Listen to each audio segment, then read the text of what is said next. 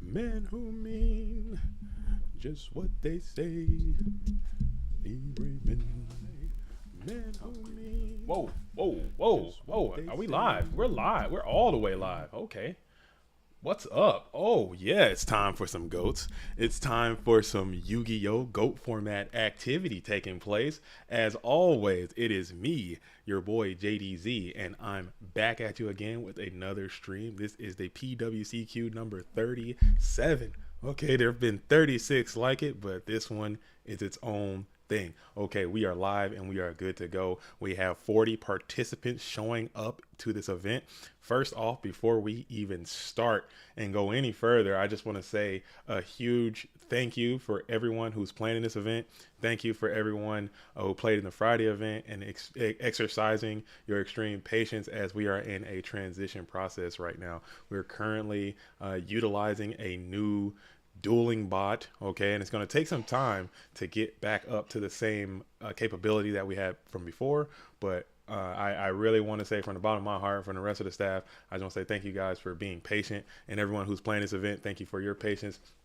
We are still going to keep working and striving to get back to where we were, but in the meantime, in between time, I appreciate you guys keeping it rocking. But as you can see on your dueling screen or on your cell phone or laptop or television screen, however you are watching it, here is the bracket that we're playing today. If you want to see that bracket, I believe you just have to type in the command info and you can get that. I can also share it into the stream if you need that. But we got some absolute heaters out here. There is another event going on simultaneously, but there is it's going to be a smoke show. So it's going to be a 40-person event. It's going to last probably about 6 to 7 hours. So go ahead and keep your seat back up in the locked position. Okay, keep that tray table stowed. I am JDZ. I will be your captain speaking, and we will be punching this thing up into the universe as we are hurling through, leaving Goat World and taking off through the universe here on Spaceship Earth.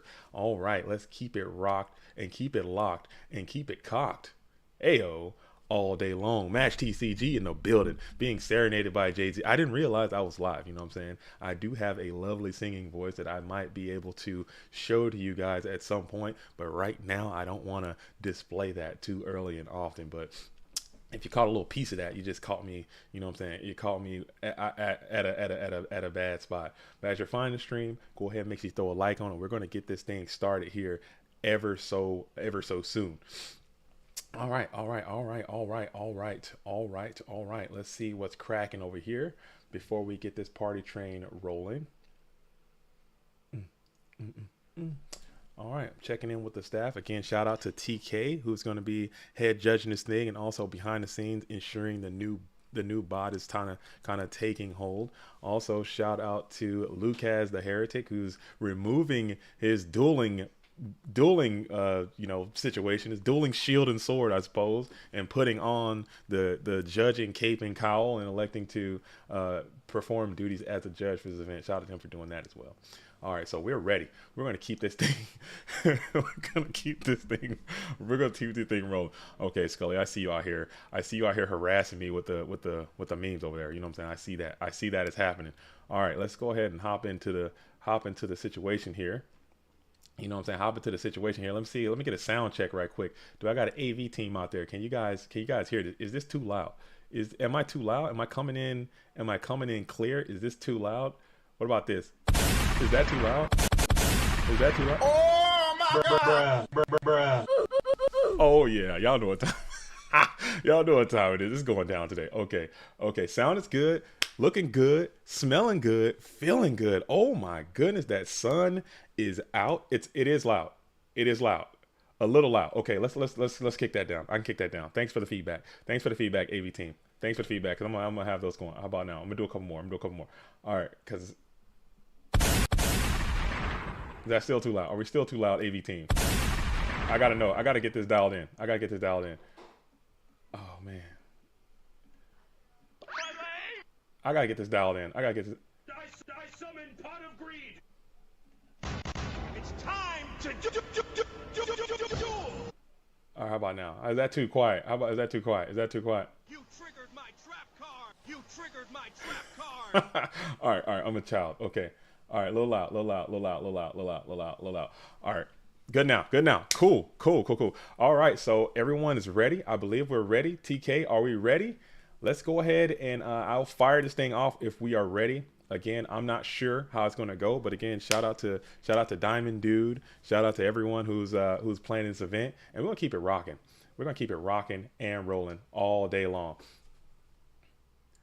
All right, TK, we're ready. Let's go ahead and fire. Let's do it.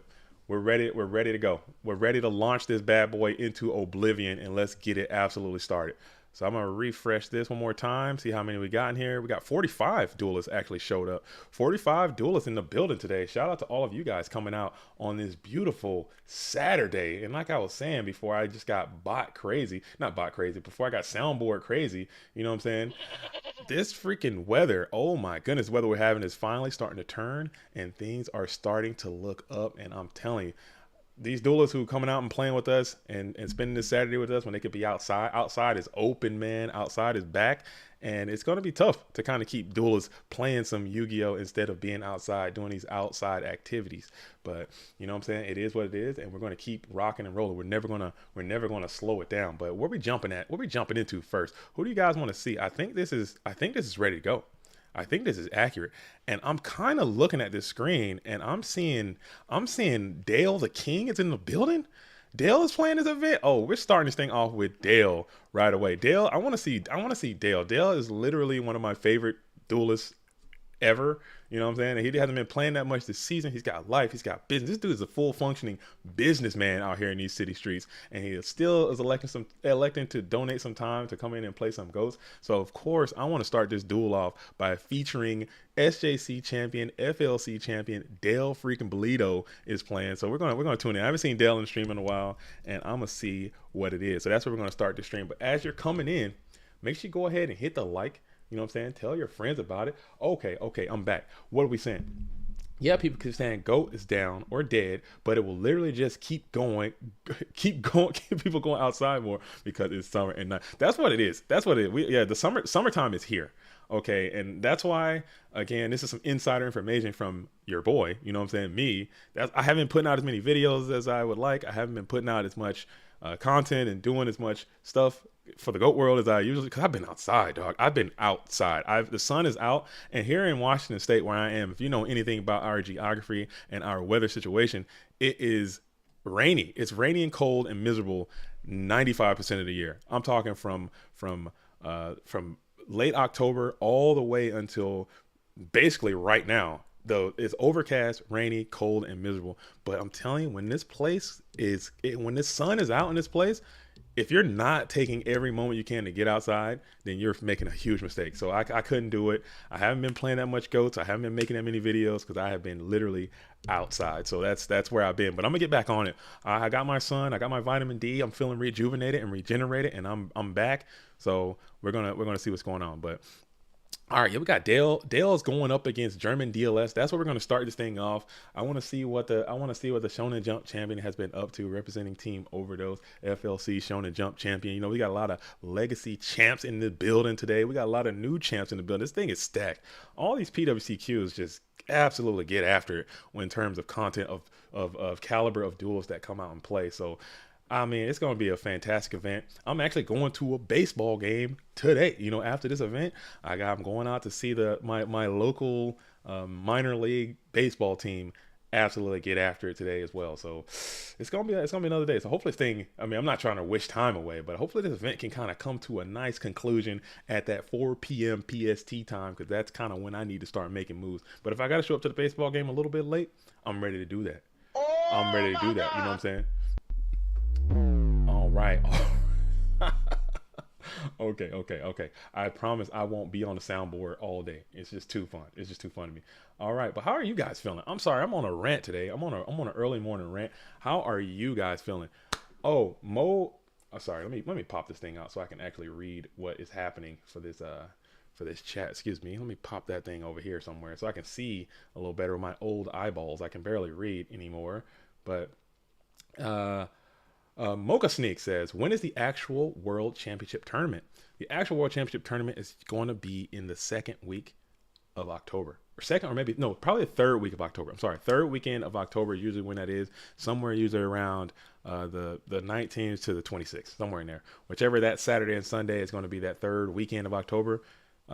Set your calendar for that, for the GOAT Format World Championship. It's looking like it's going to be stacked. Scully's got some great plans and ideas of that prize pool, and we got some. We're fixing a lot of the perceived issues that we had there. So from the previous year, so we're trying to clean some of that stuff up. It's always it's always a progress. You know, the progress is the process. We're always working to try to. Here we go.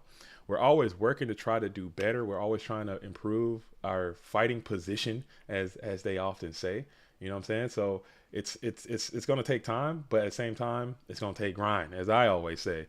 And I have this grind. The time is something as in work. All right, so we are in round number 1. This is still the winner's side. This is the beginning of the PWCQ number 37. If you're just joining us, or if you're just watching this in the future, in the VOD version, and you fast forward it, this is PWCQ number 37. Winner of this event will receive an invitation to the GOAT Format World Championship, as well as the GOAT Qualifier playmat. The new one that we have is up on the website. Go check those images out. We have Del Bolito in the red corner playing against the German DLS. This duelist has been kind of getting after it too, kind of finding their way in the PWCQ scene, doing their thing. So he'll be going first. Comes out with the double set, with a T set, with a dust shoot, and a throw over to the FLC SJC champion. Cool, man. We're rocking and rolling today. We are absolutely rocking and rolling today. I'm feeling good, man. I'm feeling good. Yeah, Justin, you know what I'm talking about, man. I see Dell in the bracket. I gotta just throw it on. I don't even know if this duelist is gonna be able to finish the event. You know, he comes out and just kind of, you know, gets a little sample every now and then, gets a little taste of GOAT, and then goes back. I mean, I've had some conversations with Dell. I see what he's up to, man. He's on some real, you know, real man activity, some real mogul activity. You know, that's another beautiful thing that I do like about GOAT Format. It's not everyone who use, typically the player base is slightly older. Like we're adults, man. So he's doing full functioning adult activity. You know, a lot of these duels are doing full functioning adult type business, and it's cool to just see him like, hey man, let me take a little break, come in and play some GOATs and rock it on. But he's playing his mystical swordsman at level 2. Oh my goodness! So has the Dale adopted the warrior strategy as well, sending that Mystic Swordsman level 2 back to the deck? And after a trap to shoot, do we start anything off with a warrior mirror? Perhaps I was hoping I could see some GOATs, but I guess not. I guess not. Best of luck to all participants and have fun, JDZ. Yo, Ewan Van de Steen, shout out to you.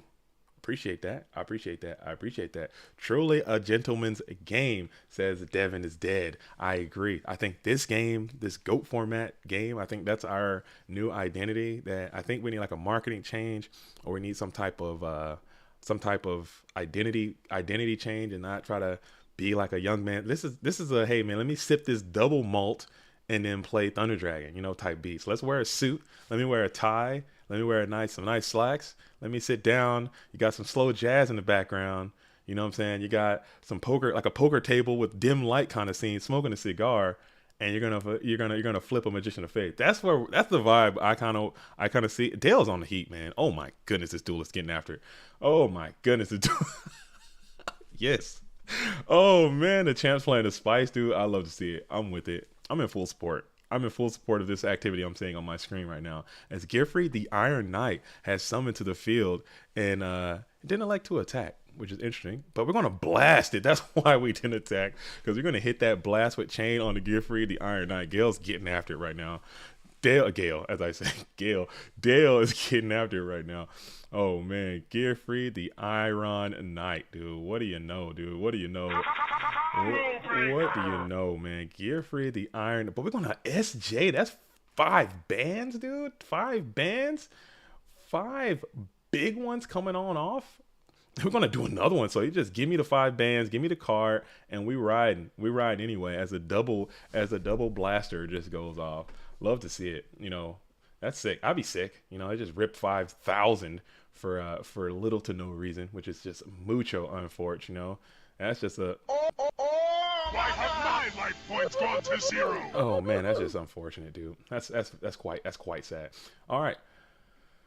Okay. Cool. Okay. So now we're still in that first main phase for the red corner. As he passes back over, he still got the gift free, the Iron Knight in attack position. He's going to go ahead and slam headlong into the set mine. It is the GK spy. So that is the first spy resolution for the day, as 2 spies find their way into face up defensive position.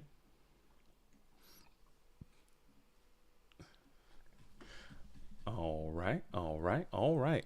And we're hanging out tight here. 2 1800 attacking mons have planted themselves onto the field, and then the delinquent duo will remove Dale of the remaining cards that were in hand with another gift free, the Eron Knight, and a snatch steal. I found their way into the GY.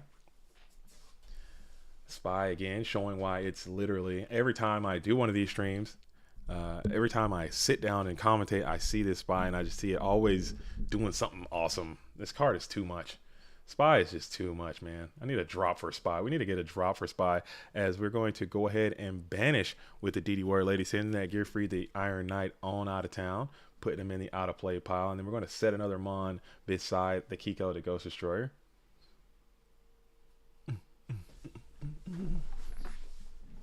4,000 life points to 7,800, and then we're going to play the nobleman that was set on the field, banishing the Donald Zalug, getting him out of here. Donnie J is going to find his way out of play as well, joining the gear free, the Iron Knight.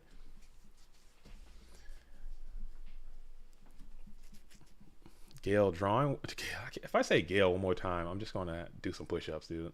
I'm going to just go over there and just immediately just start pushing up if I keep calling this duelist Gale instead of Dale, because I see this G right here and it's just really throwing me off. I don't know what's up with that, but anyway, as Kaiku is going to still remain on the field in attack position, blocked off by those 2 GK spies. You need an answer to kind of break through.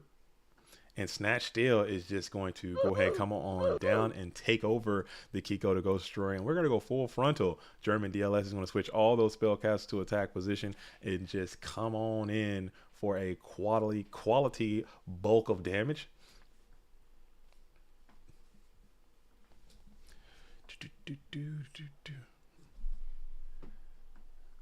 Necro says, ban Spy, return power to the rightful king, Air Knight Parshath.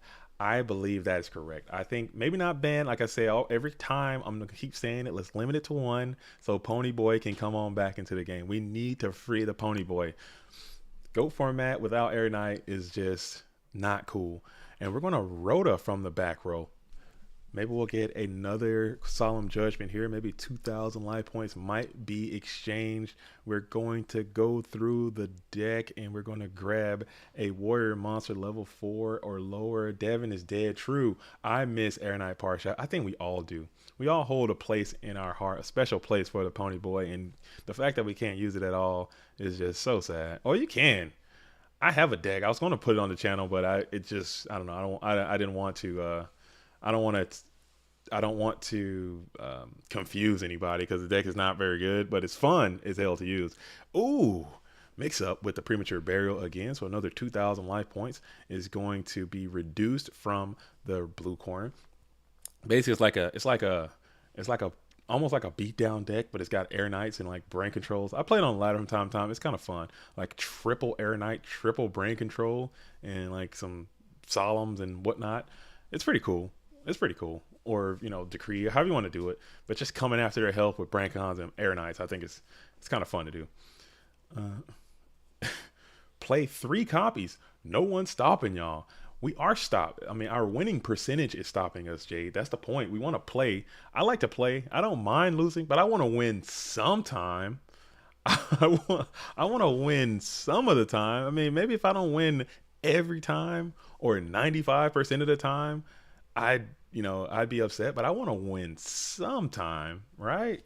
If you're rocking triple Air Knight in this economy, you're going to lose most of the time, like a lot of the time. You're not going to, I can get it to like maybe 50% of the time. 60, if I'm really pushing it, I can get to 60% of the time. But man, that's still a lot of losing. All right, so we're going to go ahead and gain some more life points.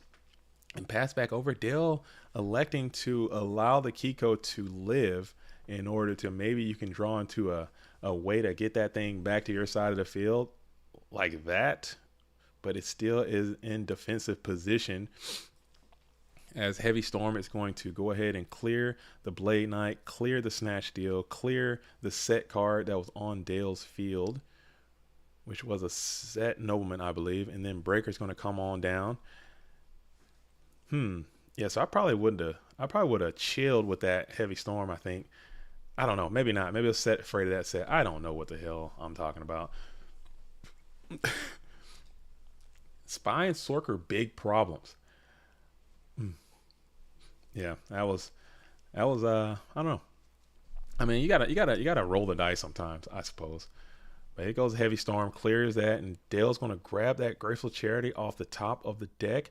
That's 3 cards in hand. That's a raw Graceful because you gotta send 2 of them. 1 for 1 here, and then we have a pass keys. Interesting indeed. So we have Breaker, and then now we got 19 and 12 coming on in. Well, here we are again, Brad. Yes, but this is different. This is the 37th installment, not to be confused with 36 or 35 or 38. This is number 37. So this one is different and unique in its own way. I have a blue sweater on today, and I'm out here still. The sun is shining, and I'm telling you, it is what it is. It's a whole vibration. So we got Giffrey, the Iran Knight, is going to be slammed again, and then we're going to enter battle phase. Giffrey is going to send an attack right into this GK Spy,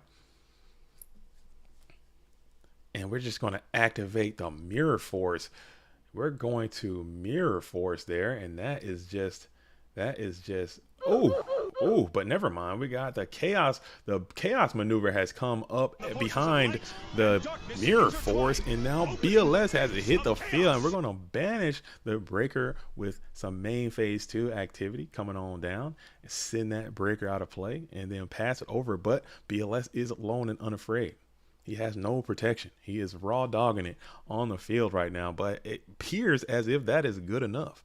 So now Dale has to ponder a quandary, if you will. And it worked. Well, you know what I'm saying? Fortune favors the bold.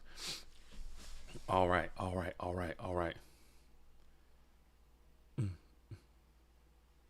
All right, fortune favors the bold. I think everything is going on. I'm just reading. I'm sorry, I just got caught up. You know what I'm saying? I'm like, that's got that squirrel.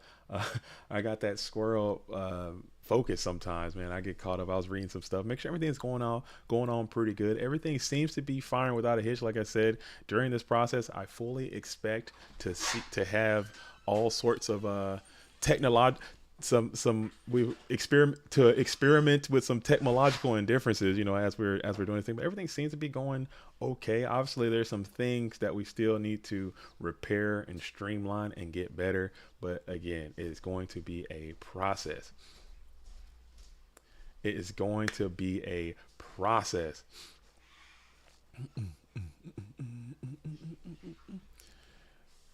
All right, cool.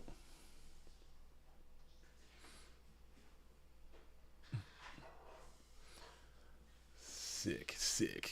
Okay.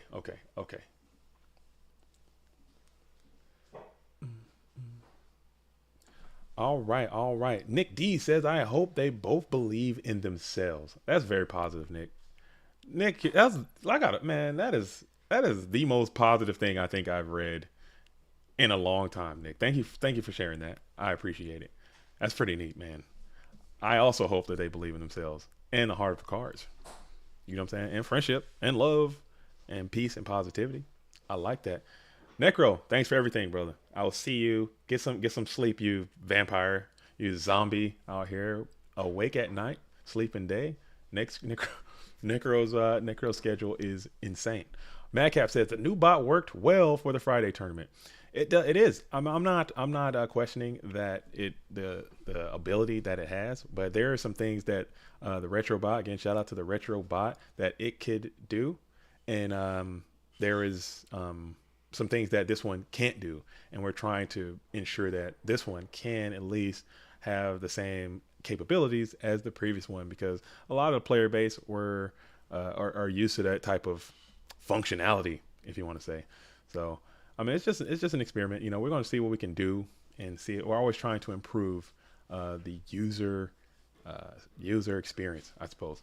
Grace says, JDZ, are you going to be making a vlog at Austin? Of course. I need to watch a couple of videos to learn how to do it, and I need to build the confidence to be able to, because I can sit here and talk to the camera all day. What's up? I can make the videos. I can interact. Because I'm in the privacy of my own home. But once I go out into the wide world and try to do that same thing, I get really nervous. I get really self-conscious. I get shy.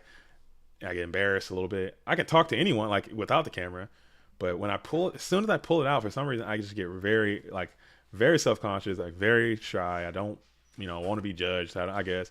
So it's really hard. I actually tried to make one for a side event that I went to. I went to another side event and I won this bad boy. You know what I'm saying? The Bakura joint. I don't know if y'all seen that one yet, but this one's hot. So I got the Light and Darkness one. I got the Dark Magician one, and I got the Bakura joint now. And I made a vlog for that. I'm going to upload it, but it's just not very good because, again, the same issues. Like I get down there, I'll pull the camera out, and it'll just side event slayer, dude. I love those side events, man. It's so fun, and I just don't follow through. Like I'll have it up and I'll be having these grand ideas of how I want it to look and what I want to do with it, and I just don't turn the damn camera on. As German DLS is going to start this thing off with a Delinquent Duo, but Dale has a Delinquent Duo as a counter. So Magician of Faith and Trap Does Shoot have both been removed from Dale's hand. Let's see what the Delinquent Duo is going to be removing from German DLS hand. Just Say Wins says, I love the GGP Philadelphia vlog. Oh, okay. That was a good one. That was a fun one. I think that one was a fun one because I knew a lot of the duels that were there, and they just kind of make it easy because they know that I'm the YouTube guy, and they made it like very, very easy to do. I made it easy to do. So I think hopefully Austin has that same energy. But if I'm running around with a camera and like people don't know who I am and what I'm doing, and I'm trying to record them, and they might be like, bro, I don't want to be in your shit. Turn that thing off. Get it away from me, weirdo. It takes one person to say that, and my confidence is shot, and I'm done. I'm just gonna give it up. Oh yeah, but Just Say Win. I like that. I like that knotted bread attempt you did. I need a round two. I need to see some cleaner lines. I mean, I'm not trying to be a critic, but those lines were a little bit blurry. I need to see clean, elegant lines. I eat with my eyes over here as Black Luster Soldier D-Lack. Okay.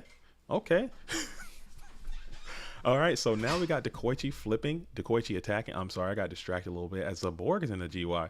So German DLS has some spice coming in. Got the Zaborg in the building as well. Very neat. I like to see some Zaborg. That card is pretty damn good. It's pretty damn good, I would say, in our game. Just Say Win says, I think the knotted bread is a lost cause. I don't believe that for a second. I'm not buying it. I see knotted bread all the time. That's the style. That's what, what I'm saying? If you're going to go to a contest, but for bread making, you got to put some knots on that thing.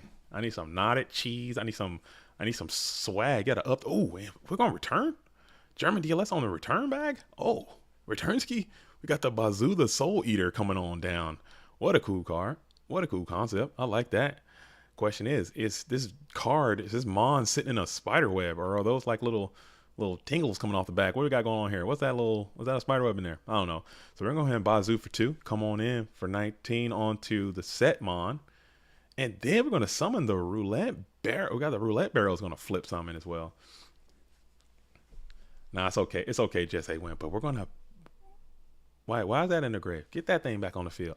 Put that thing back on the field, champ. Let's get a call. Let's get a pause, right? Because that thing is only at 9. That's 22. I'm dumb. I can't count. It's not 19. He moved 2, not 1. I'm an idiot. Forget I said anything. I can't count. I can't do basic mathematics. It is still early. You know what I'm saying? It's still early. I have not crammed that 5-hour energy into my body just yet. So I'm still a little I'm still a little tired. Gotta give me some time to wake up. I've been playing a lot of Chaos Rider Gustav lately. You know what I'm saying? So you gotta excuse me. All right. I don't know. It doesn't even matter. What am I talking about? All right. All right. So we got the GK spies in attack position. We got Bazu the Soul Eater in attack position, and then we're going to summon the DD Warrior Lady, and then Ponder coming in from that blue corner. We're going to absolutely ponder here.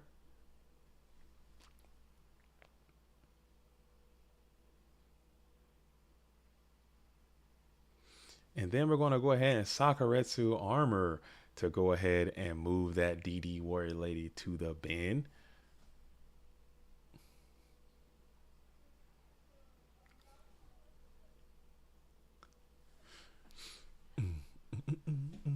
All right. Okay. All right. Well, let me see if I can. Okay. Yeah. Okay. Sorry. I gotta think out loud over here. You know what I'm saying? I'm an old man. Just make sure everything is good. Make sure everything is sounding good and or looking good, and everyone is finding the stream okay on this beautiful Saturday, on this wonderful, amazing Saturday. All right, and the chaotic one is going to hit the field in the second main phase. We're going to banish that GK Spy and the D Warrior Lady, and then we're going to use its chaotic ability, I think, in that second main phase. And we're just going to do a double think from German DLS. Thinking twice.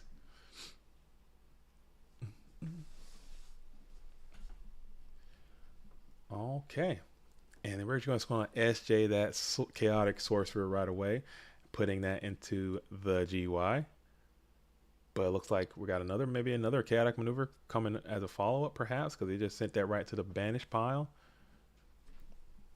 Let's see if that's what the play. Oh no, he just misclicked. Chances are, and I failed to mention that as well. Chances are this red player here, Dale, is probably playing from a cell phone. I forgot to mention that this duelist is a notorious cell phone duelist out here getting after it, doing their thing. Apple Juice says roulette cannon is nice. I like me some roulette, rolling the dice over here. Just imagine you hit that. You can hit a 4 and get a little removal in there. Roulette cannon, roulette barrel, same thing. I feel the vibes. You know what I'm saying? I hear you. I hear what you're saying, even though it's not what you're saying, it's how you're saying it. So yes, I support the roulette cannon, and Kiko the Ghost Destroyer is going to slam, hit the field, into the battle phase, and try to go headlong over this Bazu the Soul Eater. And we're just going to get him on up out of there, taking 200. But that's a really scary card too. When you see Bazu, you always kind of are thinking return. That's just a tale as old as time right there as well. Bazu the Soul Eater in return, but now we got the busted down Blade Knight who can outclass this Kiko the Ghost Destroyer in all ways. He is fully pumped to that 2000, but now we're going to get another roll, and it hits a 4. So he hits with the roulette ski. That is ouch, baby. Very ouch. We're going to get a roulette activation, and that's always just a cool thing to happen. You got to feel great when you actually pop it off, but you do have to roll that thing. You still only have to roll it once, or you still have to roll it twice. Once return, you can roll 6 times, die twice. I think you have to roll it twice, but I guess it doesn't matter at the end of the day. As we're going to go ahead and Regeki break. Regeki break is going to send that Blade Knight on off the field. Kaiku the Ghost Destroyer still standing alone and unafraid in attack position.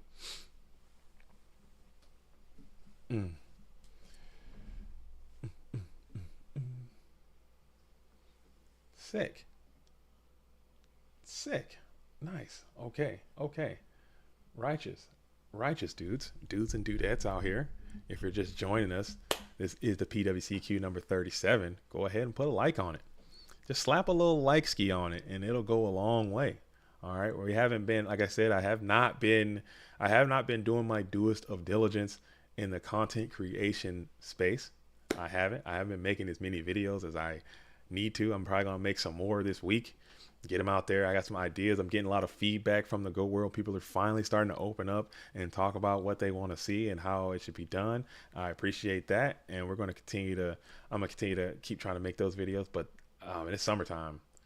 Summertime is out, man. The summertime is happening. Okay, so that summertime is kind of retaining priority. So I might not be as active in the video space as I usually am, but man, I'm gonna keep it rocking. We're gonna keep it rocking and rolling. Also, shout out to Duelist goes by name Bluetooth Discord or year 2001 on Duel and Book Bluetooth. He's also kind of stepping in and kind of doing some content stuff that we're going to put on the GoFormat.com channel as well. So stay tuned for that. I think it's all really good. Just cool stuff, man. Cool stuff. And that goes out to you. Shout out to anyone out here. If you are an art, if you have some type of art and you don't have a platform to project that, and you want to use the GoFormat.com YouTube channel, just send me that information and we can scan it. If you're fine with it, well, we can put that out on the GoFormat.com YouTube page. I don't mind. You know what I'm saying? This is not my channel. As I said, this is the GoFormat.com's channel. I know I'm just making a lot of videos and doing a lot of streams for this channel, but at the same time, this is all of us. This is our activity. So if you have something that you want to put out, and even if it's just a one-off kind of thing and you don't, have a place to put that out, reach out to me, let me know, and I can get that information out to this channel. And we do it. Ooh, Return Ski coming on down as Return from the Different Dimension is going to be played. And if all this debris can get through, this duel can come through to a screeching halt. I think you gotta have something. What can you have? Cyberjar maybe is the only thing I can think of that can kind of get you out of this predicament. Maybe Night Ass as well. If you have Night Assailant, or maybe a GK Spy can fade. If you have, they're all gone already. Unless you have one. Maybe more GK Mons. Cyberjar would just be hilarious if that were in fact Cyberjar. That'd be neat. I doubt it. It is though, and we're thinking about it. Dale's probably just collecting some information before going into the next. Who attack? So this DD Warrior Lady is going to come on into the set. And that is going to end that duel. All right, so we're going to go up to a 1-1 situation for this game. One, it appears as if we have a warrior. Oh, put that back on. What do you? We have a warrior versus return match to start this thing off. But Dale's on the spice as well. He's playing Gear Free. He's playing Blast with Chains. We saw both of those cards being used in the game one, but he might have decided some of that stuff. I don't know what the ratios are. Very interesting, very peculiar type beats. Love to see it. Love to see it. Okay. All right. Let's see what we got here. What are we going on here? Oh, that's not true. That's not cool. Get that out of there. Get that out of there. Okay. What we got? What is this? What is this? Okay. There it is. Got it. All right. Nice. Sorry. Just had a negligent discharge there. That was on me. Okay. Cool. All right, let me hear from you guys. What do you guys got going on this weekend? How has your dueling week been? How is your situation? How is life treating all of you? What is some updates? You know what I'm saying? Updates from me. If you want to hear from me, updates from my person. Get this out of there. What is that doing on the freaking thing? Updates from me. You know what I'm saying? I kind of have been maintaining my health and fitness. Okay, I'm already down 4 pounds. I haven't eaten candy in a long time. I'm kind of getting it back together, trying to get back on the machine, trying to get my life back together in terms of fitness and physical health. You know what I'm saying? So that's where I'm at with it. I don't know where you guys are at with it. All right. Anything also, same thing. If we got any field reporters out there, if you see any cool matches that are happening in other parts of this bracket, make sure you bring that up to us and let us know. Yes, Lexington, it's been a challenge, man. I don't know how I allowed myself to get in such poor shape. Like, I really don't. I don't know how I did it. I think when I switched over to my new job that I have, it's kind of sedentary. It's very desk-like. The job that I had previously obviously was quite active. I was moving a lot. I was constantly doing stuff. But now that I just haven't been. But now I'm in terrible shape. So I need to figure out a way to get that. And we're gonna smoke grenade. We're gonna take a smoke break, dude. That's sick. Selection says I've been intermittent fasting and lost 26 pounds. What's your fast window? What's your fast window? 26 pounds, dude. Smoke ski on the pot charity is just rough. We're gonna double dip. That's very cool and very unlikely. I'd quit if I was Jeremy D. I'd just quit. I'd be like, man, I'm done with this. I'm so sick of this. I'm out of here. Getting double smoke. That's hard. You go 2 to 6. That's your eating window. That's 4 hours. So you're doing 20 and 4. That's hard, dude. I can't do it. That's hard, man. That's hard. That's intense. How long you been doing that, Slexon? How long have you been? How long have you been doing it? Because I did. I was on 16:8 for a while. Then I broke it all the way down to 18 and what? 18 and 6. That's the lowest I ever got. That was the most I could do. That's tough. But double smoke grenade is also pretty tough. I'll just start off and rip you. It rips your pot charity. Oh man, shows the importance of going first. Going first is critical. Going first is critical. Man, close to 2 months. That's huge, man. I hope you can keep it up. You gotta give me some pointers. 'Cause I might try that. I intermittent fast for a while, and it does jumpstart the old metabolism sometimes, but it's hard. It's hard to stay disciplined. Apple Juice says thoughts on the Kaiba briefcase. That thing is amazing. I want one so bad. I don't know how much they cost. I don't know how to get one. I haven't done any research to figure out how to get one for myself, but the thing looks really cool. And I'm a huge, I'm a big Team Kaiba kind of individual. So I would love to have one, but I don't know the process of getting one.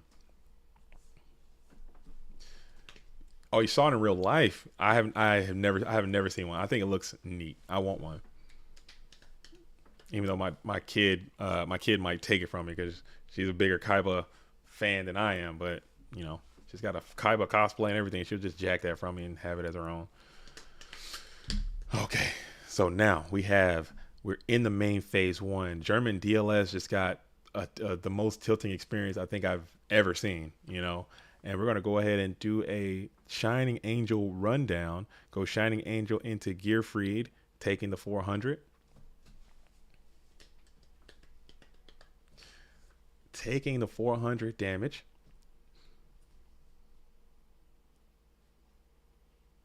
Yo, Edge Hosenka, how are you? How are you? Bonjour, I should say. Bonjour. Comment allez-vous? Wait, hold up. That's all I got, dude. My French is so bad. I took French too. I took a little bit of French in high school, and I got nothing left for it. I got a little Spanish in there in the bank. My French is just so bad. Bonjour. Chocolat bleu. What else we got? We got Je m'appelle JD. Tu t'appelles comment? Something like that. All right. All right, so we have the Mirror Force is going to hit the DD Warrior Lady. We got the Gearfried is still on the field, alone and unafraid. If you're just tuning in, this Gearfried double smoked for both pieces of this Trinity that you see here. So neither one of these activated. They were both in the opening hand, and they got smoked up out of there, which is good.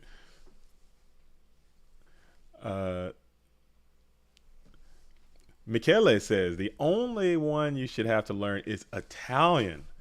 Italian? Italian would be so sick. I would love to learn Italian. I'd love to learn Italian. French only has fringe results. I don't know. I think all languages. I wish there was a way to have a working knowledge of all languages of the world. As Ring of Destruction is going to find the Gearfried, the Iron Knight, finally putting that level 4 warrior into the bin. 2 cards in play for both duelists. That's 3,600 life points for the blue corner and 6,200 for the red. I want to learn German, Slexon says. The only German, I think I know how to say, what do I know how to say? I know how to say Schmetterling. Schmetterling. That's it. I think a comedian or something said that. Schmetterling. It means like butterfly, I think. That's it. That's all I got. I got no, wait, hold up. Wait, hold up. Give me a second. I gotta tap into my mental palace. I think I got more German than that. I got dang. Guten Tag. Something like that. That's it. And I'm tapped, dude. I got nothing. Oh, that's sick. So we're going to come on out with a duo and then a set hitting that Blackluster Soldier. There were no lights and or darks anywhere in the vicinity, so it's not the worst. Liebenschmitten. I'm not going to say any of these words because I know what's going to happen. You guys are going to eventually start typing stuff in there that will just get this whole thing shut down, and I'm gonna be out here saying it. Oh, I can say all the American German word: Heineken, Volkswagen. Uh, what else? We got more. We got more. Volkswagen. Uh, Something. I don't know. I quit. I give up. I give up. It's too early. Hit me about hour number 3 or 4. Let my brain fire up some more, and then I can come back stronger. All right. So still thinking pretty hard for that red corner. Schnitzel. Oh, Schnitzel is that's dude. Schnitzel's fire, dude. Schnitzel's pretty damn good. We have here in Washington. We have a place called Leavenworth, Washington, which is I go there at least maybe twice, maybe 3 times a year, and it's like a Bavarian or like a German town that was kind of formed by Germans way back in the day. It's like a logging town, but now it just is transformed to like a tourist attraction, and they do like this really cool Christmas stuff, and they do like Oktoberfest, and they do all this like German stuff. And I go up there like 3 times a year, and I still haven't learned any German, but it's so beautiful. Leavenworth, Washington, man. If you ever get a chance, if you Guten Tag, Guten Morgen. If you ever get a chance to come to Washington, this is my tour guide, JDZ tour guide. If you ever get a chance to come to Washington, go check out Leavenworth, Washington. If you get a chance, it's so beautiful. It'll change your life. All right, so now back to it. Breaker's going to come out and get a true double dip the chip breaker situation, popping the Zing Zin Hu and able to clear over the Dekoichi. That's just rough. Getting double dipped by Breaker is like a bad feeling. It's a terrible feeling, but it does happen from time to time. Usually Breaker's out here getting booked, dipped, ringed, all kind of negativities happen to that Breaker the Magical Warrior. But when he can rarely in those times when he can get his double dip off, he shows why he's one of the very best cards in the game. As Breaker is going to continue on to smack in for 1,600 points of damage, leaving German DLS at a measly 800. 3 cards in possession. As we said, another card behind this Breaker the Magical Warrior. Scratch that. We're going to put 2 down, as 2 cards are going to be on the field. Oh yeah, selection. If I see if I get double smoked, I'm out of here. As the blue corner reveals that he's sitting on double Zaborgian, and the duel will come to a screeching halt as Dale is going to go ahead and secure victory and move on to round number 2. Shout out to Dale again. I'm glad we had a chance to step in and see that duel is getting after it, and I like to see that they're on the spice as well. Love to see it. Okay, so moving on, let's check out. We have duelists sitting in round number 3, which is pretty neat.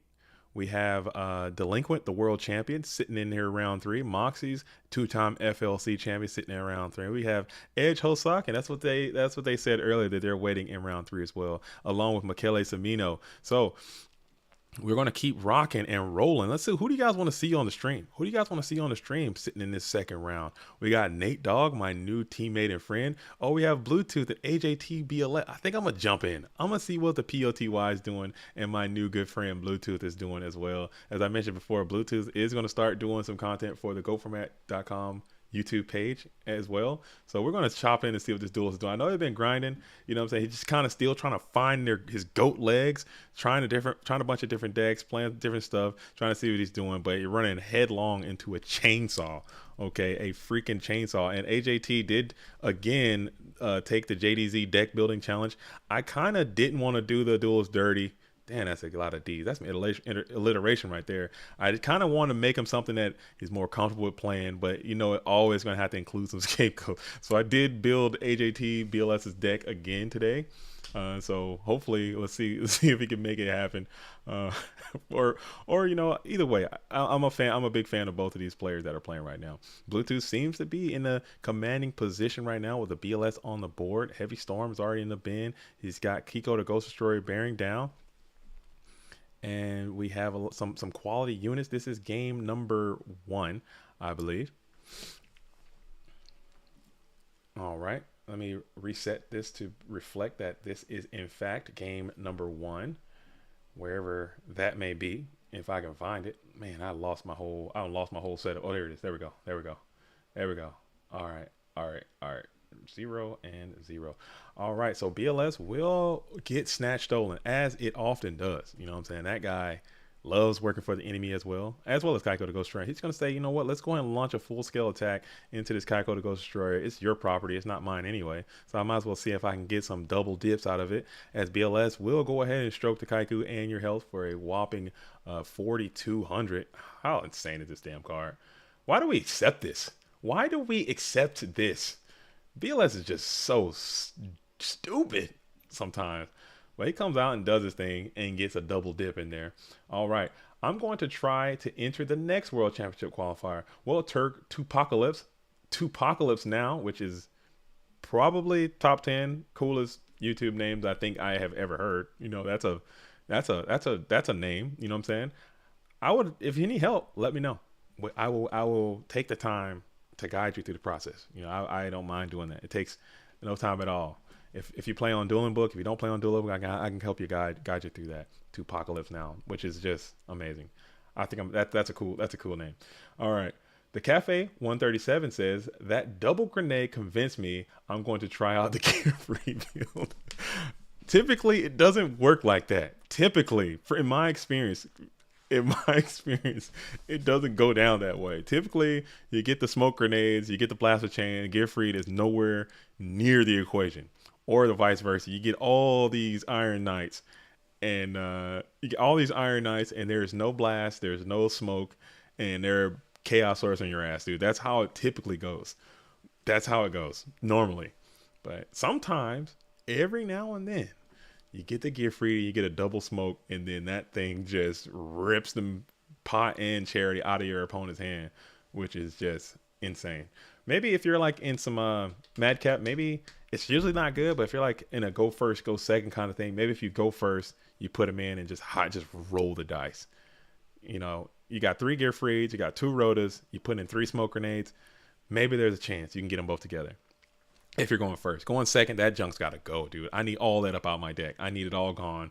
I need all heat, because you got to try to catch up. You know, I wouldn't roll the dice with those things going second. That's just me. I don't know. Oh, but that one time it works, must be nice. Oh yeah, that's my whole mentality about the whole thing, man. You high roll it, dude. I'm a high roll kind of guy. You put it in there, and then you're just gonna chase that high forever. You know, you get it the one time, you get it to pop off that one time, and you're gonna be like, okay, I'm living this life. This is my life now. I'm gonna be the guy that does that. Very neat. Very, very cool. I like to see that. And I like to see, you know, Gail's definitely, Gail, I said it again. Oh my goodness. Dale, my neighbor's name is Gail, by the way. That's why I keep saying Gail, because I have a neighbor, her name is Gail. Sorry, Dale. Dale is, you know, highly considered one of the better duelists of the entire retro situation. So to see that he's on a, you know, like a spicier build, I think is pretty fun. Maybe it might encourage more top players to do that. All right. So we have 3,000 more coming in. Your own property is just assaulting you, doing his thing. Grumple says, honestly, Dale should just change his name at this point. Yeah, just be Gale at this point. Make my life easier. Gale, yeah, Gale, the Blackwing Gale card. Maybe that's what's on my mind too. I don't know, man. I'm tripping. I'm bugging. It's early. You guys gotta understand, it's damn early. Okay, I haven't been sleeping well. I've been outside getting after it. You know what I'm saying? I've been on my cardio game. I've been running in the sun. I've been sweating. You know what I'm saying? I've been getting it in. Hopefully y'all out here getting it in too. And whatever you're doing, whatever you're trying to achieve out there, hopefully you're just absolutely getting it in. Because you're not getting it in, you're wasting your time. You got to be crushing something. You have to be absolutely destroying something. If you're not, you're wasting your time. Okay, get out there and get after it. Hey, JDT, you got to check Nicey's new Chaos Turbo tutorial. I did. I tried. It's very long. You know what I'm saying? I don't have a lot of time. So I'll drive on my way into work usually is when I will try. And this is so dangerous. I don't watch YouTube while driving most of the time.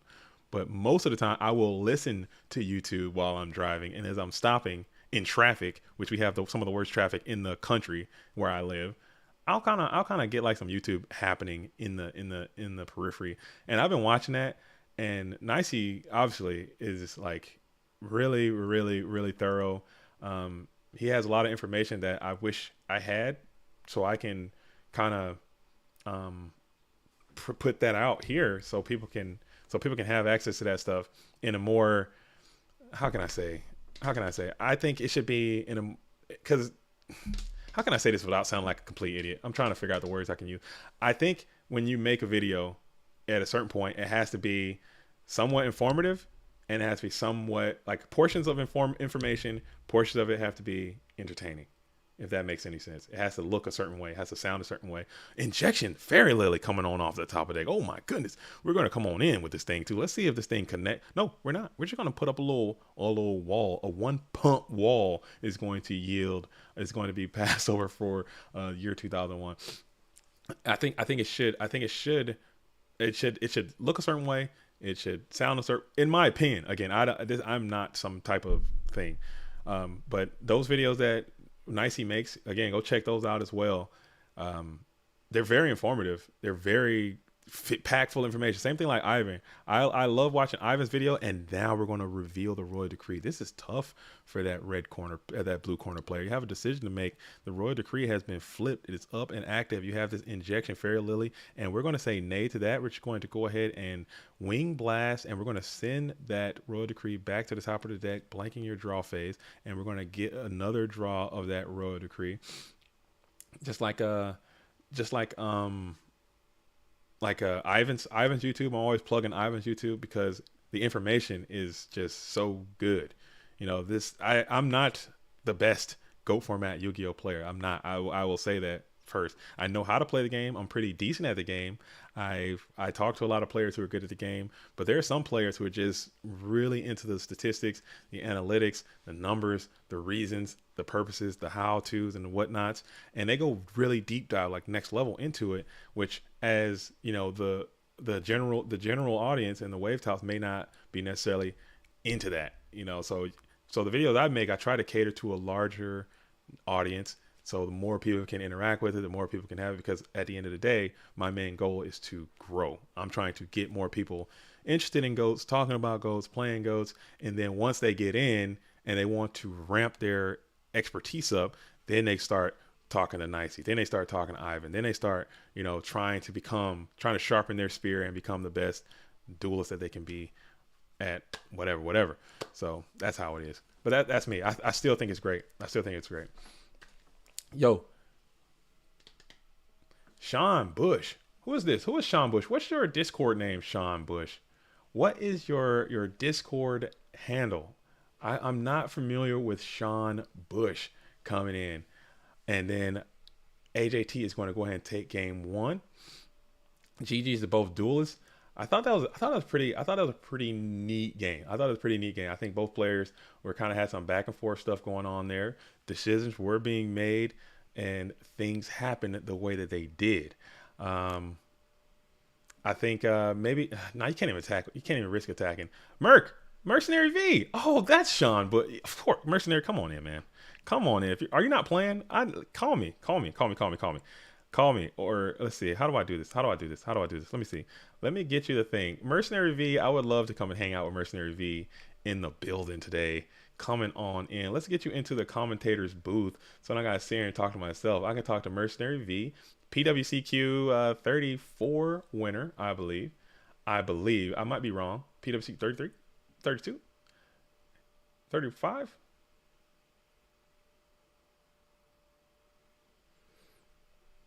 Let's see. Let me see if I can get you. Let me see if I can get you. Let me see if I can get you, Merc. Let me see if I can get you, Merc Dog. Stay patient. Give me 1 sec. Let me get 1 sec. Do you have the roll? Let me see if I can get this. Let me see if I can get this damn thing, dude. I feel like I'm getting older, literally as I'm talking. I feel like because this is just never this hard. All right. All right, here we go. Brain's working now. Mercenary V. All right. And then I'm going to give you this, and I'm going to drag you into the booth. All right. So Merc Dog, I'm going to type to you real quick.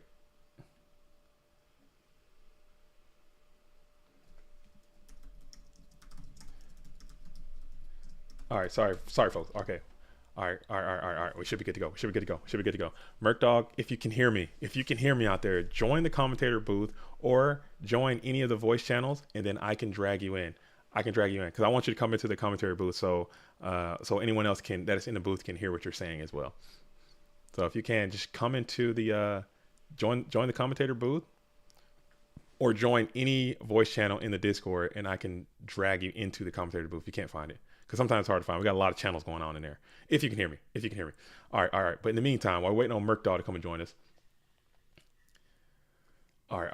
We're waiting on Merc Dog to come on in. It'd be nice.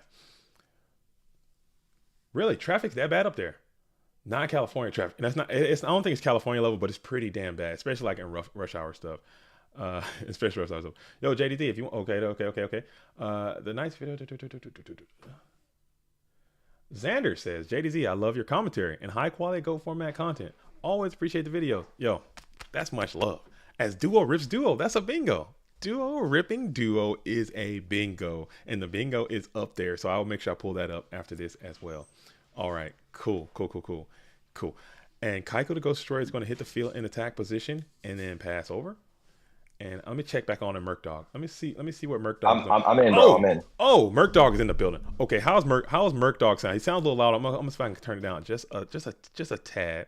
Okay, how's Merc Dog sounding, everybody? Can you guys hear? Mercenary V is in the building and he's saying hello. Can you guys hear? How we doing? Yo, boy's loud. Merc Dog's loud. Okay, we got to kick Merc Dog down a little bit. Just you have to do anything. It's coming on mine. I think I did mess it up. How about now? How's Merc Dog sounding? Give me a testing 1 2 3. Give me a what's up, Go World. Give me something out there, Merc Dog. How am I sounding? Oh, okay. What's up, Go World?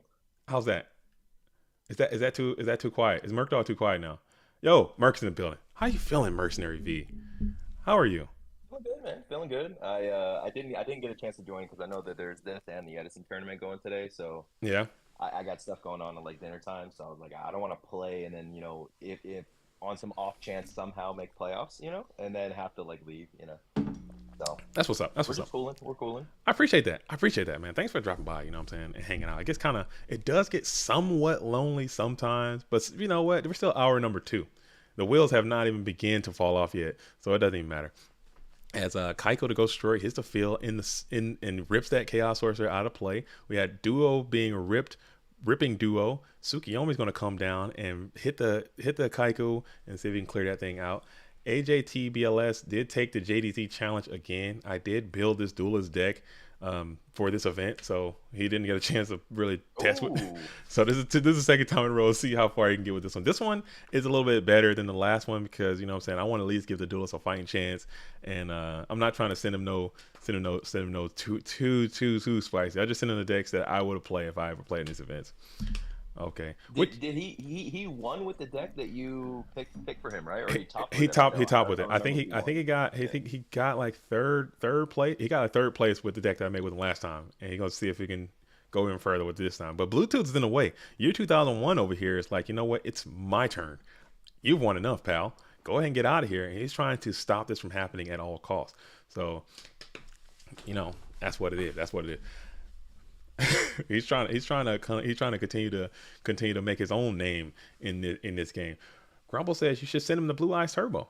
I'm trying to.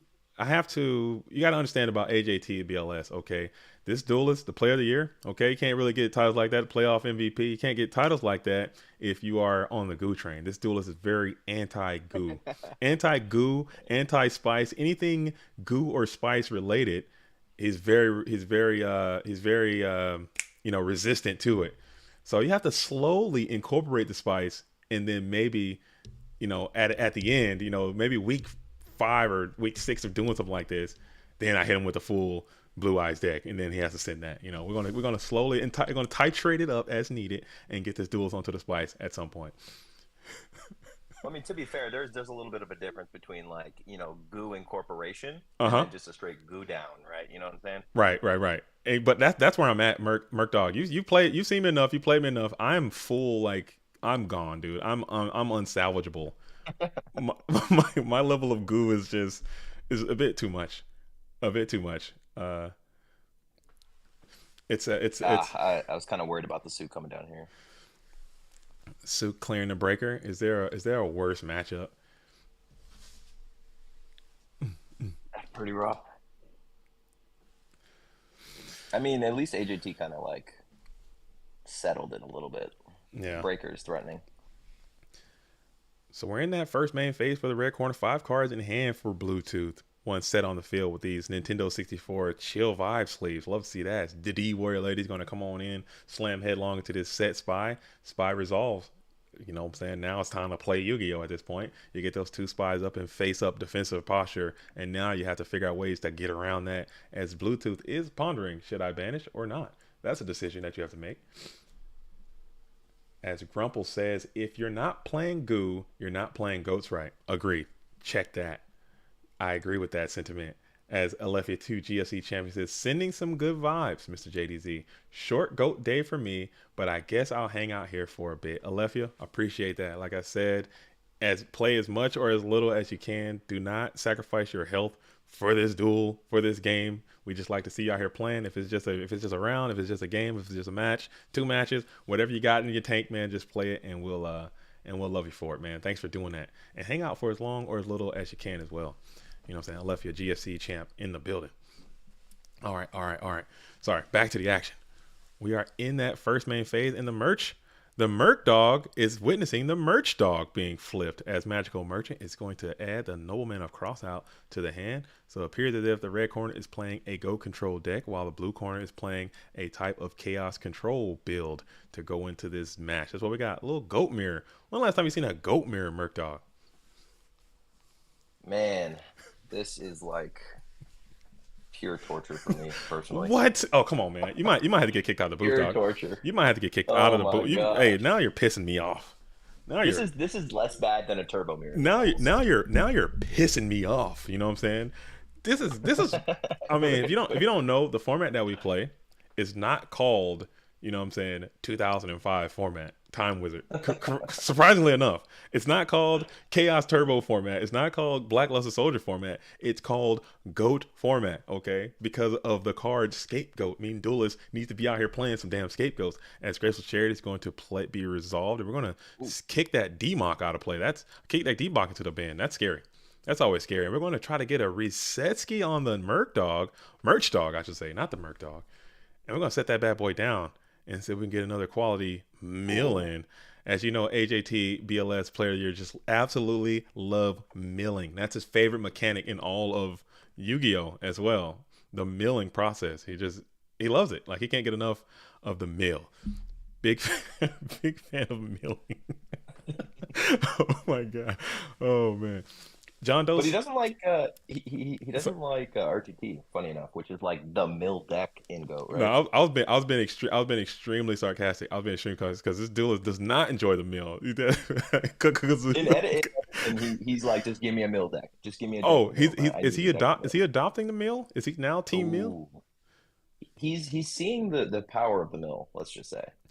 Oh, are you not, dude? You gotta get into the. Where are you at? Are you watching the stream or are you watching the game?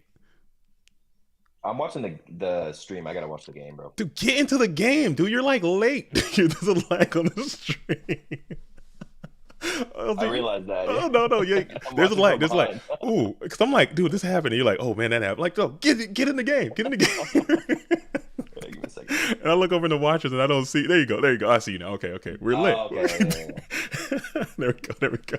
All right. So we got D-Mock on the Call of the Haunted. D-Mock is going to get some quality Trinity, bringing back that Graceful Charity again for another activation. After that, robust Torrential Tribute. No Light Mons in the bin for the blue. As Breaker, the Magical Warrior, is going to be summoned to the field in that first main phase. And now we're going to think about it. Ooh. Give him a quick thumbs up. And then we're going to remove that counter with a random remove. AJT's hoping he hits the goat, and he hits the goat. That's what I'm talking about, man. Little goat control, little goat mirror, dude. This is it, man. This is peak Yu-Gi-Oh! Okay, this is peak Go format. Duel is playing scapegoats. Duel is playing metamorphosis. Duel is just vibrating that way. You know what I'm saying? Vibrating that way. I don't know. Maybe I'm just cope, dude. Maybe I'm just absolutely coping. Well, Maybe. goats. I mean, to be fair, really good if you can get to like the middle of your deck.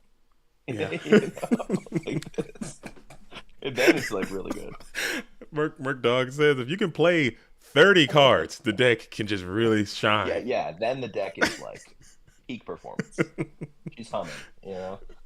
All right, but now we got the Thousand Eyes has been on the field, and now it is grabbing that Dark Magician of Chaos, and it slams over the Breaker, and the spell on Spellcaster Violence happens there. Oh, That's man. a big suck. And then we're going to card D. Ooh. That's a mighty card D in the second main phase, actually. Ooh. Oh, man. Hit some quality materials there. All Yikes. That hurts, man. That hurt my soul. That hurts for me. Maybe a pot of greed from AJT here? No. And we're gonna He's go not ahead that good. Draw that, set them on. That was some quality materials have just hit the bin for that red corner. But it's not over. It's nowhere near over. This game is just getting started, as a matter of fact. So you did lose some quality units, but you got some more units to back it up, as Pot of Greed is going to be played in that first main phase by Bluetooth, year 2001. All right. I'm not sure what the year 2001 stands for. Maybe it's date of birth type situation, perhaps, which is crazy to me, because I'm not. That's just you're being born in the year 2001 just seems very, very awkward to me as an old man. Because I do work with some young people as well in my job, and this kid comes in, and he's got like on his forearm, he's got his tattoo. It's like established 2003 on his arm. And I was like, established 2003, what could that possibly mean? It just bewildered me. And I was like, hey, that tattoo, young man, what do you have? What does that mean on your arm? I just strike up a conversation. She's like, oh, that's the year I was born. I was like, no, it's not. Like, people were born after 2000? Like, what the hell's going on here? How are you here? You should be like in school, right? Elementary school, right? Or having a bottle or something. Like, why are you talking to me as an adult? Like, that's weird. Okay. Right on, man. That's freaking scary, dude. But it is what it is. It is what it is. It is what it is. Yeah, because if you're born in 2003, you're literally 20. You're like a whole ass adult now, which is terrifying. That's scary, man. I'm getting old, man. Yo, Bayer, I just see you out here. Ooh, here we go. Bayer, I see you out here. Hello. Stream's looking really fresh, by the way. That's what's up. I like that. So funny enough, we're actually getting to the part of the game where like AJT's deck has I feel like a lot more gas other than only having one meta left. Mm-hmm. Than 2001 does. He's got the all Trinity's gone. BLS is gone. One meta, one knock. This could be a fave. And you got Mirror and Torrential are both gone as well too. So it's just like free reign to just get in there and just start getting after it with some aggression too. That's hard. That card destruction broke my own spirit. But you know what? We thug out, man. We thug out. John Doe says people born in the year 2000 are already 23. That blows my mind. That's so scary. That's so scary. Team Bones Yu-Gi-Oh says Bluetooth may need to be acquired for the war. May need to be acquired. I think he's already been acquired. I think the Birdcage has secured the rights to Bluetooth for the next upcoming dueling season of the GOAT format War League. That should be happening sometime soon as well. You know what I'm saying? If you didn't hear, I did step down as War Chief. I am no longer War Chief in the GOAT format War League. Unfortunately, but it is what I thought. I was dedicating a lot of time to it, and I kind of want to focus more on GOATs because right now GOATs we just need all hands on deck to kind of help propel this bad boy up. Yeah. You know what I'm saying? So I want to focus more on that. Get the word out. Get the word out. Yeah, get the word out. Put a bird on it. Get the word out about GOAT format. But it is still going to be in very good hands. Anthony Alvarado is going to be War Chief. You got Ivan Rosito who's taking over as War Chief. You have Wild Wink is coming in as War Chief. You have Insidious, and also Lesmond Fox is going to kind of take up the helm as War League War Chief. And I think that's good too because it's a good group of guys. It is. It is. And the War League is like extremely competitive, like extremo competitive. So having like competitive minded people at the helm, I think is also good for that league. Me, agreed. I'm competitive to an extent. You know what I'm saying? I'm quite like borderline casual competitive. I like to have a lot of fun when I'm playing this game. And I think having people who are primarily competitive focused running the league and making the rules and having it set up to be more competitive, I think that's better. So I understand my bias, and I elected to kind of remove myself and allow that to take place. But I think it's going to be great. I think it's only going to go up. I really do. So we're going to go ahead and bring that nobleman on down, get the knock on the Sangan, but now you're in this weird spot with this Thousand Eyes. You gotta do you keep do you keep pushing and keep attacking these sets, or do you just kind of sit here and allow AJT? Because as you mentioned, he's got a lot of quality units left in this dueling deck here, and if you wait too long, he's going to start getting to those things and start folding you up like a lawn chair. But if you don't, what I think is going to happen here is AJT is going to either wait until he has like a guaranteed 1-turn kill, or he's just going to keep gaining the thousands, setting a guy, letting that 11 card, game clock tick down, right? Yeah, because if you don't do anything, AJT is going to gain a billion life, and you're going to lose because of deck out. Yep, that's just rough. Or you just sit here, and then he's eventually going to get to, heavy storm or something. I don't know. He's going to get to a way to obliterate you, and that's going to be kind of scary as well. So as you're this is faith, he could get card destruction here, and then that's going to put a real clock. That's going to be rough. All right, so we're here. So Apple Juice is saying thoughts on Soul Release. Soul Release. I've been a huge fan of Soul Release. I played Soul Release several times, and it is one of those cards. Again, I'm a high roll kind of guy. I'm a high roll, high risk, high reward kind of guy. So when it's good, it is like probably one of the best cards for that situation. When it's bad, it's the worst card in the whole game, because having a Soul Release, drawing a Soul Release when your opponent has just slammed BLS and Chaos Sorcerer on you is probably one of the worst feelings you can ever feel in the world. What kind of distribution are we looking at in terms of when it's good and when it's bad, though? It's 50-50. It's 50-50. 50-50. That's about fair. If you've used it enough, and and this is like not just 1 or 2 games. This is over. I've used Soul Release a lot over a ton of time, and sometimes it's so good it'll win the game by itself. It's that good. Like they'll have their graveyard set up. They have so much advantage over you, and they're just waiting on the right time to make their chaos play. All their Thunder Dragons are gone. You hit an early knock on their faith. You play Soul Release, get rid of Thunder Dragons, get rid of their whatever, and they'll just lose right there. Chaos. All the bombs are gone. They'll just lose the game right there. One card, you just won the whole game. All you have to do is just grind them down or get a Kaiko on the board or something. You just beat them to death, and it's just great. But other times, like I said, they just heavy you, BLS, Sork, attack for a billion, and then you draw Soul Release, and you're just like, well, I guess I'll just jump out this window real quick because, it's just my life now. I don't know. Jeez. Oh, that's just so bad. That's a really, really, really bad feeling. But it's at the same time, though, in that same situation, other than Lightning Vortex, which is another card I play, what other card could get you out of that jam, It's not a lot of dueling cards that can kind of pull you out of that place. Bayar, I see you out there. Original art Soul Release is main deckable. You are deplorable, duelist. You are deplorable, Bayar. Man, that's bold. That's bold. And we're gonna keep attacking these sets, which is this is a feels bad spot too. Just keep slamming into these set mons with 1,000 Eyes Restrict. You really don't have a choice if you don't have any other type of pressure or any way to reset this effect. No Tsukiyomi, no Book of Moon, something like that. But you want to keep stats on this thing too. But at the same time, your opponent is able to just keep walling those and getting these flip effects to go off. It's a tight spot because you're gaining. You're getting that 1K each time from the damn snatch deal. So it's tough. It's really tough. Tough spot. But surely this is the faith, and he's going to get card destruction here. We'll see. Surely. Well, I don't know if card destruction is really good for the blue corner now. He's not, because he already played that Pot of Greed last time and got up to. He could just discard the Thunder Dragon, summon Chaos, probably play the heavy, and then card destruction for 5 or 6. Just I guess at that point you don't really need to, but yeah. We'll see. I'm sure AJT is cooking up a plan right now. Bluetooth is just trying to 9,000 life points. When you start reaching, that 10,000 range, with 10 cards left in the deck, you got to start asking yourself, hey man, I got to start figuring out a way. and your BLS is gone, which is a huge, and your DMOC is gone, which is a huge part of your attacking capability. Like have you identified what your winning condition is? I'm sure it would involve a ring of destruction or something, or it's going to involve some type of attacking thing.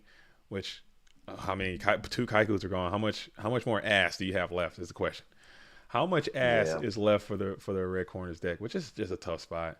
And you just got to keep on swinging, man. Don't give up. And we just hit 10K, so that is also a bingo. So that's 2 bingos we hit. We got to pull that up after this duel has concluded. As AJT has moved up to a quadrillion cards in hand, he's got a quadrillion life points as well, and he is just sitting here in a pretty decent spot. But now AJT does have 6 cards left in play. He did play some extra pots of greed, which took over that deck out situation.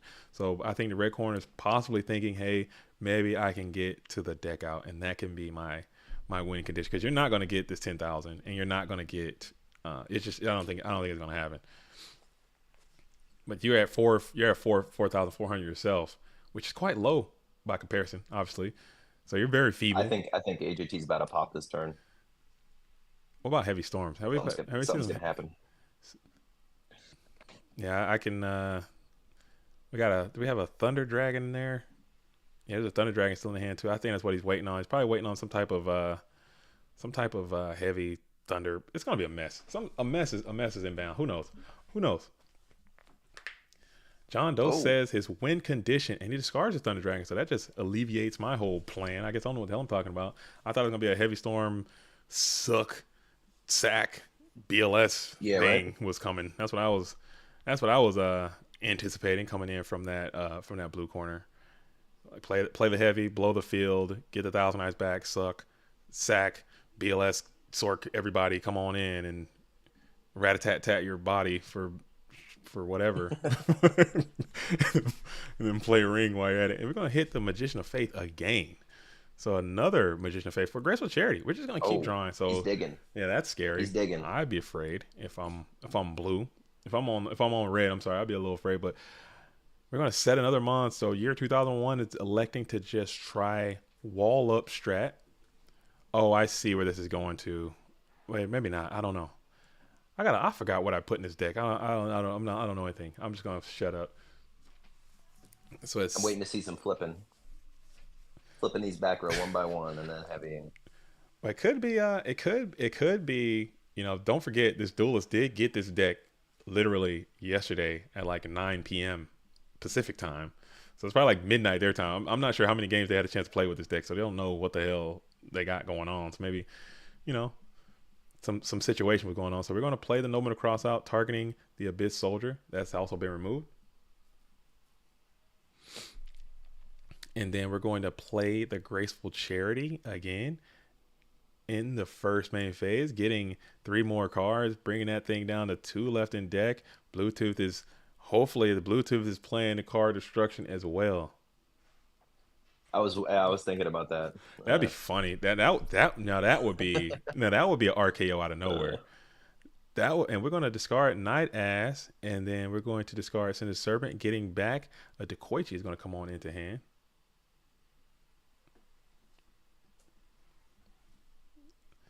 DGZ, we're gonna pass on that for now, just this time, maybe next time, because I know for a fact, and this is me being straight honest, I know you're not sober. I know you are not sober. I know you are not sober, because it is 10 a.m. my time, so I know for a fact that you are not sober. I know you too well. You're gonna get in this booth, and you're going to cause calamity and ruckus, and we're going to lose any sponsorship and any type of thing that we had going on. Demonetized. I know how that's going to go. I've heard it all before. So I'm going to pass this time. Next time, maybe. Next time, maybe. But shout out to DGZ Forever, DGZ Rampage, DGZ Spider in the building, man, doing his thing, representing the Australian Go format scene. I know this duelist very well, and I know for a fact that they are not sober right now. That's just a fact, and I don't think that's a good idea, in my professional opinion, for the GOAT world. War League world, catch him over there. He does commentation. Is that a word? End phase. We're ending another phase. What's going on here? This is a strange and peculiar duel. You just can't find the heavy. Is that what it is? It's got to be it.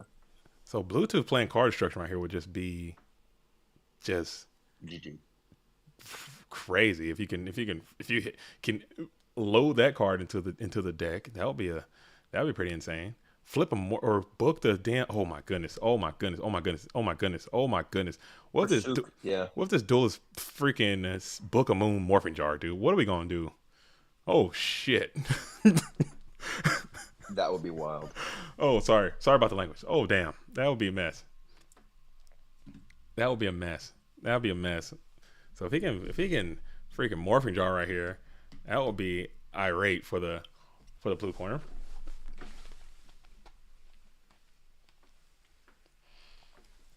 And we're going to keep drawing here keep attacking.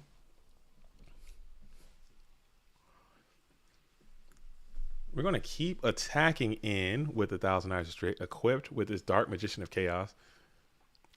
Which is crazy how long this little piece has been on. This has been on the field for a solid 9 turns.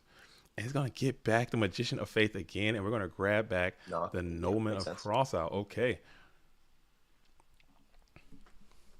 Surely he's going to draw the heavy here. Surely. All right, have a good one. Foster's Australian Phobia. Foster's Team Bones. I think that shifty. He's calling heavy being the very last card. Perhaps.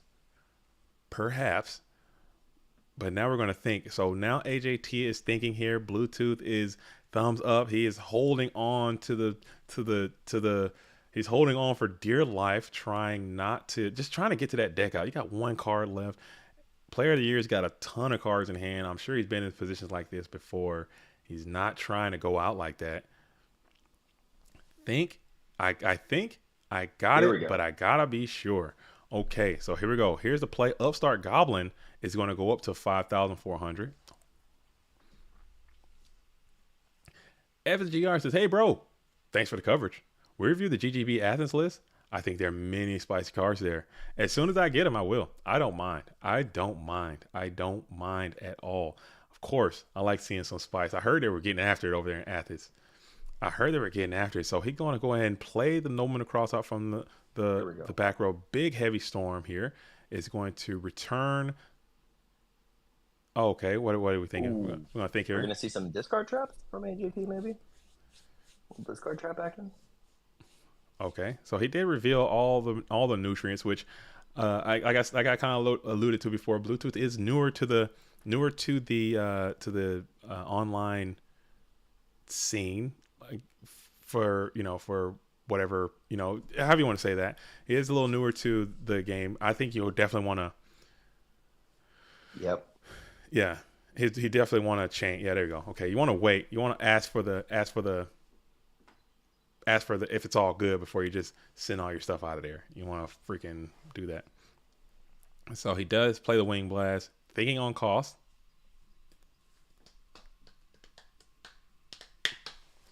So I imagine he's going to hit a set and then suck the other set, tribute off the Tur, and then BLS plus 4. Okay, but he does MSC. He's got MSC. He's got MSC for the decree anyway. All right, there it is. And then you get the suck. Okay, I see what's happening here. And he does have a sack. He did have another Thunder Dragon. Okay, so that was the plan. Okay, and then you come on in with everybody. That's good. Nice. And that'll get it done. Okay. I think that's kind of as it goes. As it goes. I mean, but that card D I think was the decisive activity. That card D was very robust. Sending that BLS out was hard to recover from. And making it happen was good. All right. But shout out to AJT BLS. Moving on, playing Chaos Control in the building today, doing his absolute thing. But let's go ahead and pull up the bracket yet again and see what's popping off. We have Bend the Knee. I'm not familiar with that user at all, but it is what it is. Bend the Knee is sitting in the 4th round, as well as Michele Semino. Still in the third round, we have Delinquent, who's waiting on Rabbit and Dale. AJTBLS, we just saw, who is playing the winner of Pro Weight and Leswin Fox. Night Move and Goat Trinity are hanging out tough in round number 3. And then we have Nova Ethos and Dueling High. I kind of want to jump back to this round 2 since we're already still kind of, I don't want to go on too far. We're in round 2. Let's view the conclusion of this Leswin Fox versus Pro Weight duel. Pro Weight still on a warpath, went fresh off that GGP victory, fresh off of the Clash of Champions top performance, absolutely getting after it. What am I doing? I think it might be over. Yeah, this is not the year to bet against Pro Weight. I'm telling you. Man has just been killing it lately. Fox. Evil Borrow Weight. Okay, so he had a name change. Okay, so I don't support this name change. I like things to stay the same. Okay. he's entered his villain arc, and now he's Evil Borrow Weight. What is this? He's entered the villain arc. Got the Abby to go along with Oh my goodness, that's too funny. Evil Borrow Weight is his final evolution, and it's entered his villain bag. But Fox is not going to be denied. This is going to be 1-1. Let's update that as well. Roop. It's going to be 1-1. Oh, damn it. Here we go. All right, so Evil Borrow Weight in the blue corner. Artist formerly known as Carl Weight. And then we have Leswin Fox in the red corner. I believe this is going to be... Oh, Fox is playing some ghosts as well. There's a lot of ghosts in this event today. Shout out to the duelists. Maybe it is time for it to come back because these Warrior players have just been out of damn pocket, dude. They have been out of control recently. Like, insane Warriors coming on in this thing. So maybe it was just a matter of time before some duelists decided to start loading some scapegoats back into their deck and proving that the deck can still be played. It does require a little bit of more finesse in the execution of that. It can brick and just die immediately. It is harder to use, etc., etc. But this is a crazy little loop here. You got the Tsukuyomi already in rotation. Snatch, Suk, flip, pop, swing is just a vibration. I got to imagine that Carl would have set the Serpent back here, but let's find out.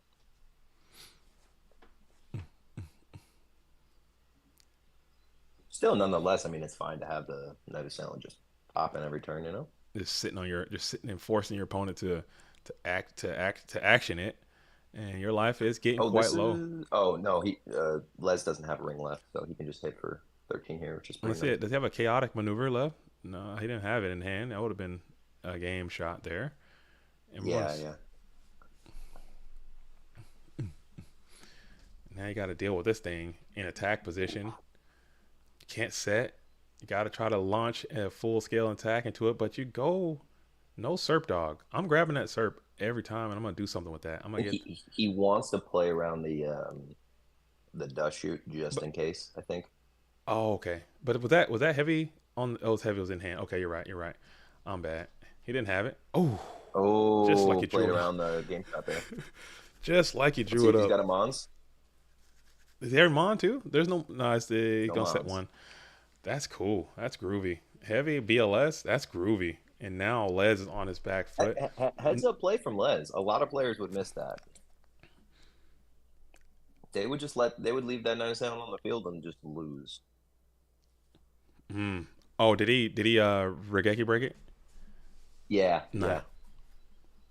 Oh, and that actually came up huge, and he wins the game right there off of that. That was nice. And he had the snatch deal that was set. So Evil Borrow Weight will go down to Leswin Fox, who is trying to absolutely get after it, playing this Chaos Control deck. Love to see it. Good play. I missed that. Sorry, I was over here looking at the stream to make sure everything was going good. I was having some connectivity issues. We were having some issues last week, and now I'm I'm extremely self-conscious about that as well. All right, so moving on. Where do you want to go? Do you want to jump on in? Do you want to see what Moxies and Daily are doing, or do you want to see what Nova Ethos Dueling High are doing? Or do you want to see Night Moves versus Goat Moxie's Trinity? Dale, I mean, that sounds pretty good. Let's check them out. Moxie's was on some heat as well, fresh off of his Clash top as well. Let's see what this duelist is cooking up this week for the PWCQ. I think this duelist and as well as AJTBLS are multi-tabling the Edison event and Goat Format event at the same time, which is just, I couldn't do it. I barely can play one match, let alone 2 matches at the same time for a 2 double tournament. But I digress. So here we're gonna go to Moxie's versus Dolly. I'm sorry, I said Daily, but it's looks to be Dolly. And we got more scapegoats are in the board. Dude, this is what is going on? Oh my goodness. Oh my goodness. Oh my goodness. Oh my goodness. But it is what it is. I'm with it, dude. I'm with it. I see goats. I vibe, dude. I see goats. I vibe, dude. All right. So, wig snatch. Nova Ethos every time. Oh, Nova Ethos every time. Oh man, you got my bad, Grumps. My bad, Grumps. We already jumped into Moxie, who's on the spice. We'll jump into Nova after this. As soon as it's over, we'll go right to Nova because Nova's probably on some spice too. You know me, but at the same time, you know what I'm saying, my spice barons out there, no one's giving me the updates on what's happening as we're going to go ahead and solemn the Tsukiyomi. What happened there? What just happened? Heavy. What? I'm confused. I'm lost. Okay, so I guess he solemned it just to get it off the board because he was going to heavy here. But like, this is quite a pile from Dally. Grenade. Yeah, that can't. I don't know what I don't know. Maybe this duelist has some more information. I don't know what just went down right there, but that can't be that can't. Maybe I don't damn know. You just want that Tsukiyomi gone.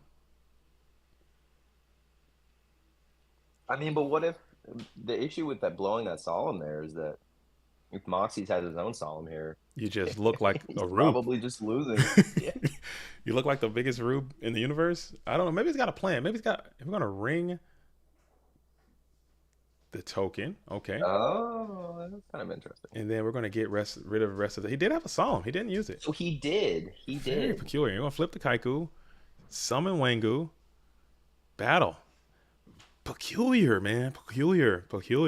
Interesting though. Odd. Very neat. I like to see the. Yeah, you just lose. Yeah, you just die. Strange. LOL. GG. Weird. Good stuff. I don't know. Sometimes you gotta vibe, man. Well, short and sweet. That's it. Shout out to Moxie's. I bet Moxie's kind of perplexed as well. Yeah. I've never seen that kind of thing happen before. Yeah, that's wild. That was strange. Very strange. But you know what? We're gonna keep rocking and rolling. All right, so that gives us time. We're gonna jump back in. We're getting heavy requests to see what Nova Ethos is doing. Nova Ethos is a budding spice lord. I think he absolutely gets after it in the terms of spice, and he's on the zombies as well. There's a lot of zombies coming. I like to see people making zombies happen. Dueling High in the building again, doing his thing. And he's playing a turbo deck, it appears. He's got a mixed bag of some discard traps here. He's got card destruction. Charity Duo already has been banned. It is 1-1 as well. So I don't even have to update the chart. We in the building. All right. Nova is the spirit of goats, is what Grumple has said. Everyone, much love for Nova in the building. It is 1-1. So he's on the regen mummy experience as well, kind of picking up where Alethea has left off, trying to get the zombies back on the map. The zombies are pretty damn good. I've lost the zombies so much lately, man. The deck is good. They'll whoop your ass fast. They have like decent matchups across the board, right? Yeah. They're fine versus Warriors, they're fine versus Control, they're fine versus Turbo. They're fine. Like, Book of Life is just crazy, man. And just putting bulky ass dudes on the field sometimes. I mean, you can have all the trend you want, but if I'm punching you in your head and neck with a 2400 Ryu Koki, you better do something fast. But at the same time, those dudes are playing Wing Blast, and putting that Ryu Koki back on the top of your deck just stings. Okay? And that is just a feels bad, man. That's a deep burn. That's a deep burn. Oof. That's a deep burn. Okay. So we looking pretty good here. Yeah, he's in a good spot. If you look in both of these duels have got some. He's in the tank. Have got some bountiful Trinity. We kind of came in late, so I'm not sure how this duel has resolved. But DH 101 has a serious issue. You got Snatcher about to come down. Yeah, we're gonna just no snatch. We're gonna crash key into. Oh. Yeah, you're in an issue. You're in a pickle. You go 1-for-1 here. What does that achieve? Just clearing some pressure. Nothing. I mean, hopefully you can't. Oh, there we go. Oh, here we go. Chaos maneuver in the main phase 2. BLS comes out in defense position. Banish the Ryu Koki to the outer reaches of the Nether Realm. Doing his absolute thing. Okay, and then we're going to draw. Let's see if you can answer the golden boy as he comes out to the field in defensive position. You got a crisis on your hand. And that's a clean out to the blacklist soldier if Pretty good it answer. goes through. And we're going to say nay. No, sir. We're going to say nay, but you get that trifecta, you get that Sinister Servant back to your hand though. That does get negated. If I should reach out to the duelist and let him know that, because you can't pay the cost. If you can't, let's halt. I'll tell him to please add. Oh, it doesn't matter. I guess he gets it. I'm just gonna save myself. Whatever. Sometimes things matter and sometimes they don't. But I guess you got to play right, I suppose, because you can't discard that without that trial, because you got negated and you never get a chance to do priority. Ooh, that's clean. Clean out to the blackluster, as you're going to go ahead and declare that effect, banish itself out of play, and then see if you can follow up with some type of aggression if you could. Another one of those regenerating mummies would be the game. And now you play the regenerating mummy, and then you try to attack in for a game. And it's going to work. Wow. Zombies going on. Okay. That never works. That never. And Heavy Storm was a set. So Zombies is going to move on. Nova Ethos has achieved victory over the Chaos Turbo player. Shout out to Dueling High. Shout out to Nova Ethos. I thought that was a neat, clean little zombie turbo. Zombies versus turbo. I think ever since I made that turbo video and Rex Speedman was hating on zombies, all these zombies just start. All the zombies are just back in the fray. It appears. All right, so we have. Let's jump on in. We're gonna keep it rocking.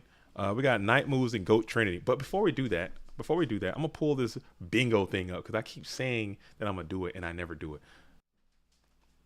All right, before this thing gets completely out of control, you know what I'm saying? We got the GOAT Bingo is back again, and here it is. Some of the fan favorites, you know what I'm saying? We had to do it to them. Some of the fan favorites for the GOAT Bingo is going to be, hold on, let me pull it back up to this one real quick so you guys can see what we got going on for today and what we've already hit. Okay, so for the GOAT Bingo today, we have pretty much some of the all fan favorites. I haven't had a lot of time. Like I said, I've been outside and I've been really busy in the GOAT world, so I haven't had a chance to update a lot of it. But some of the same ones you come to know and love, but I did add one. I want to see Don Zalug ripping cards from hand. So I got this Don Zalug Indiana Jones here. I got Terminator BLS here. I got Return for Different Dimension. We saw that. So let me go ahead and start updating that now, and then we can get after it. We can get after it as we do this. Take a little bit of time. It's going to take just a second. Okay, so we got... Okay, why is this not working? All right, so we got Thousand Eyes District. Bet. We had an Abyss Soldier. Oh man, we're gonna get this. We got Return for the Different Dimension. All right, man, we got a lot. We got Trinity Snipe.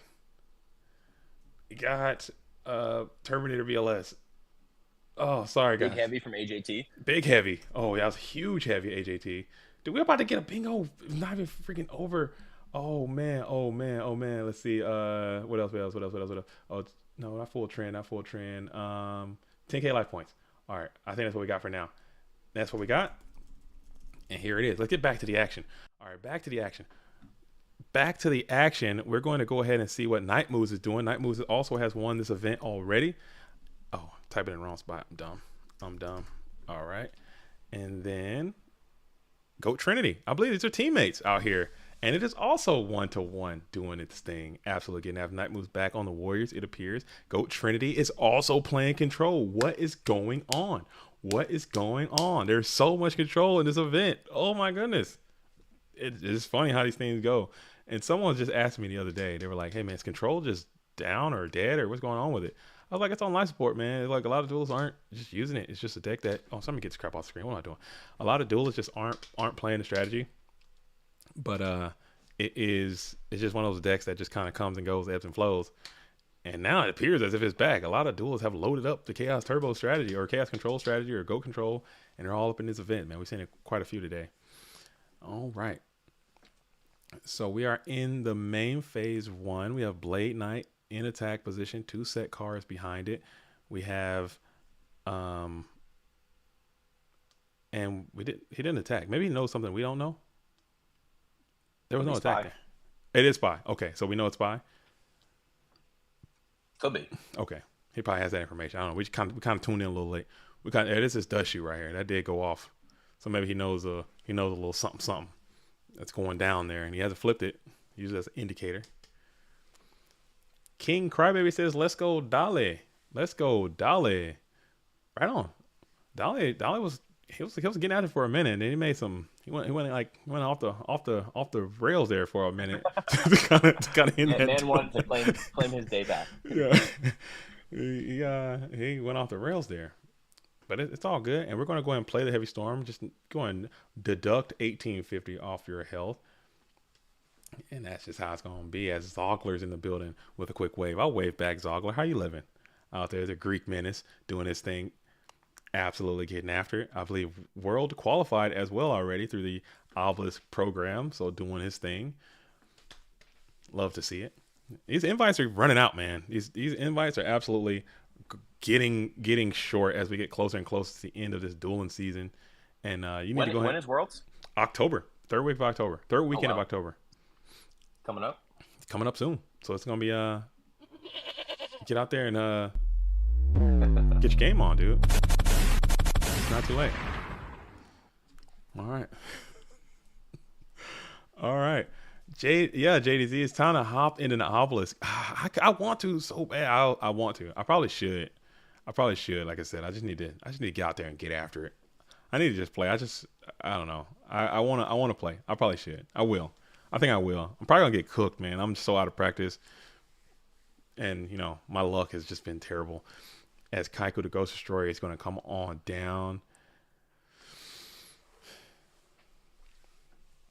How hard can it be to qualify for Worlds if even I have an invite? Grumple, you're pretty good, man. You came out and did your thing. You got one of the harder, in my opinion. Getting invite through the Go Format War League is probably one of the harder ways to do it. And you got one that way. So that's pretty tough. You beat some quality duelists playing the Fairy deck. That was so cool. I love that deck. We need to do a little collab, man, so we can share that. And whenever you're ready to share that spice with the GOAT world, let me know. We can do a little collaboration. Because I think it's ready. I think that's world ready. I think that deck is very good. All right, so Kaiko the Ghost Destroyer is going to clean up the weak and feeble Blade Knight and then get a quick quality banish as well. 3/2 back row. Peculiar indeed. What we do know about Warriors, though, is that they will set literally anything. So, yeah, those back row could be doing nothing the rest of the game. Just a bag of bunk that's down on the field, and we set another blade. Can we pump this time? Yes, we can pump. So that's probably, like you said, just debris on the field right there. We're pumping. We're pumping. Yeah. Just refuse and rummage. Could also be an excuse for not using the back row last turn, as he just had another one that he knew was probably going to be live. Mm-hmm. And we're going to slam into this Kiko the Ghost Destroyer, sending him on off the field. And now you got a full blade in attack position, staring down one succulent set as it sits seductively. You know what I'm saying? working on my alliterations, I'm working. Oh, man. Gee Louise, that's so silly, dude. Blade, and he played a Graceful Charity, man. I hate when my opponent gets Trinity. I wish I can only get it and they could never get it. That'd be sick, dude. If I could just get it. That'd be such a terrible game. Oh, man. I'm like, dude, I would get so triggered when they play Trinity and I never do. The worst is when you're getting started for a tournament, first match, you're like, all right, let's get it. I'm feeling good today. And then you sit across from someone, they go first and just go full Trinity on you. That was me, dude. I'm telling you, I was playing yesterday and I was just getting blasted, dude. People were just pot dueling me every single game over and over and over again. I was like, bro, what is going on? Every time they just say, hey, man, oh, what's up? You're JDZ. You're from YouTube. I'm like, yeah, man, what's up? I'm JDZ. How's it going? Hey, like the next thing they say, man, I'm sorry about this. And they just absolutely obliterate me, dude. Like, what the hell is going on? Can I have some reprieve, please? Can I have some quarters, dude? Please, no quarters given. And just absolutely go after my cheeks, dude. It is just so whack, bro. But you know what? That's the game. Then I'll sack too now. I'll pot duo. When I play it, it's totally fine. When they're using it on me, shit's illegal, dude. I'm not having it. Oh, man, I get so tight. It's all good. You shake it off, man. You keep it rocking. You shake it off and keep it rocking. You're good. Oh, looks like Night Moves is digging for the second knock or Prem, Call, even in Sasuke. Something. So even an unresolved spy is just working you out, dude. We don't even know if it's a spy. I mean, this very well just could be like a serpent, you know? Oh no, he did use trap dust. He has to know. It has to be something that he just does not want to attack, because that thing has been sitting there face down defense position for life, dude. It's just a permanent fixture on this board. And I'm just looking at, because I was looking at Goat Trinity's life points. I'm like, why are these things so secure? Why have they not moved? Oh, because he's got this face down monster that's just kind of sitting there, and Night Moves is not attacking. The Warrior deck not attacking is just not great. As the Warrior Lady is going to find itself to the field, and then we're going to finally reveal what this set card is. It was that GK Spy as anticipated, and we're going to get one, use one, flip one. Psionic Transvection. Man, you guys are really coming in with those YouTube handles today. I'm feeling it. I'm feeling the Psionic Transvection. And he says, every time I play on the PWCQ, I get that JDZ luck. Impossible, dude. You get that terrible luck. Man, are you getting them double thunders, dude? Are you getting them double thunders tribe? My hand is always double thunder, tribe, breaker, several knocks, dude. And then I'm playing Warriors or something like that. You're playing Warriors. Or if I'm playing Turbo, it's gonna be double thunder. It's gonna be double thunder, and like it's always double thunder and tribe, and then it's like a few other guys in there that just mess it up whatever I'm going against. If it's RGT, you know what I'm saying, I'll get like Pot, Charity, Juice, Heavy Storm, getting all these great cards, and then they're gonna Reasoning. Damn. Then it doesn't matter. Every single time. You know what? But it is what it is, man. We vibe. As Blade Knight is going to go ahead and secure the Center Serpent to the bin. 325 left after another Solemn Judgment has been resolved, it appears. The Grumpster is saying, I got triple Zaborg today. Damn. Wow. I don't know, man. Sounds like a big field background. I'm telling you, I have these crackpot theories about the dueling book algorithm, and they love running Zaborgs together. I've gone as far as to open up my deck editor and just separate. When I'm playing multiple Zaborgs, I'll literally separate them in the deck editor. I won't have them like Zaborg. I'll split them shits up, dude, because they love just coming in harmony. They love being together and drawing in multiples. I'm like, dude. I gotta say though, drawing triple Zaborg is a deck building error, in my opinion. Nah, man. Nah, sometimes you gotta Zaborg the hell out of somebody. 1, 2, I could see 1, 2, but 3. A trip Zaborg is vibration sometimes. I think he's playing that fairy deck still, man. If you go summon Saturn, balls, okay? Summon Saturn, pay 15 hundo, balls. Just getting your balls on the field. Your balls are on the table. Next turn, they pluck off a ball. No big deal. Your Zaborg for a ball, it seems strong. That seems robust. To pop a ball and then slap Zaborg on top of it. That seems good. So you kind of want to have some Zaborgs, but have enough balls to, I don't know. Shining Angel, maybe Shining Angel, hit Shining Angel, get a thing. Ball. I'm just picturing. If I played a deck like that, I would just draw the balls and all those boards. Me too. Oh yeah, 100%. That's how it would go. My hand would be Saturn, 3 balls, and then the rest is Borgs, and that's it. And we're dueling. My hand will be not Saturn. I'm sorry, Venus. My hand will be Venus, ball, Zaborg, and I draw Zaborg for turn. And that's my that's my dueling experience. Ooh, Suki's good. Now Night Moves has to think about this with 325 life points left. That is the last card he wanted to see.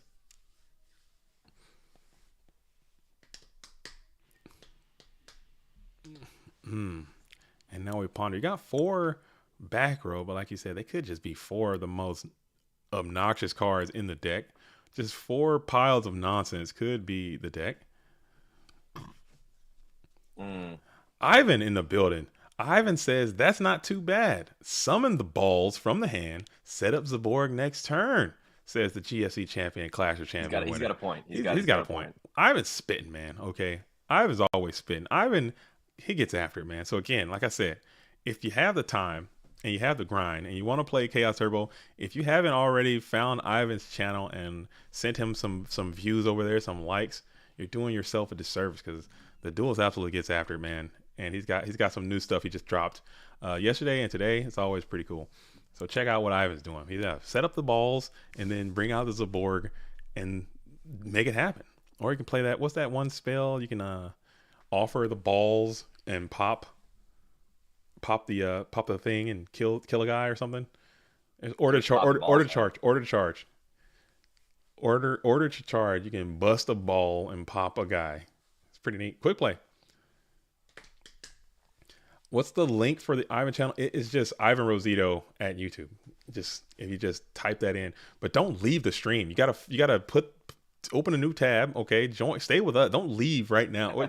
Go check it out. Actually, go check it out and then check it out later. Yeah, get a little vibrate, sub, and then come back. And then when you're like driving your car to work through traffic, you throw that on and hear Ivan's voice guide you through that process, and then you can learn about some turbo stuff, and he does some really cool kill shots, man. He's got some stuff, man. Ivan gets after it.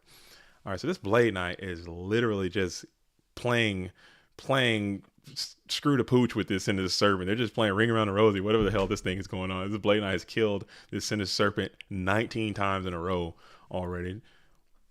Order to charge, order to smash. Giggity goo. All right, let's smash. With the balls, pop a ball and get your BLS ordered. That'd be sick. Deck seems good.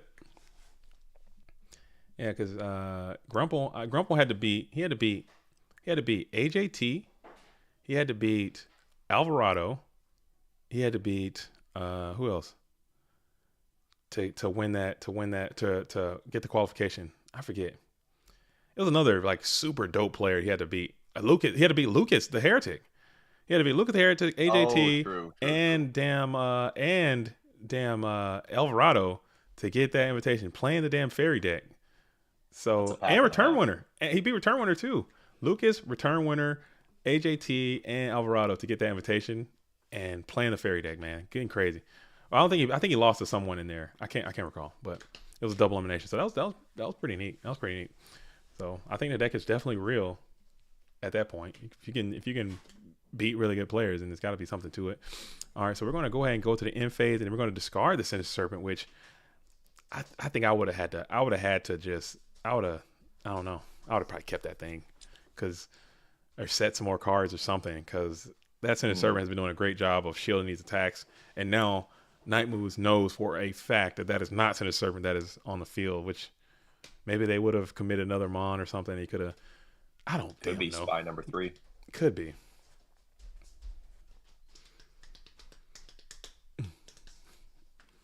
So we're thinking about it here. In that first main phase, 18 cards left in deck. This matchup is notoriously difficult for the Warrior player to negotiate a lot of the times. And especially now in this meta that we find ourselves, a lot of duelists are not respecting this control matchup because it just frankly hasn't been played that often. So now maybe he doesn't have the tools needed, no Book of Moons, no Wangus, no anything like that to kind of help in this situation. So trying to find a path to a victory here, as you are completely walled out by Spy. You have another set card on the field. You want to apply some pressure? Maybe, I don't know. We'll see. We'll see what's going down. We'll see what's going down. Wait, if he discards for a 7th card in hand, he can't use the effect of Night Assailant. That is absolutely not the truth. Daniele Della Pesta, I think you are incorrect. As a matter of fact, if you enter your end phase and you discard Night Assailant for hand size, that effect not only can be activated, but it must be activated. There you go. And you have to get a card back to your flip effect back to your hand, and then you have to discard something else. But you can't just sit there and just keep going back and forth and just stay in your end phase forever, just discarding cards. There's like a limit to how many you can do. Yeah. But you for sure can send Night Assailant, for hand size, get another flip effect, and then send something else. Okay, we got to pause here. What's up? Why is Go Trinity leaving in Trapdoshu versus Warriors? That is a misplay. that is quite. Drawing Trapdoshu versus Warriors is a misplay. That is quite true. Honestly, we didn't see game 1, and we definitely didn't see game 2. We came in on game 3.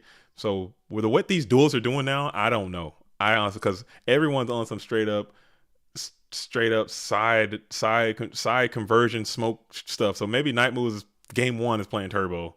You know what I'm saying?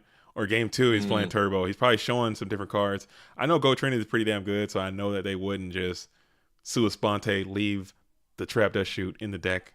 Man, unless it's just an accident.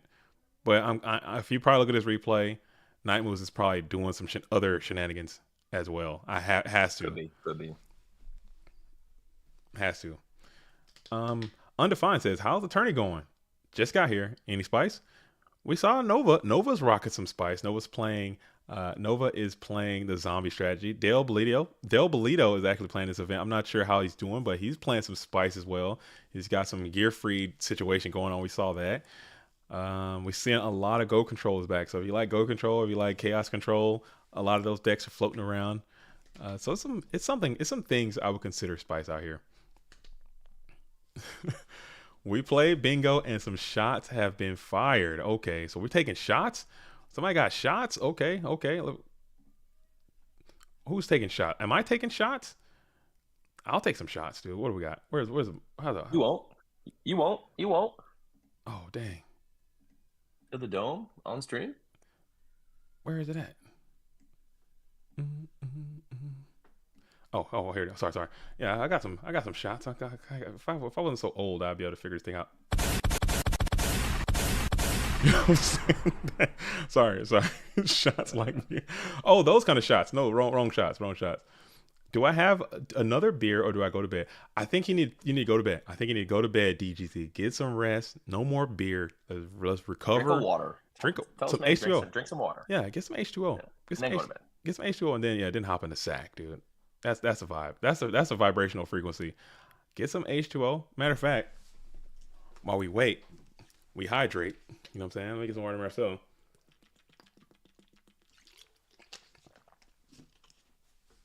Oh man. Whew. Oh man. So now we have 4 set cards on the field. We have a Blade Knight that is now set. Tsukiyomi in attack position. 325 left. Undefined. We gotta get DGZ forever sober. Okay, this duelist is probably hammered right now. As Sakurazu Armor is going to go ahead and find that Tsukiyomi, putting Tsukiyomi into the bin. All right. We're gonna set another card. This GK Spy again, up and active, slammed onto the field of play in defense position, holding his warrior player down. They have 325 life points remain. 1 card in hand. Oh man. Okay, cool. Are we gonna see Flip Faith here? Faith is coming up. You think Faith, man? See, again, these warrior players, man, they're out of control, man. LeBounty has just changed the game a lot. This duel is getting after. He just won Clash again, doing his thing, and he kind of pioneered this whole Faith in Warriors, and now I think it's basically a staple for the most part. All these warrior players are playing Faith. So flip it right now. I don't know how good that would be. That would be pretty bad, actually. I don't know if I want to flip that. I leave that face down on the field because anything connecting. You got 325 life points. That thing must not be revealed. And DGZ just opened another one. Heavy and MSD are both gone for Go Trinity. So Night Moves likely has another Battle Trap set. Mm-hmm. And Faith gets him the Rhoda to run over the Spy, but then he's going to meet probably Goats. Ooh. It's a lot of goats out here. A lot of goats. A lot of goats, man. Activate the magic card scapegoat. All right, so Graceful Chariot is being played by the blue corner. Okay, 3 cards in hand. That is I believe that's a true Graceful. No, he's got 3 in hand. Play Graceful 3. Yeah, it's true Graceful. Going to go 1 for 1 with an exchange for 2. Picking the best card, sending the other 2 to the bin. I'm telling you, man. If I play Warriors, I would play Max Ninja Grandmaster. I put 3 of them in there. I'm playing Ninja Grandmaster, and I'm playing the Fiend Mega Cyber, dude. I'm so sick of damn Spy, bro. I'm dead serious, dude. I'm playing Fiend Mega Cyber, and I'm playing Ninja Grandmaster Sasuke, and I'm playing War Return Alive, bro. I'm over it. Play the what's the Gaia card that if you have no other cards in hand, you can just normal summon them? Swift Gaia, the one like if you have Swift Gaia the Fierce Knight. Swift Gaia, yeah. But that one you gotta. Do you need no monsters as well? You need. I think you just need one. No cards in hand. Right? No cards in hand. Yeah. Or let me look at this thing up real quick. I think it's a Swift Gaia, dude. Let me pull this. Because there's got to be some utility there, right? Because you always top decking anyway. Maybe I think Swift Gaia might work. If it's is it? Let me look this thing up. Somebody help me out. Swift Gaia. Do you have to have no field or just no hand? I'm pretty sure it's just no hand. I got you one second. Yeah, let me look this thing up. Because I try to look it up. I'm gonna shut down the whole. I'm about to shut down the whole stream. Swift Gaia, the Fierce Knights. Yeah, Swift Gaia. He's fierce. He's fierce. That guy. Card looks sick. I've tried to play it, but man, that dude at the end of the day. Yeah. Just no cards in hand, or if it's the only card in hand, you could just summon it in attack position. Yeah, it's a normal summon. Tributes. No hand. I can ride with that. Why not? I mean, I'd play it at this point. Like right now, if he has Swift Guy right now, he's vibrating, dude. Boom, thumb down. Slam it, and you're slam it and cram it, and then Spy be damned. Oh, this other card has to be really good. I'm telling you, Swift Gaia might be the way. Swift Gaia. I was thinking Fiend Mega Cyber. Oh, Tribe is pretty good. And Tribe is going to discard, perhaps. Tribe is going to discard the Black Luster. The Black Lusted one. 14 cards left in deck, and no Dark Mons are a part of that. I find that kind of interesting. I mean, I guess he could have Rota'd for a monster and then discarded it with Tribe, but he didn't want to do that. Yeah, Rota. Opting not to. But you couldn't because you would have had to discard. You would have had to discard. You would have still had to. I guess you could have waited on the whole Tribe thing, and just let it get another card into the fray and then Rota for the dark because you're not. We got 320. Yeah, because you still would have had to discard the BLS anyway, and you just had no cards. You've been right at the same point card wise, but man, that's rough. Man, I'd probably try to hold out one more turn, but now you got these goats, and you're about to have to deal with that. You're about to have to deal with these goats, dude. You about to activate the magic card scapegoat. You got more goats coming your way, dude. What do you do? What do you do, dude?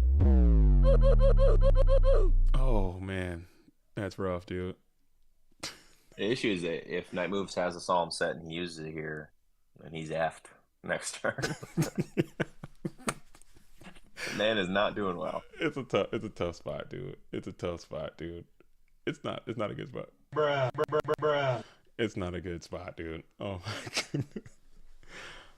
Oh man. Okay. Can't be searched. Just play Banisher instead. Banisher, that's some DGZ tech. That's you. That's all you, DGZ forever out here playing Banisher. Card gets after. That card will screw you over too. And Banisher of Light is another card. Have that bad boy set up. It's got 2,000 defense. Maybe you can get that thing set up in defense position. You absolutely freaking shut your whole opponent's life down too. That's rough. I've been there. I've been behind a Banisher of Light. I've been on both sides. Swift Guy is also a dark. Swift Guy is in fact. Dude, I think we might have cracked the case. Y'all better buy this thing out on TCG Player before all the Warrior players. I'm trying to tell you, you need to make it. Play Swift Gaia, okay? And you can't play Swift Gaia and the Fiend Mega Cyber together. So maybe cut Fiend Mega Cyber, bring in Swift Gaia. But I think Fiend Mega Cyber is decent because you got 2 spies set up. You bring out Fiend Mega Cyber, and then you summon some more junk, and then you just because that's your normal summon too. This way you get a special summon, and then you get another guy, huh? That's the thing. I don't know. And then clear the spy, and then vibrate. All right, Breaker coming on out. Breaker in attack position, gaining a counter. Probably trying to loosen up one of these back row before you go into a metamorphosis scandal happening here. We got 2 metas already in the bin, so maybe it's unlikely there's a third metamorphosis a part of this equation. Or maybe he's also live. Maybe he's trying to say, you know what? Oh, he's got 325. That's only 300 if it cleans up this pathetic tribe-infecting virus. We'll see what's going on here.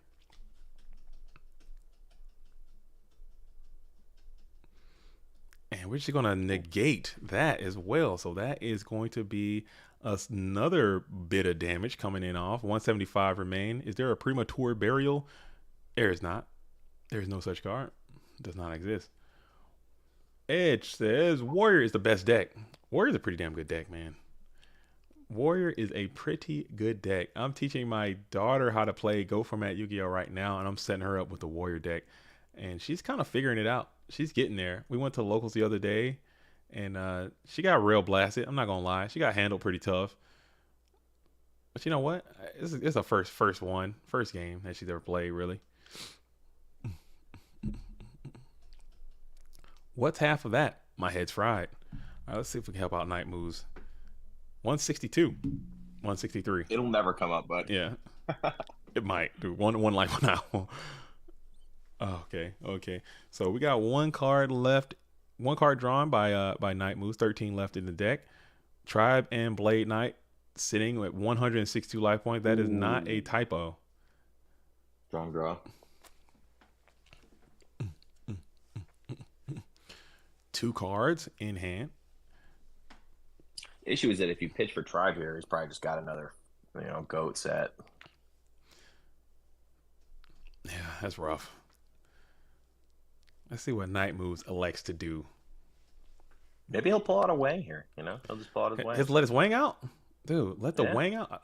Do I have anything for Wang? I don't think I have anything for Wang, dude. Maybe it was. Yeah, boy. Oh no. That's how I feel when the Wang comes out, dude. I don't know. Okay, I really have to stop. I gotta get more professional with my. I'm learning how to work the sounds. It's happening. Maybe. All right. Here we go. 11 cards left in deck. We're still sitting in that main phase one as Night Moves is pondering on how he wants to negotiate the obstacles that have been laid before him by Goat Trinity. Goat Trinity still rocking this EV evolution EV turned into a dragon here evolution pick, and we got Night Moves holding it down with this Mobius the Frost Monarch. We're going to go ahead and discard the deadest delinquent duo in the universe, and then we're going to hard summon Clifford the Trap Remover. Is going to slam down.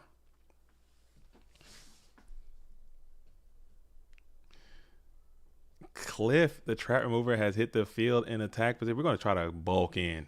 We're going to try to bulk and Hulk. Swing on in with $2,000. Mirror Force will be, ears gone. You don't have to worry about that. It's gone. Yeah. He could have played it into TT, but I think he's just like, I have to do this or I lose. Everybody's coming in, and Clifford, the Trap Remover, is going to come in too. And they all connect, and you get a plus. Wow. You get a plusage out of this Cliff.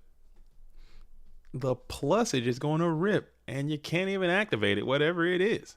That's crazy. Cliff's kind of good. What is this going to hit? Like, what are these sets? You can't play it. You can't play it. Oh, misplay. Misplays all around. Misplays all around. You can't play it. Let's call the judge. Let's get the judge in there. He cannot play that. You misplayed, sir. Let's get the judge involved. Sorry, buddy, but you can't play it, Goat. You can't play it. That is just a Michael Jordan crying face right there. Yeah. Sorry, Goat. I gotta step in because this is a damage step, and that card does not alter the attack and defense, so you can't play it. All right. Stop. Play, please. I hit Night Moves up as well. Because that's unfortunate. You gotta target it. Yeah, that's just unfortunate. I hit up Night Moves as well. I mean, it doesn't come up that often. Cliff is not a card that's and before I just want to make sure that we are both correct because I'll make a judge call and be wrong some of the times, but I'm fairly certain that this is a damage step. Yeah, you surely cannot activate that like 100%. Okay, cool.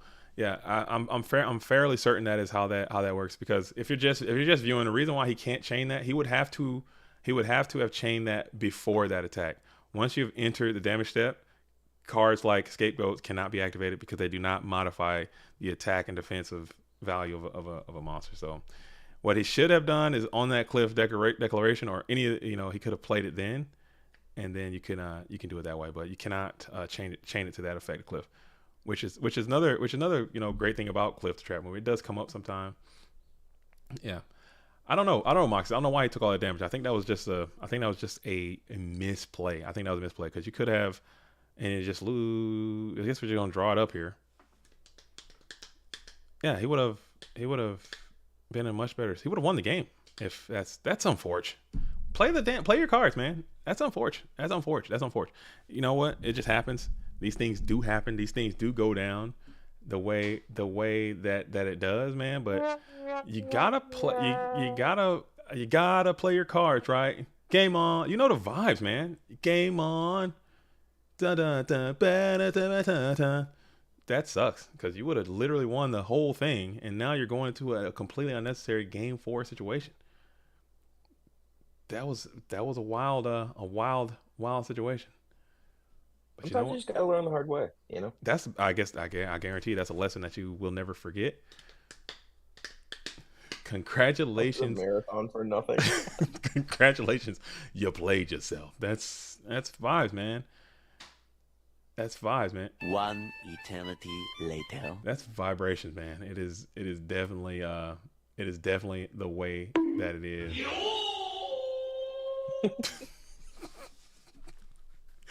It is what it is, man. It is what it is. It happens. People mess up.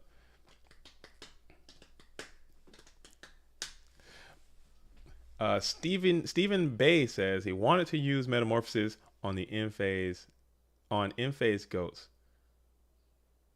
Possibly, but I'm saying he still could have activated the ghost and shielded a bulk of that damage. He didn't have a card to discard with the tribe infecting virus, and then you still have a goat left. So if you do have Metamorphosis, you can play it that next turn.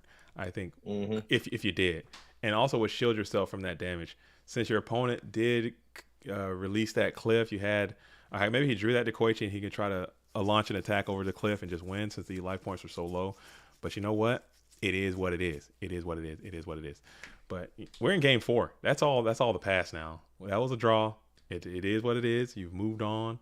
Short-term memory. You've already forgotten all that. Yep. And now we're on to the next point. You can't dwell on things that you can no longer control, I suppose. Short-term memory is kind of one of those it's a good skill to have in Yu-Gi-Oh. Because you'll make misplays, you'll have bad games, but you just got to move on. I need to develop that skill. I have a terrible memory. I wish my terrible memory would translate over to bad beats and misplays that I have, but I hold on to those forever. Like my memory is very, very powerful when I lose bad or play bad. But when I need to forget, I can't. When I need to remember, I also can't. That's my quirk, dude. I don't know if you guys watch My Hero Academia. That's a punish. Bad. What are we doing? What's happening here? Doing? Why are we doing that? What? Why are we doing that? He's throwing. Oh man, I don't like that. He felt bad about the +1 from pot. He wanted to even out the game. I don't like that maneuver. And the Wang is out. Do your thing with your Wang out has hit the field. That was 300 life points can never be worth all that. I mean, 300 life points can never be worth all that. It's just 300. They're 8,000, man. And we're going to hit the royal decree. It's going to be revealed. And he had a decree. Yeah, I don't know about that. I guess the Wankster would have came out and clapped up this breaker anyway. But you would have got 16 life points. That's dead. What are we doing? Sook will die. Ooh. That's dead. Sook will die. Sook's dead. No. We got to stop it. Stop the game. Am I right? Because that's if you controlled Sook both. Dies. Sook's dead, dude. What are we doing? This only works if you have Sook on your side of the field. If you control both of those monsters, you can determine which way you want those chains. No, you're wrong, Goat Trinity. You're wrong. Judge is in the building. TK Griffiths is on the case. I'm just gonna stay out of this. If you control both of those monsters, you can choose the order in which that effect resolves. CL1 Sook, CL2 Tiger. Right. But in this situation, Tiger will always resolve first or something. Like, yeah, so it'll your Sook will still go, but Tiger's effect will happen. Dang. Oh my OMG, what a new. No, we're not saying that. People just make mistakes, man. People just make mistakes. You start tilting and you start continuing to tilt, and it's just a tilting experience through. But that's no good. That's sad, man. It's sad. But this is a tournament, man. Feels bad, man. It feels bad. It doesn't feel good. It doesn't feel good. No one wants to win. No one wants to win like this. No one wants to. I mean, you take your dubs how you're going to take them, but no one wants to lose like this for sure. No one wants to win like that. But this is rough, man. That's rough. But it's not over. We're gonna keep thugging. You got this Royal Decree, which is up and active. We have Scapegoats, which is now up and active. It's not over. Can't. You can't during do that. Turn. During No, he has to wait. He has to wait. You can't do that either. All right, we gotta chill. Goodness, man, we gotta chill. We have to chill, dude. We gotta chill. I guess you could do it during the draw phase. we gotta do it during the draw phase too. But man, it's just like, I'm not gonna play. What is this one? Oh, brother, this guy stinks! I did not mean to play. That's kind of accurate. No, I didn't mean to do that. That's not, I was just trying to see that. Plays one turn. Okay. Okay, he gets He into was trying to sneak over to that M1. He's right. trying to slide right into that M1 there. That was not. I haven't not clicked out. Let him cook! Oh my goodness. I'm just going through these things. I did not. That was just a coincidence. That was not me. Oh man, that was not me. That was a coincidence. I'm literally going through these buttons. I did not do that. Okay, that was not. Oof! Take it easy, will you? That wasn't me. Okay, but we got Tribe coming on down. Tribe doing his thing. That was not me. We're going to discard the Ninja Grandmaster and come on in with a bulky 33 doing his thing. This is looking dismal for poor Go Trinity here. And a lot of this is I think it's a lot of self-inflicted damage, man. Mm-hmm. I think it's a lot of self-inflicted harm. And we're going to go ahead and thunder up. Again, it's not over. Got Thunder Dragon. You got Light and Darkness. You got BL. You can BLS. Listen, if you start BLSing, you can BLS your way. You don't have to play good to get BLS on board and get that thing rocking and rolling. You're chilling. If you could just figure that out. So the game is still going on. As long as Black Luster Soldier is a part of this format, you can do literally whatever the hell you want, and then slam that Black Luster Soldier into the thing and vibrate that way. That's it. But yeah, that's just unfortunate. That's unfortunate. But we vibe, and we're going to continue the full frontal assault. This is one of my biggest, as someone who plays a lot of Decree control and using Royal Decree, this is one of the biggest limiting factors of Decree when you're playing against these aggro decks, is that they can just open the door and just send the farm, knowing that your traps are offline as well. The Great Creature Spy is great with Decree a lot of times too, because you can kind of stall the board, set it up, but King Tiger will destroy one of those GK spies. Oh man. Whew. But now here we are again. Holding it up with this GK spy, man. I'm telling you, I'm playing every card. I'm playing maximum Ninja Grandmasters in my deck and just doing it that way, because I'm so sick of Great Creeper Spy.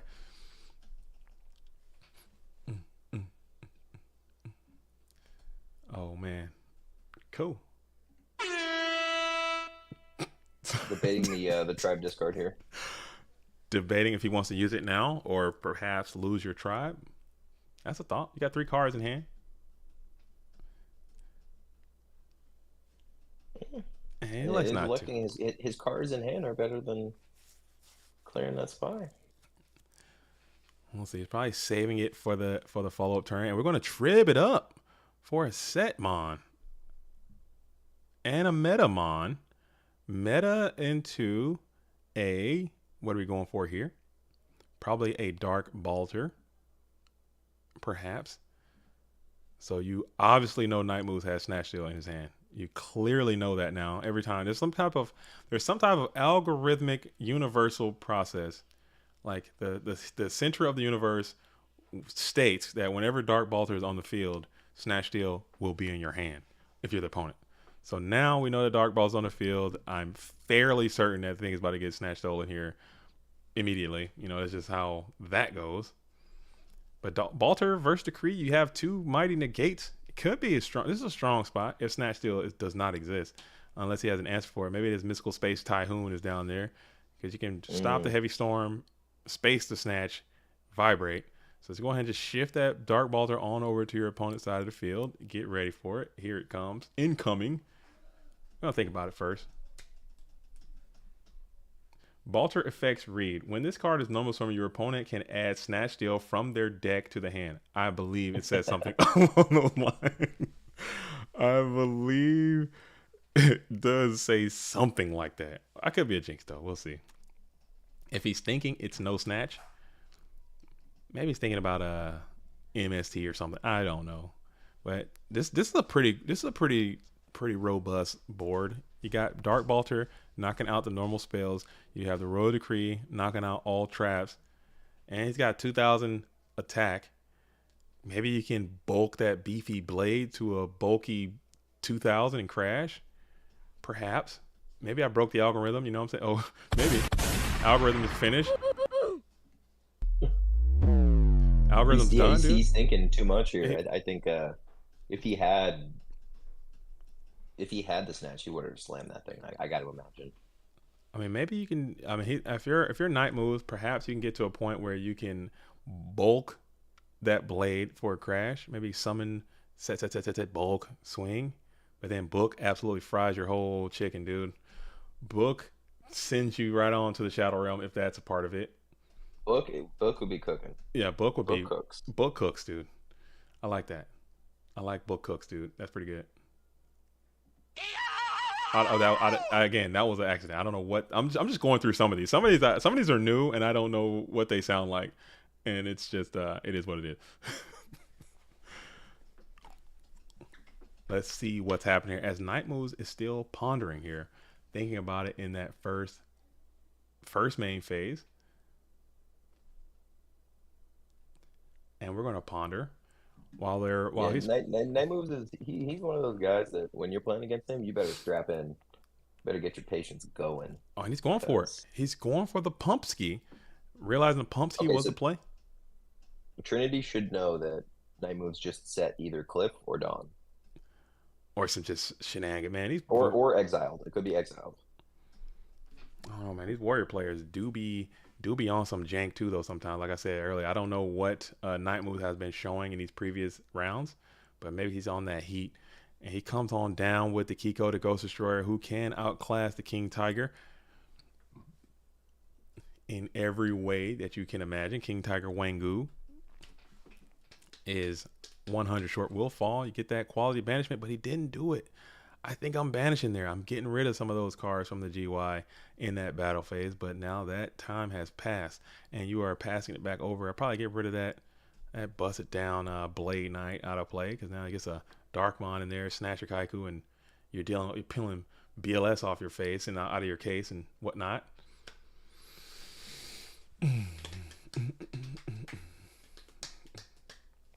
What hour? Oh, it's 11 a.m. So we are in hour number 2.5. Man, the wheels are still intact, man. Thanks for joining us again. In the building with me today, I have Mercenary V, PWCQ number 30. Was it 34 you won?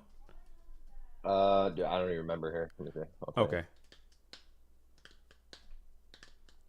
think it was like 31. That's what it was, the exiled.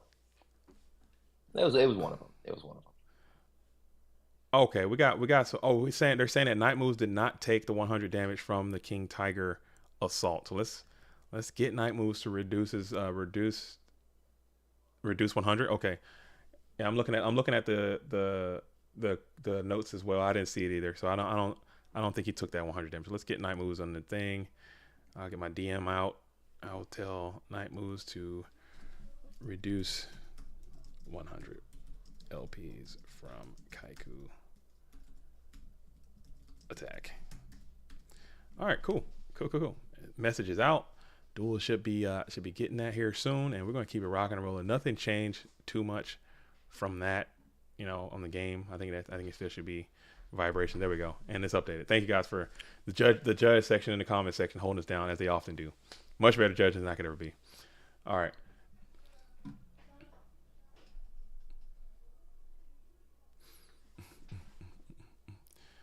All right. So we still have this Royal Decree, which is super strong, and this could be the game right here as Ninja Grandmaster hits the field, and we're going to reveal more scapegoats. And if you can find a metamorphosis here, sometimes that could just be good enough. Sometimes, not all the time, but definitely some of the time, you can get a metamorphosis going. Yeah. And with the Royal Decree, you got a huge floodgate happening. You set another card, 2 more cards on the field before throwing it back over.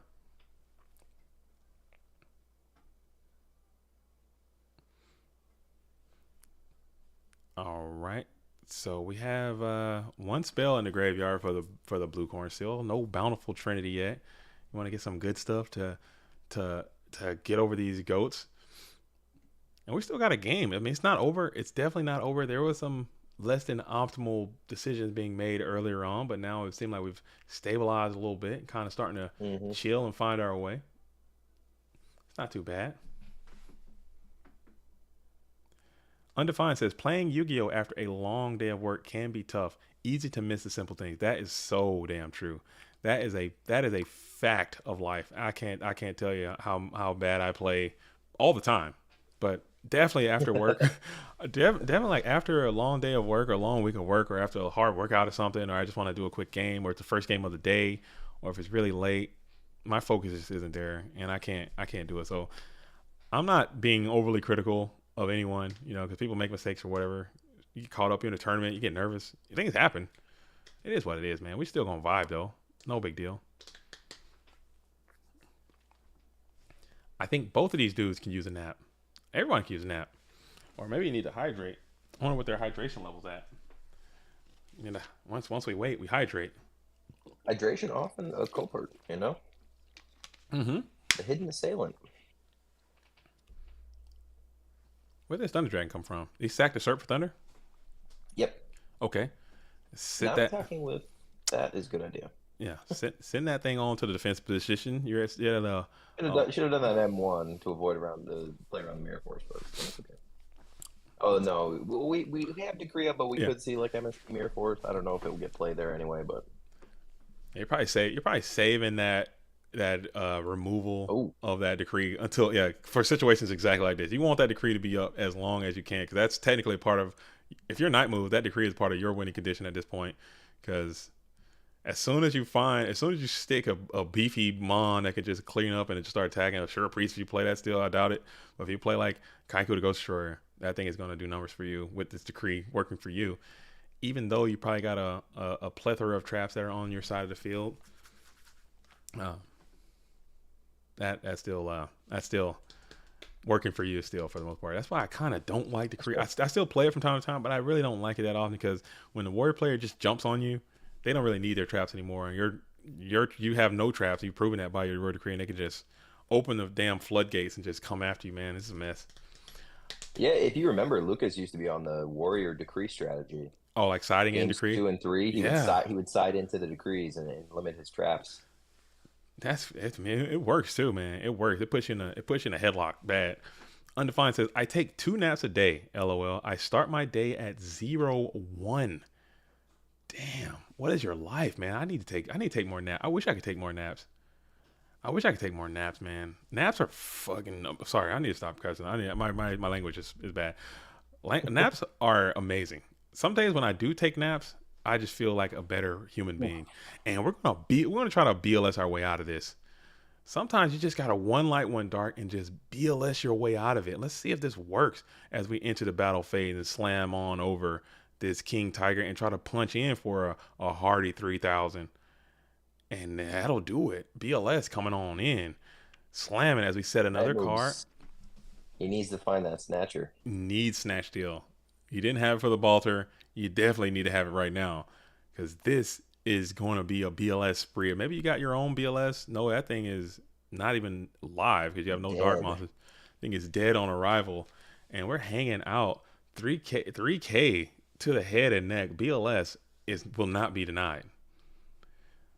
And we're thinking about if your night moves. This is just so sad. You're sitting here looking at this Blackluster Soldier and a set Mon. So even if you got to cost the set and you have to figure out a way to, and he does have the Snatchola. The Snatchola has been revealed targeting the Blacklusted one, BLS. What will that guy do? Dude, how crazy would enemy controller go right now? That'd be sick. Just jam something to attack position and just cram it. Just a jam and cram situation would be hilarious, man. I'm a yoink. Do I have? I think I have that. Wait, where is it at? Just a jam and cram situation would be pretty ideal. But we're gonna go ahead and just ban dog. Just heads up play. Just go ahead and go for the banish instead of trying to get greedy with it. And the Upstart Goblin's going to give you some cushion on your life points.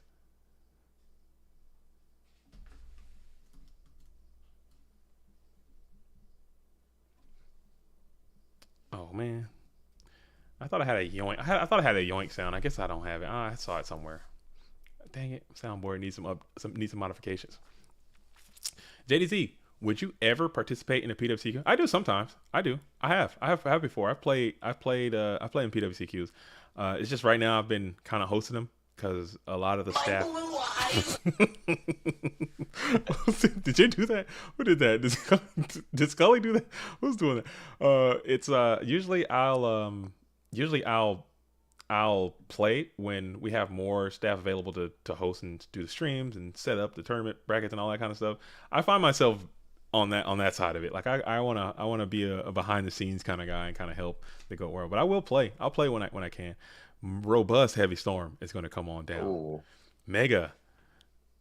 I mean, that's getting solemned, obviously. Every time. And then we're going to go ahead and see what's happening here as we're still in that main phase 1. We're going to pay half the life points. Do you have a Mon? We're going to sack it up. That's getting TT'd. Mobius. That is a good looking Mobius. That's a robust Mobius. No response? No resi, dude. No resi for the Mobius. He's going to wait. One of those has to be TT. Sure. A ring. Not another ring. We can't take another ring. Is ring gone? It's over. GG. We got a Mobius for 2 for game. Mobius. Oh my goodness. I haven't seen a good Mobius in a long time. Dang, GG. And just like that, you know what I'm saying? That's why you never give up. That's why you always maintain a good mental outlook, because that thing started out rough for the red corner. But then, you know what? He just thugged and ended up making it happen, getting the dub overnight moves. Maybe he got to take a little break, compose, get some H2O, and get back in there and make it happen. So we got we're gonna keep moving on. Nova Ethos is cooking. Nova Ethos might get an invitation today. I would love to see that. I would be so stoked if Nova Ethos, if Nova Ethos can become qualified to the Go For Man World Championship today. That would be nice. We have Bend the Knee versus John Wick. That's definitely where we're going to go. We're going to see what SJC champion Jonathan Wickle is doing. Jonathan Wickle. We're going to see what John Wick has got going on in the building, and he's been getting after it too. He's been getting after it. We've been talking a lot. Yeah. Second he got second behind Carl at the last Go Grand Prix as well. And I've told this he got his invite earlier in the year. He did.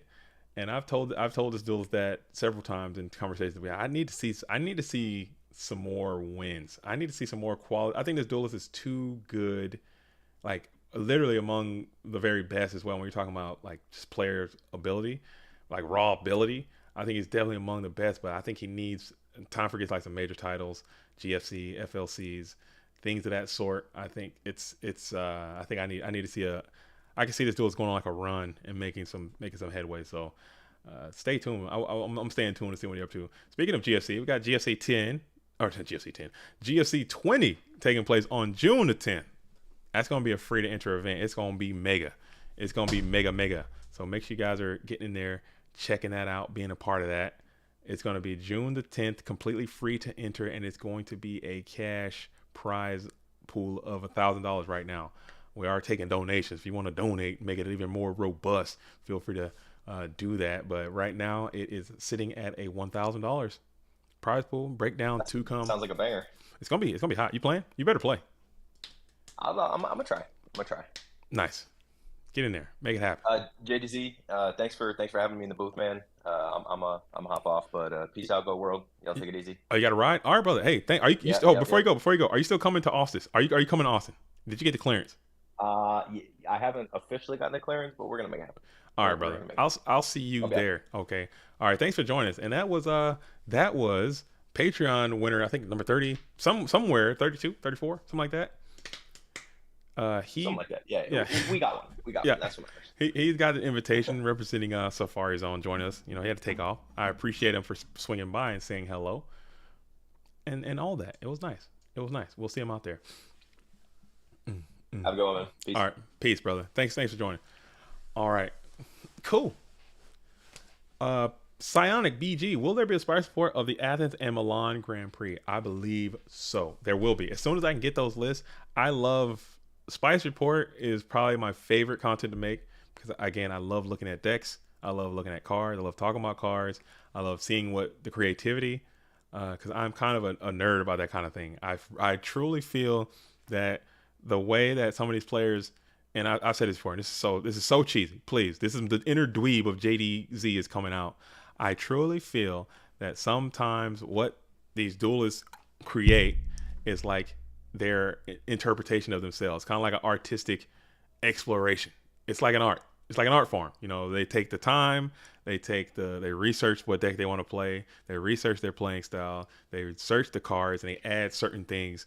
And when you're able to look at what they've done and the results they've gotten and say, hey, look what this person has done and look what they created, and they share it with the world, and I'm able to look at that, I think that's so neat. I think that's a cool aspect because, yeah, everyone can play the Warrior deck, but sometimes people are going to do something that's slightly different that shows their own individuality. I think that's so neat. Like especially Alethea, see what Alethea's doing. Hey, you look at it right away, like, oh, that's an Alethea deck. Or you look at some of the things that, hey, even John Wick is doing. Hey, that's an Alethea deck. Or that's a John Wick signature, on the thing. I think that's pretty neat. As we got Calvin here, that name sounds familiar, but is this Kinetic Soldier? What is that? Oh, so John Wick's on the Warrior. I didn't even notice that this duel is usually playing Turbo a lot, but it seems like they're playing Warrior now. Got the Kinetic Soldier, I just realized, on the field doing his thing. Delinquent Duo is going to come on down for Calvin, rocking Don Zalug with pistols, ripping 2 cards from the hand.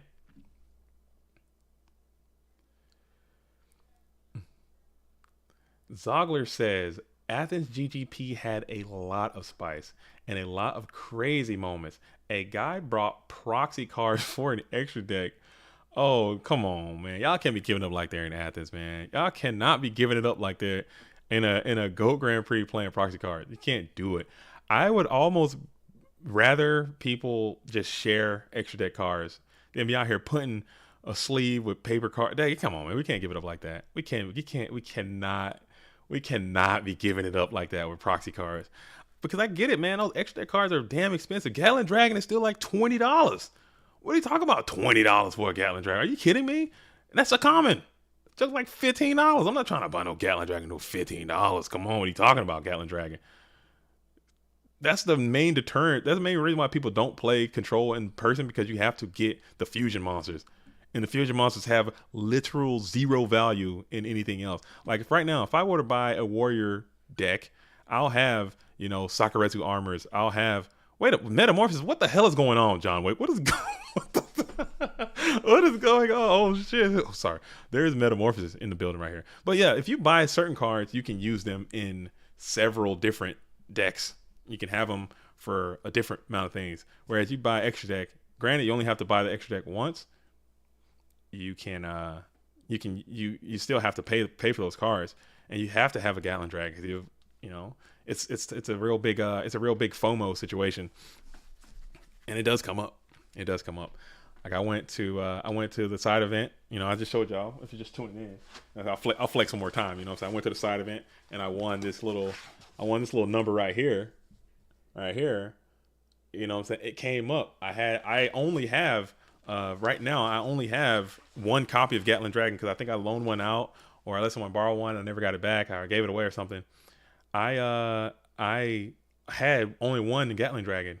I made it. It died. The opportunity came up to make another one. I just literally did not have the card. I just didn't have it to do. So I had to figure something else out, which that's kind of cool. But at the same time, it's like, I'm not about to spend $20 on a Gatling Dragon. I'm just not going to do it. I'm not going to do it. I'm not going to do it. Yeah, we have not got the list yet. As soon as we get them, I'll be more than happy to do it. So that was John Wick's. I'm so lost, dude. I don't know what the hell is going on anymore. So he is playing Goat Control, Warriors, Sakuretsu, Cypher Soldier, Don Talug, Metamorphosis. I don't know. Turbo Warrior. I don't know anymore. These duels are just too. They're cooking. And I can't wait. It's going to be a moment. There's going to have to be a breakthrough, and it's going to be a moment where these duelists are just going to be like, you know what? I'm playing the spice, dude. I'm coming at you with everything I got. It's spice central. It's spice time. And then when you start getting duelists who are extremely talented, but also willing to push the envelope and explore some stuff and like kind of break that mold, I think that's going to just blow some of this stuff wide open that we're doing. Like really just making some wild wazoo off the wall decks. And it's going to be crazy. It's going to be getting after it. Oh my goodness. We're saying that. So Calcifer, shout out to him. Calcifer's out there, has the Athens list in hand. He kind of handles his Calcifer is like, I would call him GOAT format Europe official liaison to Europe. You know, anything Europe typically goes through Calcifer, but currently right now he's absolutely getting busy running the GOAT Grand Prix that's coming up. They have 160 entrants already pre-registered to go to that thing. So obviously GOAT headquarters is now being relocated to Italy. They're getting it in. I would love to have something like that in the States. Like a mega IRL GOAT format tournament. That'll be so sick. But it's tough. But they're getting it on in Italy, man. Very impressive. I would love to go to that. So we have main phase 2. We got Tribe Infecting Virus. We have 125 life points.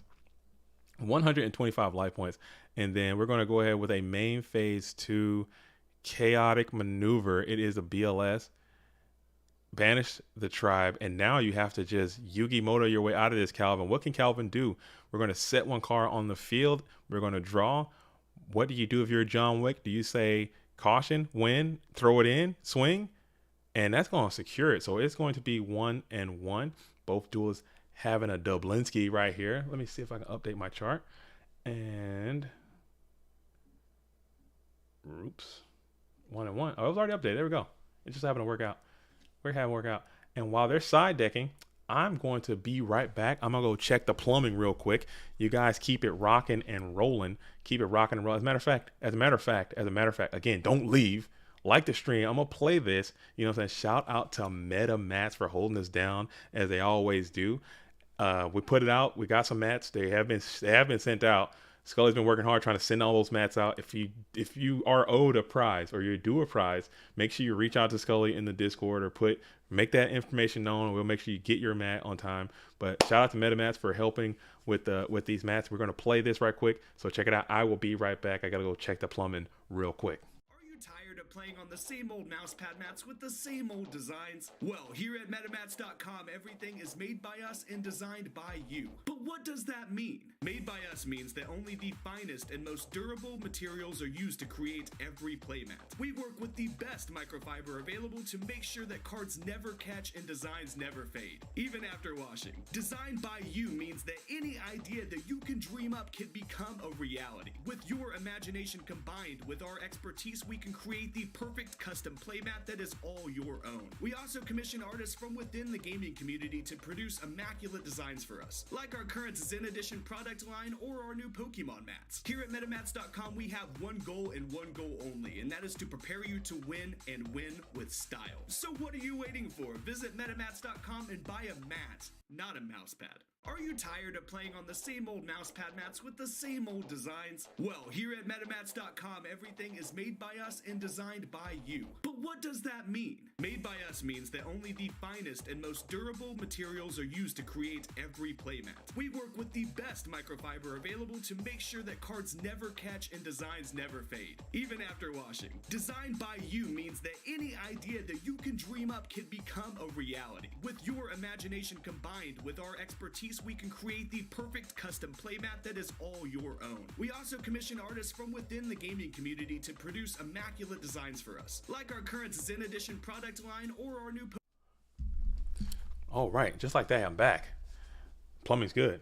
Just sprung a leak. Oh, right on time too. Look at that. Look at that, man. You think I have this all worked out, man? Right on time. It is 1-to-1. I am back. This is PWCQ number 37. You're just tuning in. If you left, you're a mark. You're a buster. You know what I'm saying? If you're a real one, if you hung out and stayed and vibed with us real quick, you know what I'm saying? If you stayed and hung around for a while, you're a real one. If you left, you're a mark buster, dude.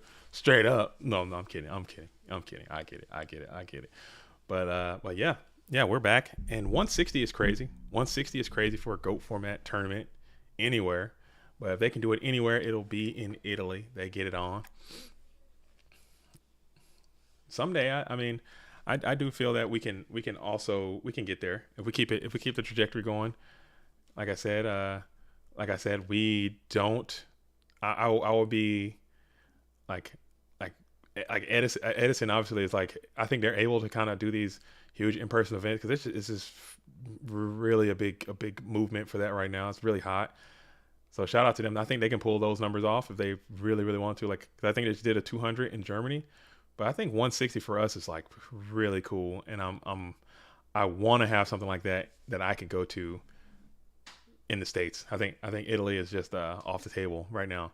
At some point, I will. I will. Once I can get a little bit more time, I 100% will be going to Italy for travel as well as, you know, the opportunity to play some Yu-Gi-Oh. You know, so I gotta just, you know, blindside my wife with that, like, because we've always wanted to. I've never been to Italy.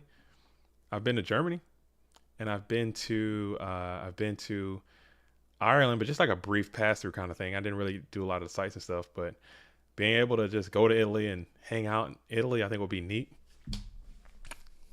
But then have to just curveball my wife, like, oh yeah, by the way, you know what I'm saying, I gotta go spend 12 hours in some sweaty facility with some sweaty Go format players and get it in. You know, are you cool with that? She's like, no, what are you talking about? We're in Italy. Let's go see some museums. Let's go see some art. Let's go eat some good food, drink some good wine. Let's do the thing. Let's be on a vacation. We're not playing. Holy Chiron the Mage. Oh yeah, I'm with that. Full support of Chiron the Mage, by the way. Let's go. Chiron is on the field. Prio TT just sucks, dude. You don't want to do that. Prio TT on the Chiron is just so bad. Can you even do that? I think so. Sorry, yeah. Just see how that goes over for you. If you go, hey, we're gonna go to Italy. Oh, by the way, I'm gonna go ahead and play some Yu-Gi-Oh! Literally all day, and maybe tomorrow as well if there's a 2-day event. Sorry, I might not make it out of Italy. I might get it might be an international incident. I think I'm getting buried. So Chiron's gonna come out and not do his thing. Get sent on to the Bensky. It won't work out well. It'll work out poor. It'll work out bad for me, as Mystical Space Typhoon is going to come on down and rip the Widespread Ruin, and the D Warrior Lady is going to get slammed and smack on in for 1,500. Yeah, Chiron the Mage. I mean, you guys are roasting Chiron the Mage out here in the chat, and I'm not here for it. Okay, I'm not here for the Chiron slander. I think this card is all right. I mean, it could be decent. BLS is also quite good. Now that's a good Yu-Gi-Oh card. I love how BLS slams and John Wick thinks about it. Like, with no cards on the field. That's so funny to me, dude. Oh, that's so funny. I don't know why it's so funny. I don't know why it cracks me up. It's like BLS summon. He's got no cards. He's like, pretty good. Sorry, my sense of humor is quite trash. I know this, but it's all good. We still vibe, man. We out here. We are living. as we're going to set him on in the face of this Black Lizard Soldier and go into Metamorphosis. So Wick in the blue corner is just playing just Spice, I suppose. Chaos Warrior. It looked like Go Control Warriors is the call, I would say. I'm not sure. I haven't seen enough cards, but 1,000 Hours Restrict is on the field, and he's taking control of this Black Lizard Soldier, and that is just what you want to see. I like that if you can pull that off. And we're going to smack in. We're not afraid of any type of interaction you have with that. We're going to take 3,000 direct, coming in with this really bulky spellcaster 1-star Darkmon on the field. Zago says Chiron was one of my favorite cards back then. I agree, man. I had an ultimate rare. It came in that ultimate rarity as well. And you pull one and you read it, you're like, oh, this card kind of sucks, but it's so cool looking. I'm gonna figure out a way to make it work. And we're gonna go upstart into pot combinations. You know, putting those combinations of cards together. Upstart and pot agree. Is there a better way to do it? And then we get the Exile Force to go ahead and pop your own material or your 1,000 Hours Restrict, get your BLS back. Then we go ahead and premature to BLS or something. Is that the vibes?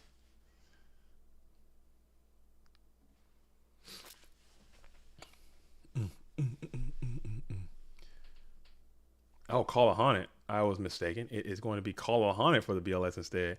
And then now BLS is going to be back on Calvin's side of the field. 3,000 attack. You got one card in hand. You've already used one of those to get through this BLS the first time. Dealing with it a second time is always so much worse, I would say. Yeah, Ulti Chiron will make you want to use it. It'll make you Ulti Chiron, Ulti Ninja Grandmaster Sasuke, Ulti Ojama King. All the Ulti cards will make you consider Ulti BES Big Core. I've tried to use that before too, just because it looks cool.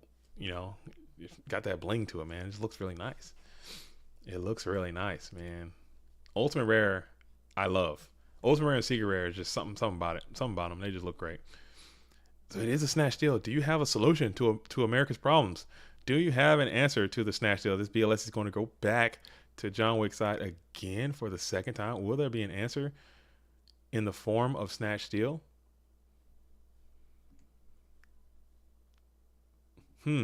As we think. Ulti Master of Oz? Oh, dude, come on, man. Now you got to take me back. I did pull that one too, and I was quite upset, though. I'm not going to lie. Back in the day, I pulled Ulti Master of Oz, and I'm like, oh, come on, man. This card kind of sucks. I don't want this. Now it'd be awesome. I would love to have one now. As we're thinking about it, snatch, steal, ponder. Nate Dogg says, you gotta solemn here. You gotta solemn here. You solemn, then he heavy storms you, and then you feel like the biggest idiot ever. But it can happen, man. You never know.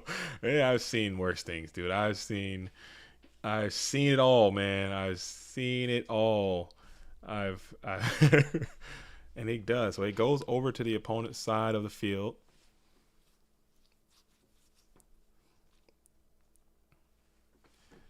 And they try to crunch in for 3,000. And it connects.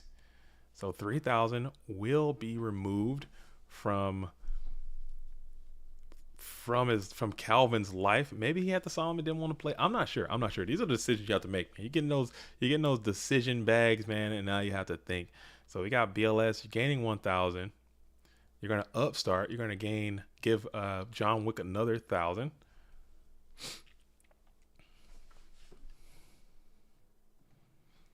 And now we're going to think about it. And you might be right, Nate Dogg. I think Heavy Storm is the only one, but he has his own snap. This BLS is just all over the place, dude. This BLS loves working for the enemy, dude. BLS is also a card that loves working for the enemy, as John Wick again thinks about it with no cards to play. I'm dying. And it was we're gonna set this card for banishment. It is a Slippery Sinister Serpent. So he did have the snatch steal. So snatch steals, BLS has changed control 17,000 times. He's been in the graveyard, back on the field, in the graveyard, changed control. He's been all over the place. He's been all over.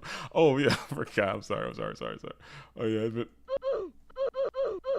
Bruh. Oh my God. It's been all over the place.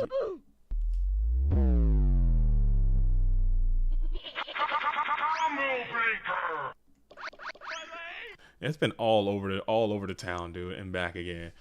So he's back, and we have BLS. We're in main phase 1. John Wick got 2 cards in play in hand, and we're going to go for Premature Burial. Premature Burial will target the Exile Force. It appears probably. Yep, that's the only card that you can really grab here. Exile Force will then use its effect with priority to target that BLS, put into the graveyard again. If we premature this BLS, I might have to just turn the damn stream off, man. That BLS is just all over the damn place at this point. We do have 1 set card on the field for Calvin, who enters the main phase 1. Checking the grave, we have some quality units are in the graveyard already. You got the pot, you got the charity, you got the BLS, you got Call of the Haunted, and don't forget the Chiron the Mage sitting in there. A little bit of spice, mixing it up.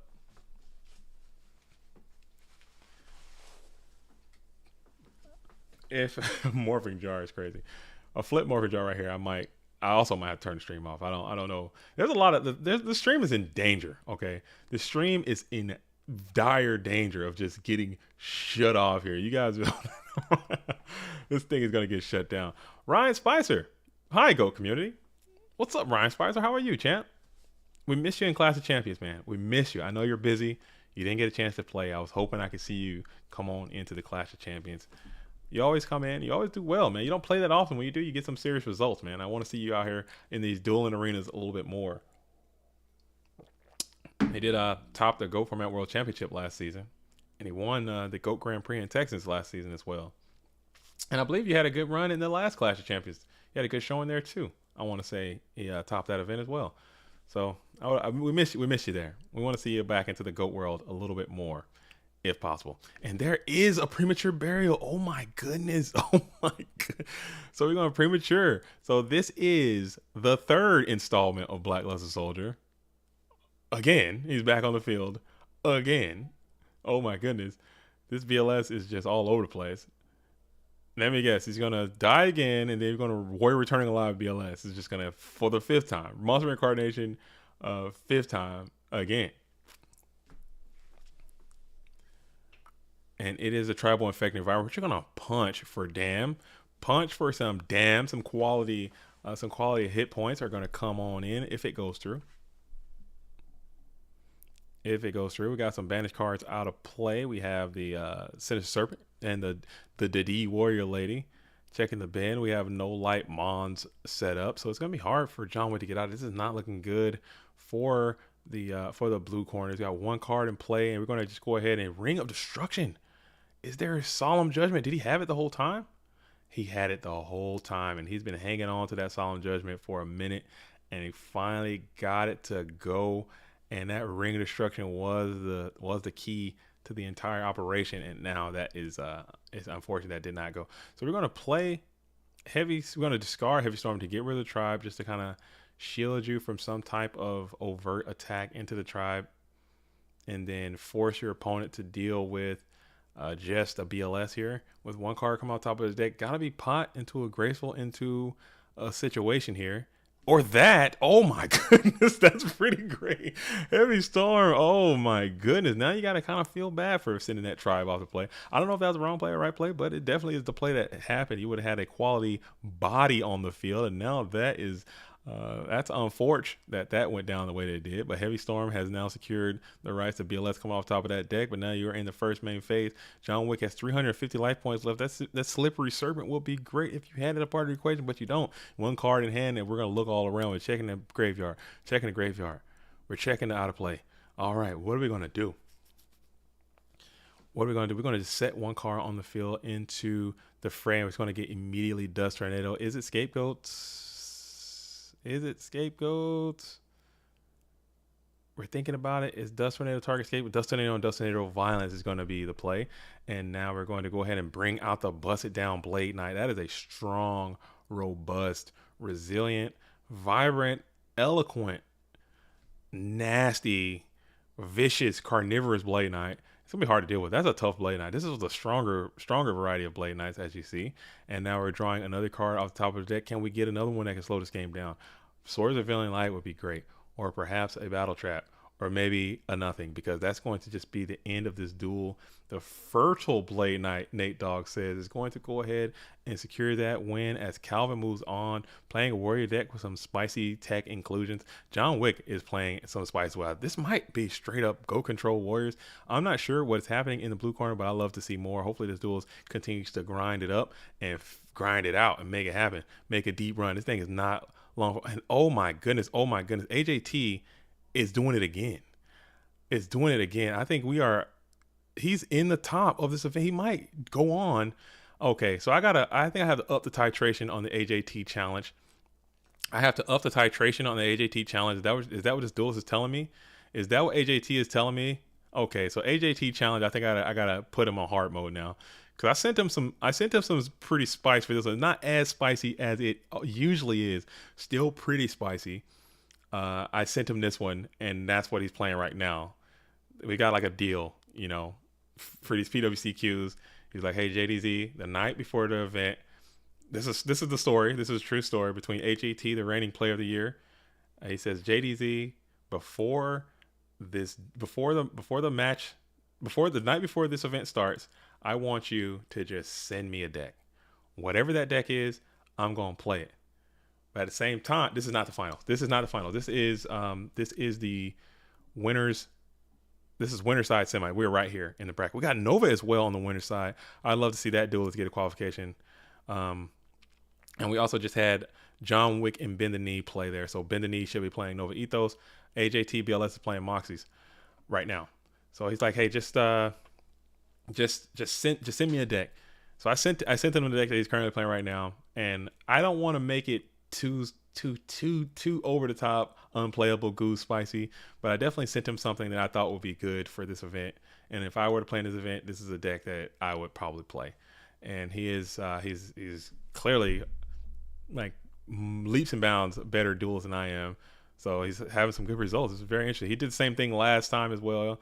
He played a deck that I sent, and now he's back on it again, doing pretty good. So I love to see that. And Moxie's is also getting after it lately, doing his thing. I think Moxie's is playing Chaos Control. I don't know what the hell is going on. I don't know what these duels are doing anymore. You think you have an idea, you think you know what's going on, and then blam, you don't. So that's what's going down. Moxie says you better not lose now, as the banter is growing in, as both of these duels are going back and forth, trying to infiltrate each other's mind space, which is another layer of this game. I know both of these duelists, who are multiple time FLC champions in their own rights, are trying to play that mental game in a friendly Canadian type of way. You know what I'm saying? I don't know if Canadian duelists are capable of serious beef, but both of these duelists hail from the Great White North, and they are longtime friends and or associates getting after it, doing their dueling thing. And we're going to go ahead and play the Metamorphosis on the Magician of Faith after that effect has been utilized, bringing out the Thousand Eyes defense and Thousand Eyes Strict in defense position, securing the rights to the GK Spy and setting it in the far right column in typical AJT BLS fashion before setting two more cards on the field of play and revealing Thunder Dragon for hand size and returning the power back over to Moxie's. Oh my God, my opponent plays cards, Evan says, with maximum satire and sarcasm. That's me. I tilt, man. I tilt hard. I do. I do that too. I'm like, oh my God, can I get a break? Can I get a break? But usually I say it to myself. I rarely say it to them because I don't want them to see me sweating, and I'll be out there sweating. You know what I'm saying? So we're going to go ahead and tribute set what assumes could possibly be the none other than the damn Guardian Sphinx. It could be anything. And you're going to go ahead and flip another Magician of Faith and get Graceful Charity for another activation of 3 cards in hand, discarding Nas again for a solid +3. That's robust. That's robust. It's a terrible violating feeling. It's a terrible violating feeling when you can't accost the sets, man. When those sets are just flipping and dipping and you can't stop one, and then they just keep sending them and you can't have an answer for it. That's a violation. because I at some point you gotta knock something. I don't know. So now AJT is thinking I might. Weird, says the red corner as we ponder. 20 cards have been used. We're gonna bring out the Chaos Sorcerer in attacking position. Entering 5 a.m. Why am I still up? Dude, you know you gotta be up because you're out here with it. You're all the way live and you're out here and you're lit. You're probably drunk as hell at DGZ. I'm sure you're absolutely faded. I'm certain of it at this point now. But you know what I'm saying? Just stay healthy. Drink some water. Make sure you're hydrating. Because you gotta go to work, man. If you gotta go to work, you're gonna have that hangover. You're gonna be feeling bad, dog. You know what I'm saying? Wow, AJT must be firmly located in Browntown as Moxie's reveals scapegoats as well. So this is going to be a high-level goat control type mirror. Ivan Flores, Chris John Wick, Ivan Flores says, damn, that was annoying. I should have been able to top 4 game. That was sad, man. There were some top opportunities you had. Some top opportunities. Write that down. That's patent penny. That's a copyright. Don't take that. Some top opportunities you had to kind of just get them on and punch in for that last little bit of damage. You just could not get there. That's unfortunate. That is unfortunate. I mean, a pot, that could have been great too. It's unfortunate, man. But you know what? We vibe. I like that. I like that game. That was a good one. That was a good one. So we have 1,000 Eyes Restrict that is equipped with the Chaotic Sorcerer who has hit the field. AJT appears to be firmly supplanted in Browntown right here, discarding a lot of real live quality mons in that end phase. I noticed that he sent the Sangan and the Koichi for hand size. Maybe you could have pitched that Night Ass, got back Magician of Fate, pitched that Night Ass, got back Magician of Fate, or I don't know, maybe pitch Night Ass and get some face in there and then discard. I'm not sure. I don't know how to play. Whatever. But he discarded some quality units. I don't know what's happening. I don't know what's going on, but it's very interesting. Drew a lot of cards. Hasn't really got the opportunity to get those things in action. But that's CC, man. That thing's going to brick and it's going to do its thing. Zogler says, what's the spice on AGT's deck, though? There's very little, like I said, earlier in the program when I was talking about this earlier, the duelist in the red corner is all about optimization. He's definitely an embodiment. When I was developing the Rex Speedman character, AJT was one of the duelists that I kind of used as a muse or as influence because of some of the things they say and how they feel about the Chaos Turbo deck. So the duelist is very into optimization. He's very into card advantage, the theory of card advantage. And so if I say, okay, I'm just going to give you this deck that is just maximum JDZ level goo, I don't think that will be fair. So I want to kind of ease into it and each time get more and more gooey as we go along. So this one, it doesn't have a lot of goo necessarily. It's but it's definitely, it has goats in it at this point, which is what I wanted to see. So I wanted to see if we can play goats at a high level and bring it back. But little did I know, like every duelist in the whole tournament will be playing a control deck. So here we are. All right, so we're going to go ahead and play a pretty thick Heavy Storm here. Heavy Storm is going to remove the effects of Thousand Eyes and Chaos Sorcerer and his own set card. AJT is sitting on 2 whole cards. Brandon Parker says, "Gotta cut that card. That one to drop on that more drop." Yeah, that's the optimization. You know what I'm saying? That's how you get you streamline your whole deck, which is what most of these Chaos Turbo players are doing. All right, so we're gonna go ahead and play Wing Blast, discard Night Ass, send Chaos Sorcerer back to the top of the deck, which is interesting. That's pretty neat. And now Moxies will think about that.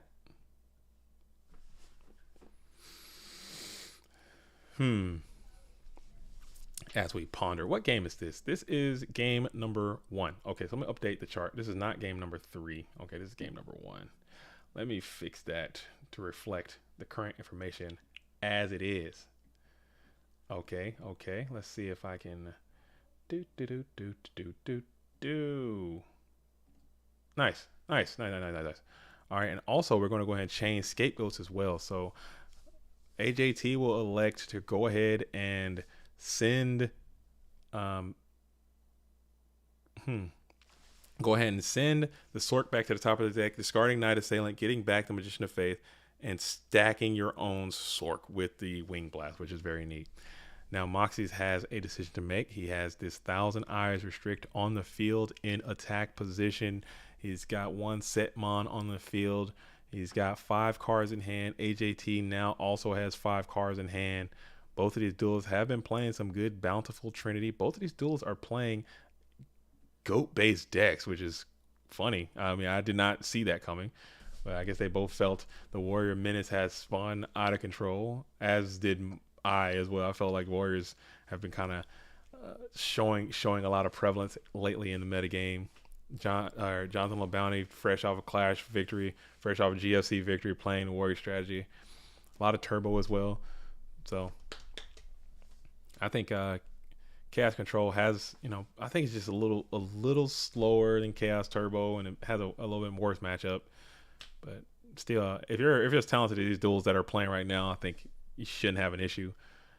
We're going to enter standby phase. Main phase 1, 1,000 Eyes Restrict still stands alone and unafraid in attack position.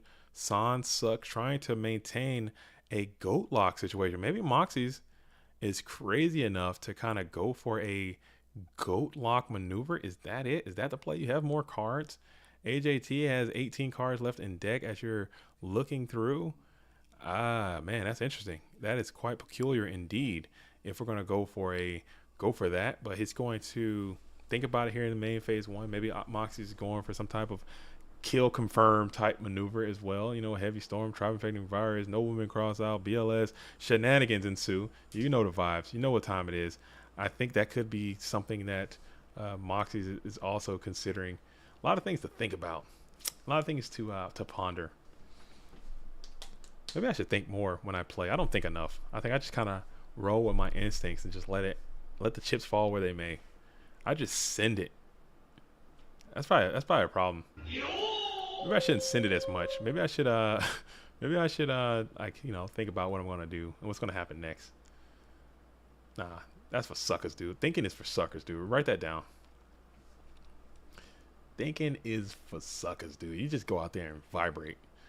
And we're gonna go Metamorphosis here and go double 1,000 Eyes. So Moxie's actually might be fully committing to a GOAT lock situation.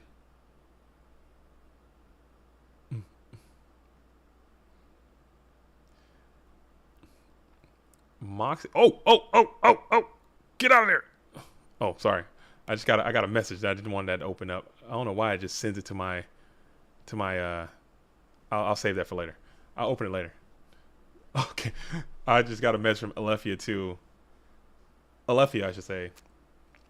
Oh man, we got a banger. So we might have a banger coming up for you guys later on. I just got a message from him. I didn't want to open that up. As a matter of fact, I'm just gonna close this right here so nobody can. We're gonna close that. Okay, cool. I don't know if you guys saw that. Maybe it was open for a brief second. So we have a double. This is my kind of game. People hate these kind of games. People hate them. This is my kind of game. Just 2 nasty 1,000 Eyes Restricts on the field, getting after it, locking down the board. We're going for. I think Moxie is fully committed to a GOAT lock type situation. But AJT does have the answer. We can just go ahead and play Nobleman Cross Out on your own card, which you have to do sometimes to get out of that GOAT lock situation. Banishing all copies of Magician of Faith from the decks. Okay, sending 2 from Moxie's deck, 0 from your own deck, as 1 is in the graveyard, and I believe you know that 1 is in your own hand due to that Knight Assailant's effect. I believe. So now you have 1, 2, 3, 4, 5, 6, 7 cards are in play. 2,000 Eyes Restrict. We're going to also go ahead and reveal the Delinquent Duo coming in from the top of the deck, from the bottom of from the floorboard there, as I say, coming in from that Spell and Trap Zone that was set on the field. We're going to Delinquent Duo. We're going to rip. It is the card destruction. So Moxie's was kind of committed to a deck out situation already. That was neat. He was going for it. He had a plan. And then AJT just kind of squandered that with a Timeless Delinquent Duo. It's going to go ahead and rip. All right, then we're going to go ahead and limp the Chaos Sorcerer out in defense position. Chaos Sorcerer will come on out and then use its mighty effect.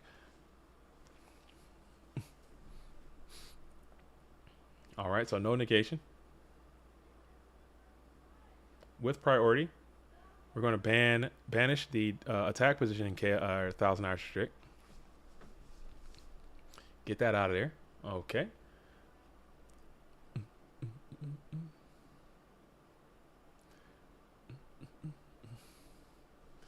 All right, I might have to yell at my kids for a brief moment. Give me a 1 sec. No, I think I'm.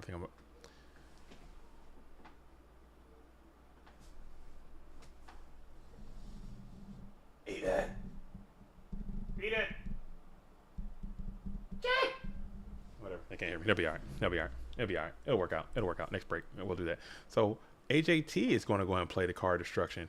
AJT is going to card destruct, and we're going to send the entire hand to the bin, losing some serious mons. And then what are we going to do next? Cool. Get back to Night Ass. Get back to Night Ass. Sick. All right. Sorry. Got some stuff going on behind the scenes as well, but we're going to lock in. It don't matter. This is game number 1. We have a control mirror. And now we're going into a metamorphosis scheme of your own. So we're going to go ahead, play meta, remove GOAT. Bring out your own purple sucking menace. Use its mighty effect to target.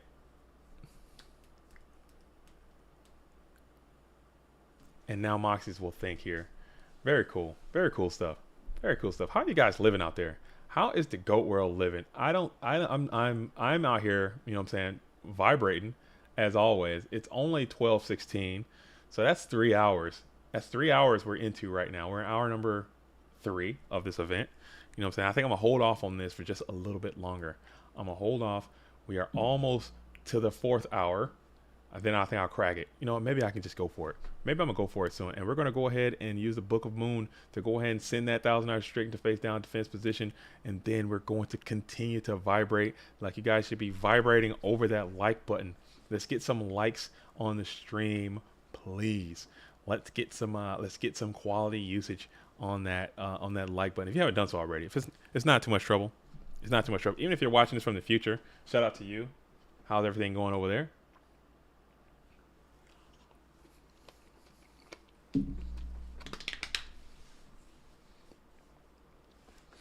$22.17. It's 12:17 here for me. 12:17 p.m. Shout out to all the people over in Europe, all over the GOAT world, man, out here getting after it. We got DGZ forever. Shout out to you. Shout out to Zogler over there in Greece. I'm gonna come to Greece one of these days too. You know, shout out to all you duelists around the world hanging out with us. If you're going strong for some goats on this beautiful Saturday, like I said, thank you for that. And we're gonna flip pop, blow it up. Okay, we're gonna blow it up and then probably just double chaos here for the Dublinsky is probably how this thing will go. Oh, just a one-ski, just a one-off. But now you got Ring of Destruction, which is a real threat. Let's see if that thing gets slammed onto the field. That's probably one of those is probably it. As we enter into the standby phase, check your GY, see what you can do. Go into the main phase 1, play heavy, ring, and that's going to end it. That is how it gets down sometimes. So it is going to be a 0-1. AJT will fall to Moxie's 0-1. All right, so let's go ahead and read. It says, had goats, should have set, gave you the game. F. Just a F. F in the chat for POTY. You know what? You got the card. Storm in the graveyard. No reason not to set. And tribe. But yeah, low odds as these duels. A little side deck banter as they discuss some of the plays that happened and did not happen in that previous match. But yeah, that was a lot of bulky damage. Have the tribe down there, have the goats, and then something will happen. Yes, come to Greece every day, all day. Feast. I would love to come to Greece, man. I would love that. I look at pictures. I think, honestly, if I do come to Greece, I think I have nothing but disappointment coming my way because my level is so like I have it so high. It's set on so high because I see the pictures of like the buildings and the water and like the rocks and like the blue capped thing, and I see the food. Man, Greek food just looks so good, and I'm like, man, I want to be there. I can only be let down because it's so high. It's like through the roof, man. It's through the roof. I can't wait. I want to go. I want to do like a whole European trip.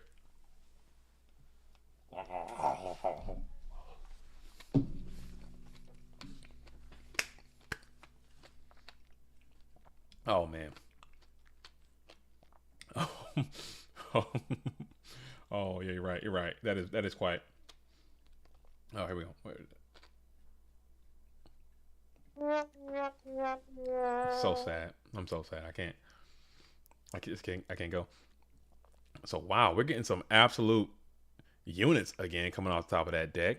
We're gonna do a Grace, Thunder, Pot, Upstart situation. We're gonna go ahead into a Dusty Boy. So a Trap Dusty Boy is gonna come on in and be played using that Dust Shoot on Moxie's entire hand, getting a perfect picture of the information as it currently is, how it is, and what it is.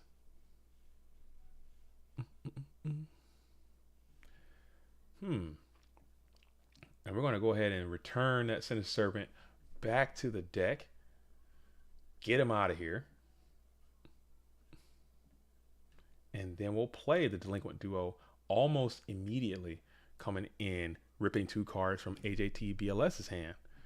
So hitting the Chaos Sorcerer, and we're going to hit one more.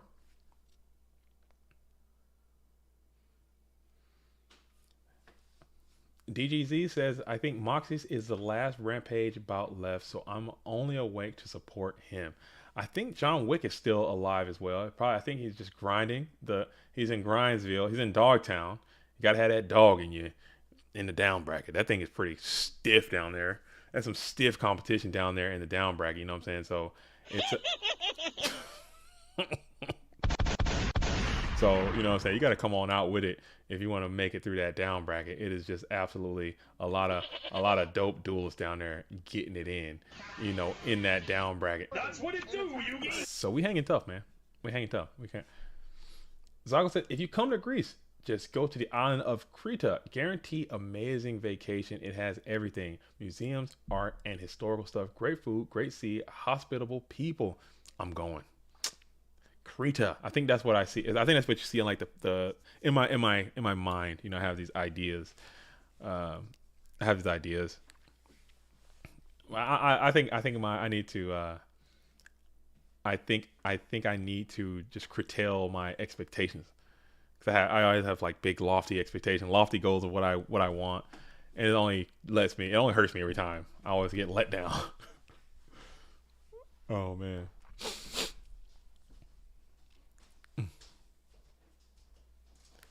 Hold on for a second. Hey, E-Dog, where's your younger sister?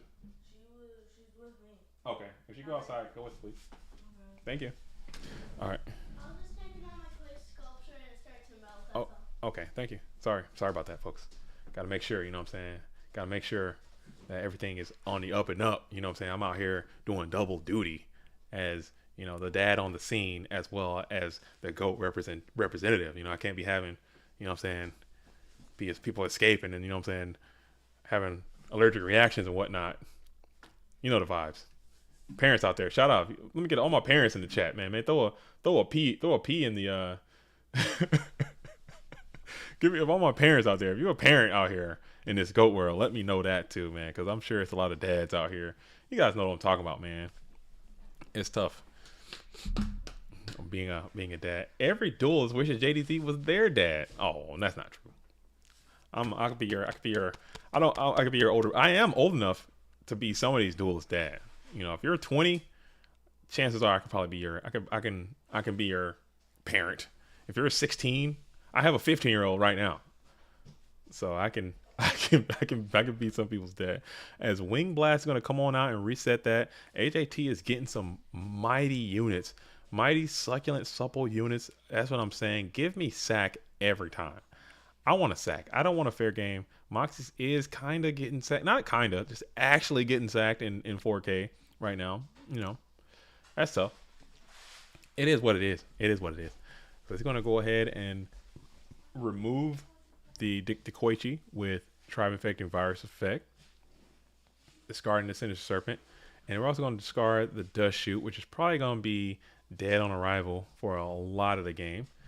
And we're going to send that Sangan to the bin. Moxies will get a search. Whatever that search for here. Let's see what it could be. Maybe even GK Spy, I guess. I don't damn know. Yeah, GK Spy is probably pretty good. Because at least you'll block off an attack, and then if you want to kill the spy, you have to sacrifice your own guys too. So I guess that's quite fair. That's quite a good choice. And then you're going to go ahead and draw for turn, and then we're going to give it a shuff dog before making your maneuver. 2 cards in hand versus 5 on the play. AJT has elapsed all of the good Trinity. Sending all that stuff to the bin. Get some quality usage out of some of the best cards in the format. And we're just going to set one over to Moxinator, who gets back the Serpente. We're going to slam it right into the first main phase. And then we're going to go right on into that battle phase. Go ahead and reveal what is to be none other than the GK Spy. And let's see if AJT elects to just clear him. Never mind. We're going to go ahead and set one down in defensive posture first before making that decision. And we won't. We'll just go ahead and keep all the GK Spies and roll the dice for another tribe survival before electing to continue on.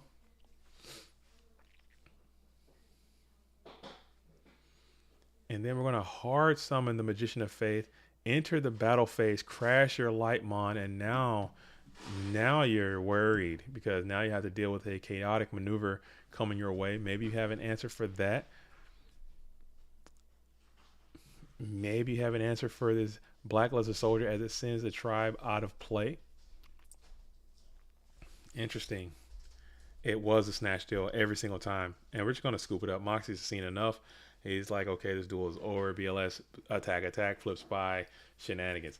Okay, so Moxie's seen enough. And now we're going on to a game 3 situation. I gave the win to the wrong person. Son of a... Okay, forget that. Moxie's won game 1. I was wrong. My bad. My chart updating progress is not getting bigger. I think I might have to crack into the 5-hour a little sooner than I would have initially liked. All right, these duels are getting after it. We are going on. This is a game 3 situation. Moxie's won game number 1. AJT won game number 2. Regardless of what my chart said, it was incorrect. And now we're going on to game number 3. Cool. And Moxie's electing to go first. Go ahead and displaying the Thunder Dragon is going to send that out of the hand to the grave. Add 2. And then Moxie's get some good old trend, trying to take over the sack train, playing the Pot of Greed.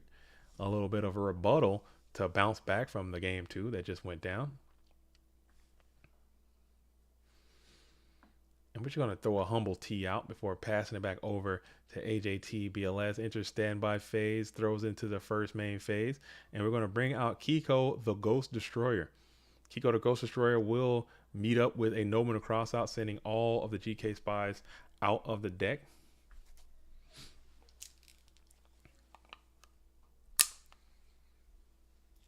None to be had for AJT. And then Kiko, the Ghost Destroyer, will go ahead and crunch on in for 18. Will that connect? And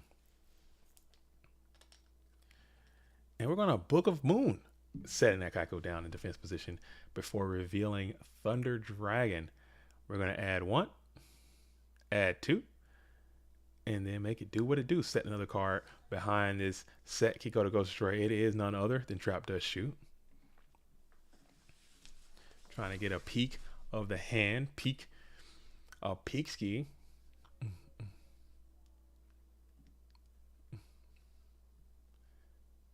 Yo, Scully, JDD, have you JD, ever play any Yu-Gi-Oh video game? I played them all. Wait, hold up.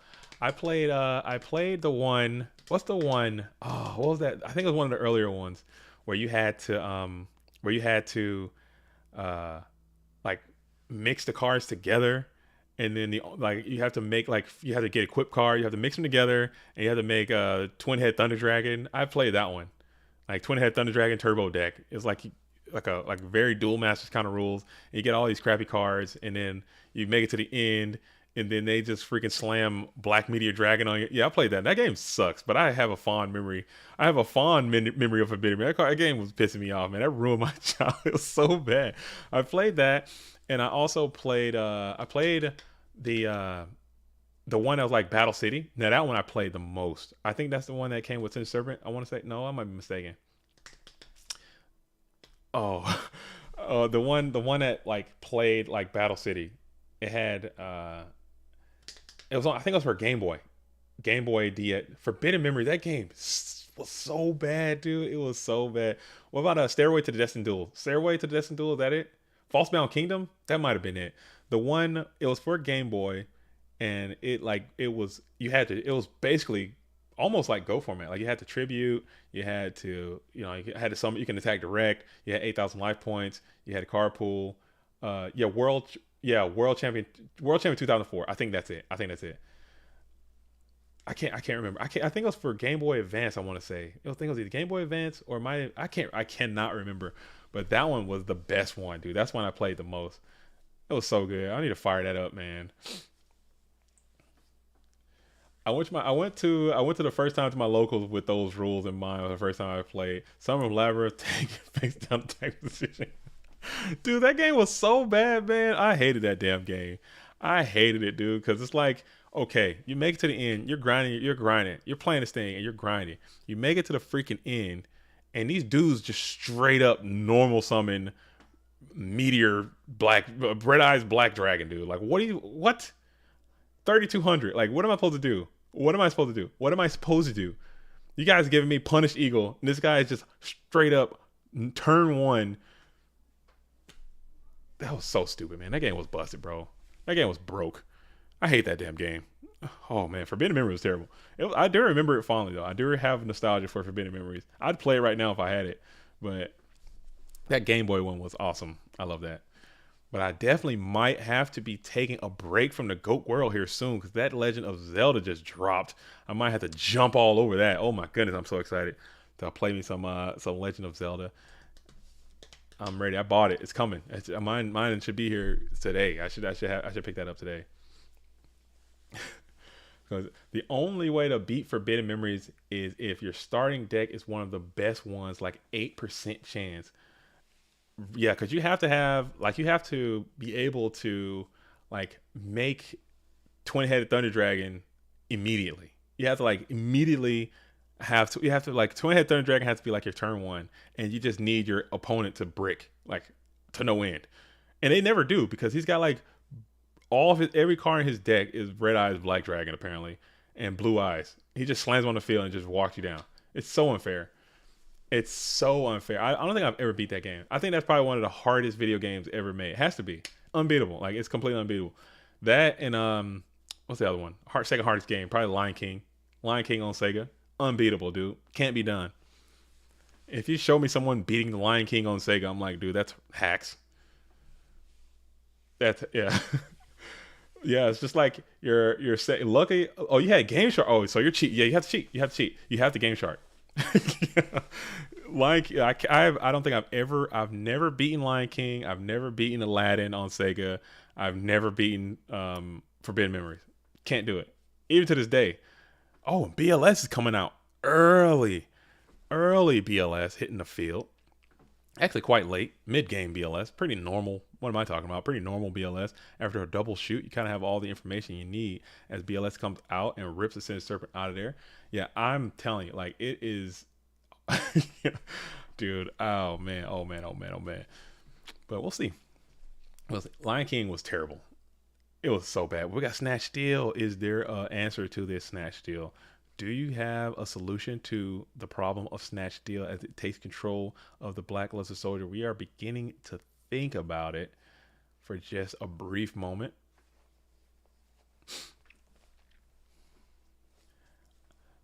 Mewtwo Struck Back says, I beat Teenage Mutant Ninja Turtles NES without losing a single turtle, which sounds on par with what you're talking about with the Lion King. That seems pretty impressive. That seems like a pretty impressive feat in order to beat Ninja Turtles without losing a single life. But Lion King is no match. Lion King is it's unbeatable. Like, the game is insane. And they don't give you nothing. Just imagine being a 7-year-old. You got your Sega. You just left the theater. You're watching Lion King, and they drop the game along with the movie, and you're like stoked. Like, I get to go on this magical journey as a lion who is finding his way into the kingdom of Pride Rock, etc., etc. And then this happens to you, and they don't give you any instructions, no buttons, no nothing. They just send you out there on this mission alone and unafraid. Mucho unfortunate. But Moxie's come to play. He's got this Solemn Judgment. He's got this. He tried to go for the Wing Blast on the Snatch Steel. It was negated by Solemn Judgment. So now BLS is working for the enemy again, along with the Koichi, the Battle Channel Locomotive. AJT is in a real bind, a pickle, a predicament, if you will, as his graveyard is not set up. There are no Dark Mons. There is, in fact, one of those cards in hand is indeed a Thunder Dragon. So this is looking quite cooked for the Player of the Year, I might add. But we're gonna go ahead and elect to trib up to just push for some bulky damage. I guess Moxie's electing to play around a Breaker the Magical Warrior situation, or perhaps a Heavy Storm situation, by tributing that Black Luster Soldier and getting them out of the equation and pushing for bulky damage. Upstart Goblin is going to be played by AJT BLS, who then sends Moxie's 1,000, 5,000 left, and then we're going to summon the Tribal Infecting Virus. And you're going to go ahead and utilize his wonderful ability to destroy all types on the field, declaring Thunder in this particular situation before battling into the Koichi. So you're getting some good value out of that Tribe Infecting Virus. 2 cards left for the Moxinator. And the Chaotic one will find its way to the field as well. Banishing the Tribal Infecting Virus. Now AJT is playing off the top of the deck, needing a quality unit to come to the hand right now. And we're just going to set one on the field with Haste and Vigor as Chaotic Sorcerer prepares for an attack, and it connects as well. So this is the last card of AJT. Can't seem to find a solution. It is going to be main phase 1 Setmon before throwing it back over to Moxie's, and it was a Nomen Crossout coming off the top of the deck there, and it's GG's all around. Well played by both duelists. There was, you know what I'm saying, this is how the game goes sometimes. Shout out to AJT for managing to make this deck work. It's still not the most optimized deck, but it's definitely something that AJT is doing. And you're gonna meet Calvin. Moxie's has to meet Calvin. Bend the Knee, this duelist is called, who has also made it to the winners final. Shout out to Calvin. I don't think I know much about this duelist. But he's definitely in the winners finals. Okay, so shout out to Calvin. All right, as we're checking the rest of this top 16 in the down bracket here, we had, like I said, let me refresh this. My thing is not even updating. There we go. All right, now pull this down to the top 8. We still have not gotten completely to the top 8 just yet. We're still in that top 16. So let's bump that back over to 16. All right, so here we go. Here's your top 16. We're going to stick with Moxie's and Bend the Knee here. We're going to watch that. That is your winners finals. Both those duels probably taking a little break. Moxie just had been grinding Chaos Control all day. So, probably take a little water break activity. And then we got down also to complete the rest of the top 16. We got Dali, Icarus. They're dueling out right now to face John Wick. We have Michele Samino, who went down to Rabbit. Rabbit is waiting already in the top 8. We have Delinquent and Goat Trinity, who have also entered what I believe is the top 8. They're dueling out right now. Winner of that goes into Nova Ethos. All right, cool event, cool situation. Everything is going on. Again, I want to say shout out to all of you. John Wick has dropped. Oh, wow. Okay. Oh, wow. He dropped out. Okay.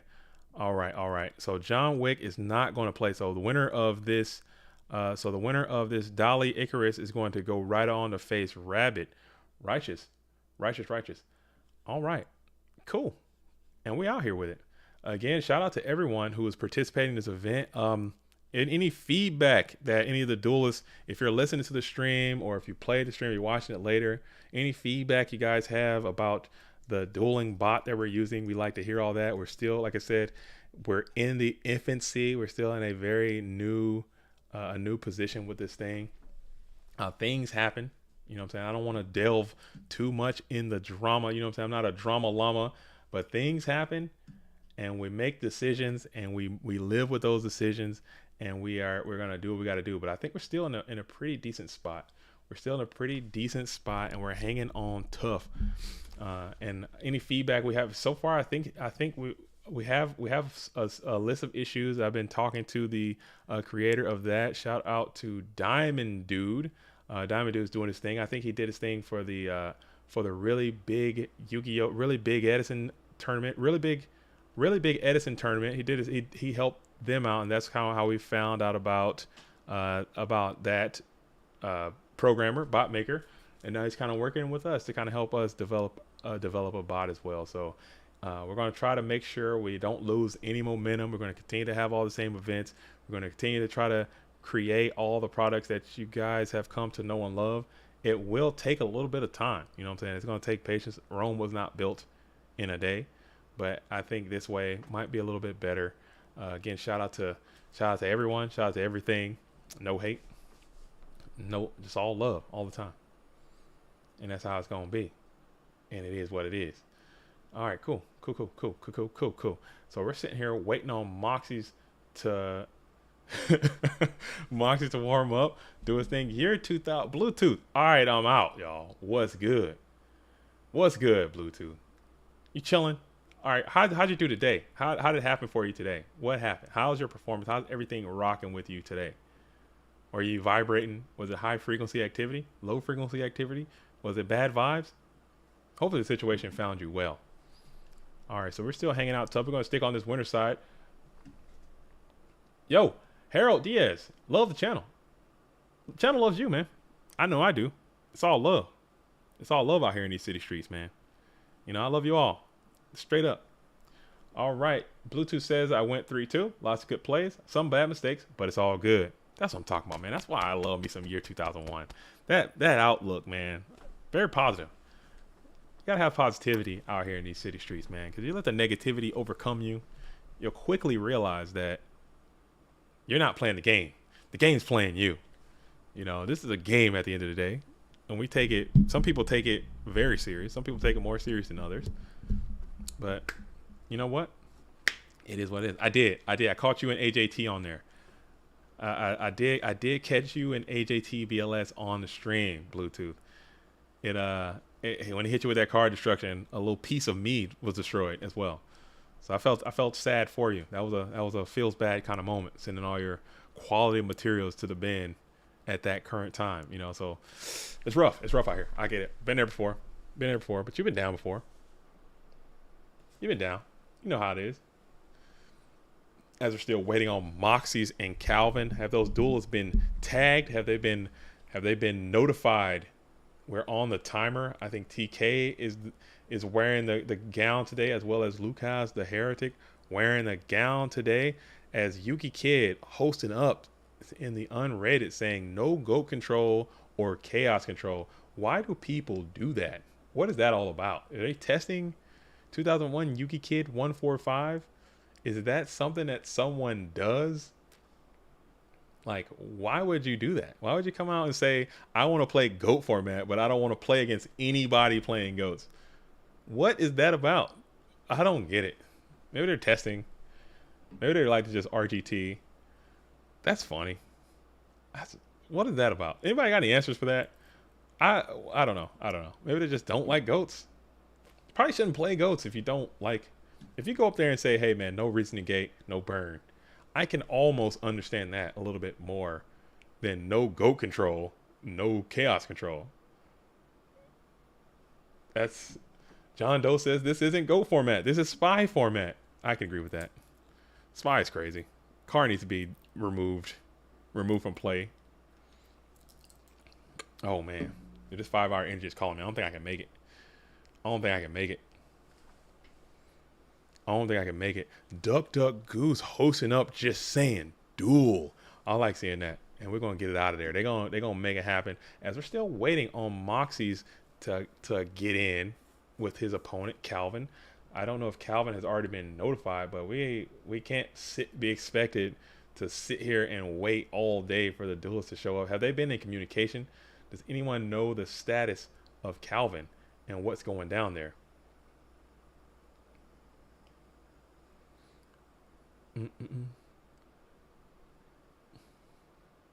Oh, okay. So yeah, there has been okay,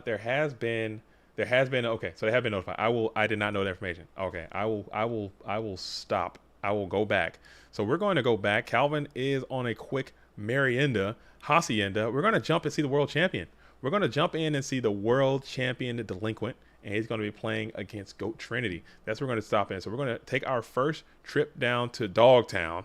We're going to go take our first tour down to Dogtown and see what the world champion delinquent 2021 Go Format world champion delinquent is going to be playing against Goat Trinity. And I will update the chart to reflect that we are now in Dogtown. We are now in Dogtown. Okay, let's see if I can get this.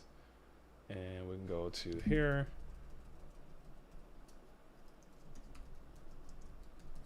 All right. And Delinquent back on the Reasoning Gate strategy. He's been playing this deck pretty consistently all year. Like gangbusters, like clockwork, if you will. Playing Reasoning Gate. Is this working?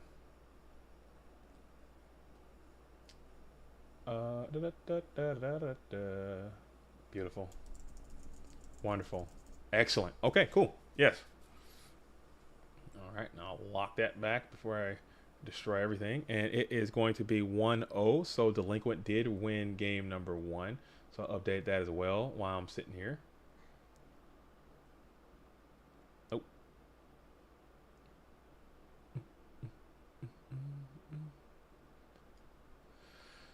Oh, all right. Cool.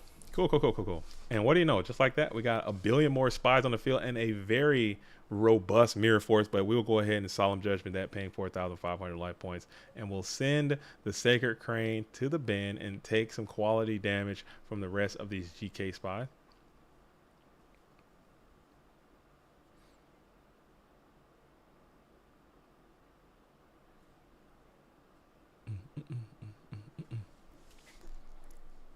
A little bit of there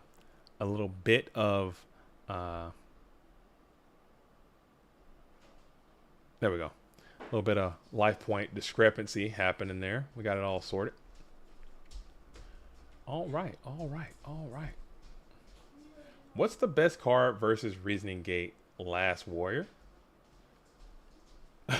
So I was going to say, who's the best dog duelist of all time? The dog. Who's got the biggest dog in him? The biggest dog. Ghost Rider is built like his built dog. Like Ghost Rider is quite canine. So it'd probably be Ghost. I like Ghost Rider as a dog. The dog of the day. He grinds hard, man. He grinds all the way from the loser bracket most of the time. We got quite a few dogs. I don't have a dog in this fight. Oh, Spell Canceller, Karibo are great too. What's the best card versus Reason Gate? I think the best card. I've been having some, when I play them, I have luck with like cards that you can play for other matchups. I think Trap Dust Shoot is actually quite good. People don't like to hear when I say that. They think I'm wrong. But I like to get Trap Dust Shoot out of there because you get especially you're playing like Solemn Judgments too. You can Trap Dust Shoot. You can take a peek at the hand. You probably can like remove one of the big parts of their play, and then you can negate whatever you need with your Solemn Judgments thereafter. Spell Canceller, if you have that, if you have a Spell Canceller in your deck and you can manage to get it to your hand and then secure it to the field, a lot of times that's just good enough to just immediately win the game. Same thing with Last Warrior. For a time, I would play just Cyberstein right away. Cyberstein, turn 1, pay 5,000, make Last Warrior, and sometimes that would just be good enough to just win the game right away. You can, if you play Metamorphosis, sometimes Scapegoats and Thousand Eyes can get there. If you can make Dark Balter, that can get there. Jowgen is pretty good. Anti-spell fragrance is pretty good. There's a couple ways you want to go after that deck. I think if you can have cards that can interact with spell cards, which is great. If you can have cards that can remove cards from the hand, that's great. If you have cards that can stop special summoning, that's also great. And just an over attack on their HQ, like just sending a bunch of attack, get them below 2,000 is very critical because Dimension Fusion is a huge part of what this deck's trying to do. It's a good thing. Scully says Stein is too risky. I mean, sometimes the deck plays Snatch or Brain Control. That kind of sucks. Or if they take control of the Last Warrior, that kind of stinks.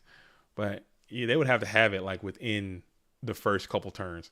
So if you go Stein, Last Warrior, chances are they might be heavily depending on a Reasoning, Monster Gate, Scapegoat kind of thing, and they can't play those cards. You only have to hit with that thing 4 times and you can win. So that's 4 turns. You would have to protect it or keep it alive and not, or because it's going to come out and blow your Stein up anyway. You just have to not get snatched, not get brain controlled, not have them wall you out with their normal summons that they're very limited on anyway, and then you just kind of can coast to victory. Mind Crush is a slept on side card. Mind Crush. I mean, if you have the Dust Shoot Mind Control, Crush Shoot as they called it back in the day, getting Crush Shoot, it's just so hard for it to come up. I think it could be better now, especially everyone is playing Thunder Dragon. You're going to get some value out of it. Everyone's playing Tsukiyomi most of the time. You're going to get some value there. Assure Priest, if they're playing Ghosts, bounce back to the hand, you're going to get value there. If you're playing cards like Golem Sentry or playing stuff like Compulse, maybe, I don't think people, or Wing Blast even sometimes is good with Mind Crush. It has value. It can be played. I've always liked DD Designator in Mind Crush. That's a good combo too. That's pretty good. I think DD Designator is severely underplayed as well. That card's pretty neat. Yeah, because you can DD Designate, call Sinister Serpent, banish it, get a peek at the hand, and then you can Mind Crush everything else that you want. That's pretty cool. Have you ever had somebody I've had people like play Mind Crush before and they just go in blind, like a blind crush, and then just hit your BLS or something. That's so funny when that happens. I mean, I don't do it that often, but it's people do it. Someone's done that to me. I was like, oh, you gotta be kidding me, man. Come on, man. But you kind of have tendencies sometimes. Like me, I have tendencies. I'll check my graveyard. I'll I'll hold a card in my hand when it's dead or whatever. So it kind of alludes that, hey, it's BLS. So you set that Mind Crush and just YOLO BLS. And sometimes it works. And you can just shark, like, hey, man, I call BLS. And you show them Black Luster Soldier Envoy of the beginning. You know what I'm saying? Like, you said BLS. You didn't say Black Luster Soldier Envoy of the beginning. So I'm sorry. I don't know what to tell you. I don't play the ritual. I'm kidding. Don't do that. That's kind of cheap. Don't do that. But Lightning Vortex. Yeah, Lightning Vortex is great. I love Lightning Vortex versus the Reasoning deck. Lightning Vortex is great because they're always going to have a chunky field. They're always going to have Mons. They're going to have Scapegoats. They're going to have a bunch of crap. And chances are they've already committed everything they have to that one play to get a big beefy board on the field, a nice juicy board. You hit them with a tiny Lightning Vortex, blow all that stuff up, and it's going to be hard for them to recover after they've pot committed all their nutrition to the field. So we're going to play Scapegoats while Jinzo is still up, which is pretty neat. So you can't negate that Scapegoat. And then Jinzo falls. Harold says Soul Release is also slept on side. I don't know if I bring Soul Release in for a Reason Gate, but we were talking about that earlier too. I think Soul Release has a position. Cyrus Stein has been Go format retired. Oh, Scully, come on, don't tell me that. Scully, you were cooking with that Cyrus Stein, man. I think you need to bring him back in. We need to see Cyrus Stein back in the fray. I saw Scully out here absolutely going crazy with Cyrus Stein in that Magician of Faith. Scully, did you ever get that third Magician of Faith? Did you ever get the other super rare Magician of Faith? Do you own that now? Do you have one? I know you were on a quest for a long time to get that Magician of Faith. Do you have it now? Is that something that you possess? I need to know if there's a happy ending to this story, to this tale.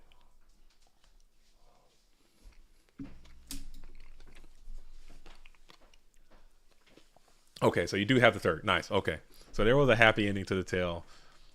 As we're going to go ahead and Giant Trunade, getting back your own BLS to hand, which is quite good, I would say. And then we're going to go ahead and Mongate is going to mill some cards for the blue corner, and it is the Toon Cannon Soldier. So you might be able to do some, you might be able to get loose. And I love how Delinquent does it. Whenever he plays the Toon Cannon Soldier, he always just brings it out in defense position. He always brings it out in defensive posture because you can't attack with the damn thing anyway. So why even set yourself up? And there it is, Lightning Vortex coming in for the world champ out there, blowing up this entire board. So now you have to think, and you're going to go ahead and try to attack in, and this could be the end of the game. And there it is, GG. Giant Trunade, Lightning Vortex, BLS Swing, Cannon Soldier, Pop is going to end that duel. That was huge. That was huge. Toon Cannon Soldier might be the way to go with this deck. That was neat, man. That was neat. I like that. Very cool. Very cool by the world champ. Okay, he's going on. So now we have a spice battle right here. We have RGT versus Zombies. I don't know who has the edge in that matchup, who has what's going on. So far in the remaining portion of our event here, we have Delinquent, who just defeated Goat Trinity. Shout out to Goat Trinity. And now we have RGT. We have a Zombie Spice, looks like. We have Rabbit, I think, who's playing Warriors. We have AJT, who's playing Chaos Control. And we have Dolly coming in onto the build. So we're going to hop on in and see what Dolly and Rabbit are doing as we're thinking about it. So it's a little bit of diversity. Turbo is down today. A lot of the Turbo players who typically play in these events did not elect to play, or they dropped out early, which is fine, you know what I'm saying? Which is all well and good, seeing some new blood coming into these GOAT format tournaments.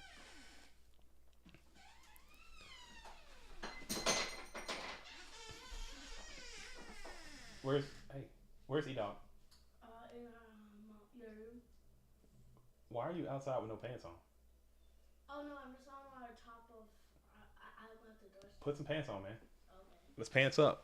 We're going outside. We need pants. All right. That's important. I'll take it to jail for indecent exposure. All right. Sorry. All right. Sorry. Sorry, Hater. I thought I'm not muted. I'm not muted. Kids want to be outside with no pants on in this. In this house. Come on, man. Let's be real. All right. So where are we going? We're going to Dolly, who is let's go Rabbit. Let's type in. Sorry about that. You guys are getting a peek behind the curtain. You know what I'm saying? Usually the wheels are falling off on the program. the wheels are falling off the program, and we're gonna be what it is. Has Rabbit and Dolly fired off yet? Has that taken place? I think they should be playing. Let's see what's happening here.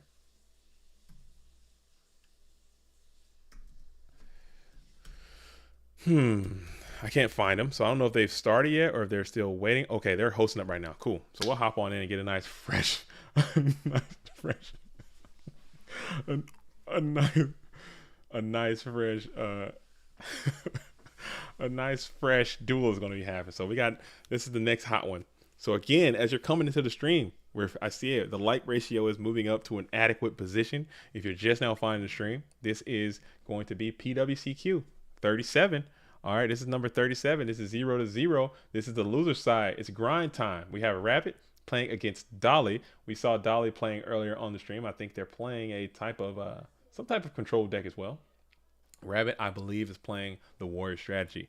Okay, shout out to Rabbit. Shout out to Safari Zone, winning season 2 of the Go Format War League Championship and everything like that. It's Oh, Chase, that's what I'm talking about. We got some other fathers in the building. We got some other fathers in the building. All my fathers out there, say what it is. Chase says, it's all good. I'm holding my daughter while watching this. You're teaching her lessons too. Yes, you need pants in order to leave your house. You cannot go outside with no pants on. That's just not the way. Decent society that we live in a city as well. And now Rabbit's going to come on out with an immediate delinquent duo followed by an immediate rip. I like that. I like that. Rabbit is an OG. Rabbit goes way back. You know, I didn't know that. I wasn't aware of that. I know he went back. I didn't realize he went way back to, you know, GOAT format was GOAT format type thing. And we're going to go ahead and duo Kaiku Wop. Duo Kaiku set 1, 2, 3, 4. A little Kaiku Whopper is gonna hit the field. Very cool and very neat. I like that. I like that. So we're gonna go ahead and hit the main phase 1, and it's just a terrible spot to be in. I hate sitting behind Kaiku, sitting behind 4 set cards that you have to kind of go through. But we're gonna bring down the Exile Force. It appears that we have a Warrior Mirror. I might have been mistaken in my earlier cause that this is not in fact a control deck. I think it's Warrior Mirror that we got going on here.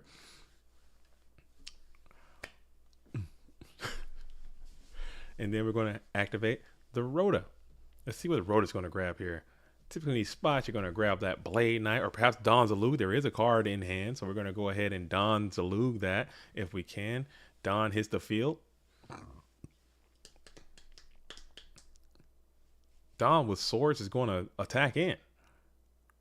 And we'll connect. Oh, that's a bingo. We hit a bingo. Look at that. And as Don Zalug is going to rip Kaiku the Ghost Destroyer from the hand. Donnie Z with swords doing his thing. Very buff and robust. All right. Oops. Close. Yeah, that's this one right here. That's Don Zalug right there. Let's close that back. We'll update that here. Here in a moment. Oh, what am I doing? Oh my goodness. I am just like all over the place. Why is that even open? What is happening right now?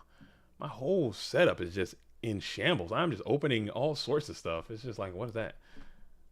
What is that? All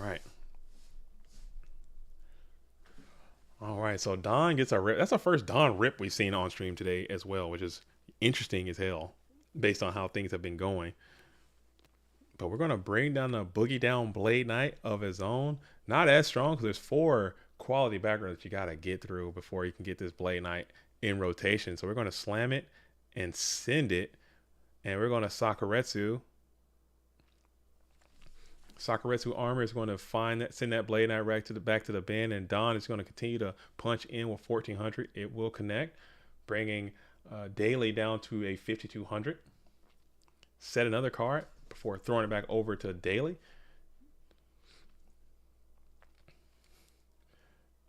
Don Rip could be a bingo. Oh man, let's hope not, because I forgot. Oh yeah, I didn't mention this earlier. If you missed it, I think the bingos are now going to be associated with some type of punishment to me. So I think if we do get a bingo, I have agreed that I'm going to eat an entire lemon on stream as a punishment or as a prize. I don't know what to offer. What can I offer? So we're gonna say, hey, we got bingo. I'm eating a lemon is what's going to happen. I don't even have a lemon, so I got to find a lemon first, and let's see if I can get a lemon, and then if we do. So I'm kind of hoping we don't get a bingo, but I kind of want to do that. I want to see if I can do it. I need some vitamin C in my life anyway.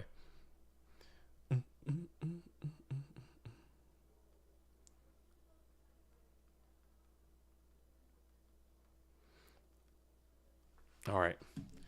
So cool. We'll see. Unless you guys can think of something else.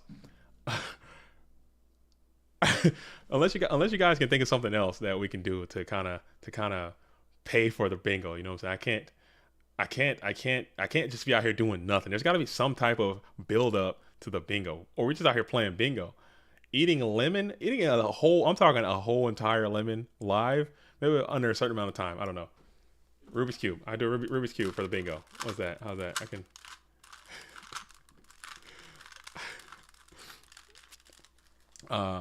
Release the OF. Release the OnlyFans. Is that OF is OnlyFans? Nah, nobody wants to see a Jay Diesel, the middle-aged weasel out here on OnlyFans, Scully. We're not there yet. Oh, I'm getting word. Oh, shout out to TK in the building. He's saying that the A winners final should be starting in 5 minutes. Okay, so what we'll do, we'll rock this. If we can get those, can we have those duelists halt? Can they just come to a stop? Because they can't do anything until this solves itself anyway. So if we can get those duelists, they can continue to take a break if they can, and watch this at least to finish this game. And then once this game is over, we'll jump over. If we can do that, can we set that up, TK? Is that possible? I think that would be the best way, because I don't want to just leave it. And it's a warrior mirror. It shouldn't take too long. It shouldn't take too long.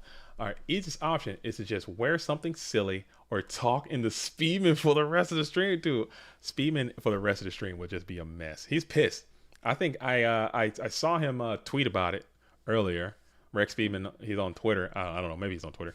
And he said, hey, man, this event is not real. He says, a fake event. Well, let me read it. He says, hey, JD, what are you doing? You're a bum. This event is fake as hell. There is no turbo in the top 8. Yeah, so he's out, dude. He's not even watching this anymore. So he won't even. He's not gonna. He's like, they said this event is whack, and there's no turbo. I'm out. Peace sign. He says. So. Oh, Scully says you meant Only Fiends. Oh, Only Fiends. Dude, that'd be a funny video. An Only Fiends deck, dude. Like OnlyFans. I bet we can make a rock and roll Fiend deck, dude. I bet we can make a Fiend deck that'll just clap someone's buns severely, dude. Fiends are a mess. Fiends are great. Fiend pure deck. Only Fiends, dude. And just send it. All right, they're gonna wait. So they're gonna wait after this game. After this game, we're going to jump over to the winners finals, and then we'll probably come on back to this. So these dudes are going to wait. And then we're going to go ahead and mirror force. So, yeah, Rabbit is just absolutely getting after Dolly here. And, that's how it goes, man. You know how that's the warrior mirror. Once the first player, and this is what LeBounty mentioned in his interview. If you had a chance to see that, he's talking about the warrior deck, talking about Clash. Okay, so we're going to back out of this game, and we're going to go see the championship, because I don't want to keep the top tables waiting. So we're going to end this warrior mirror. Shout out to Rabbit, shout out to Dolly. Good luck to both of you duelists. We're going to back out of this, and we're going to go see what Moxie's and see what Moxie's got going on, and Calvin. We're going to see what they got going on. So Moxie's is hosting, and they can go ahead and fire if both of those duels are ready. So yeah, that's what LeBounty alluded to in that warrior mirror.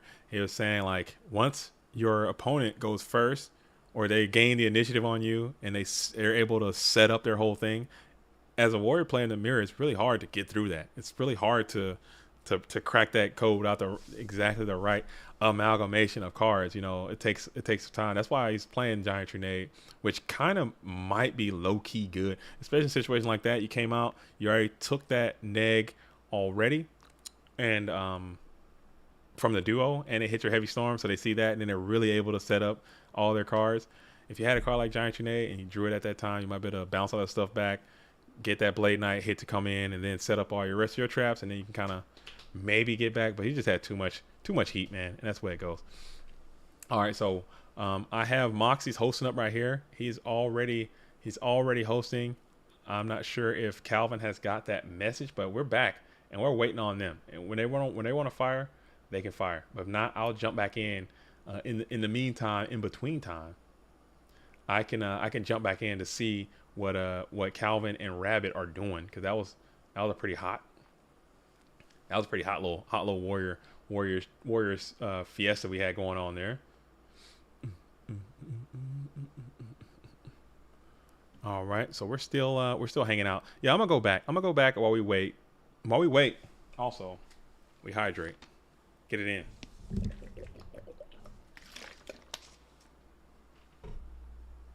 I need a little bit more of that. That water was hitting.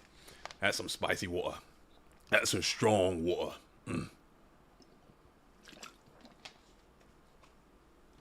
Oh, that's quite strong. Yeah, that's quite strong water indeed. What's that? Does JDZ play in the World Championship qualifiers?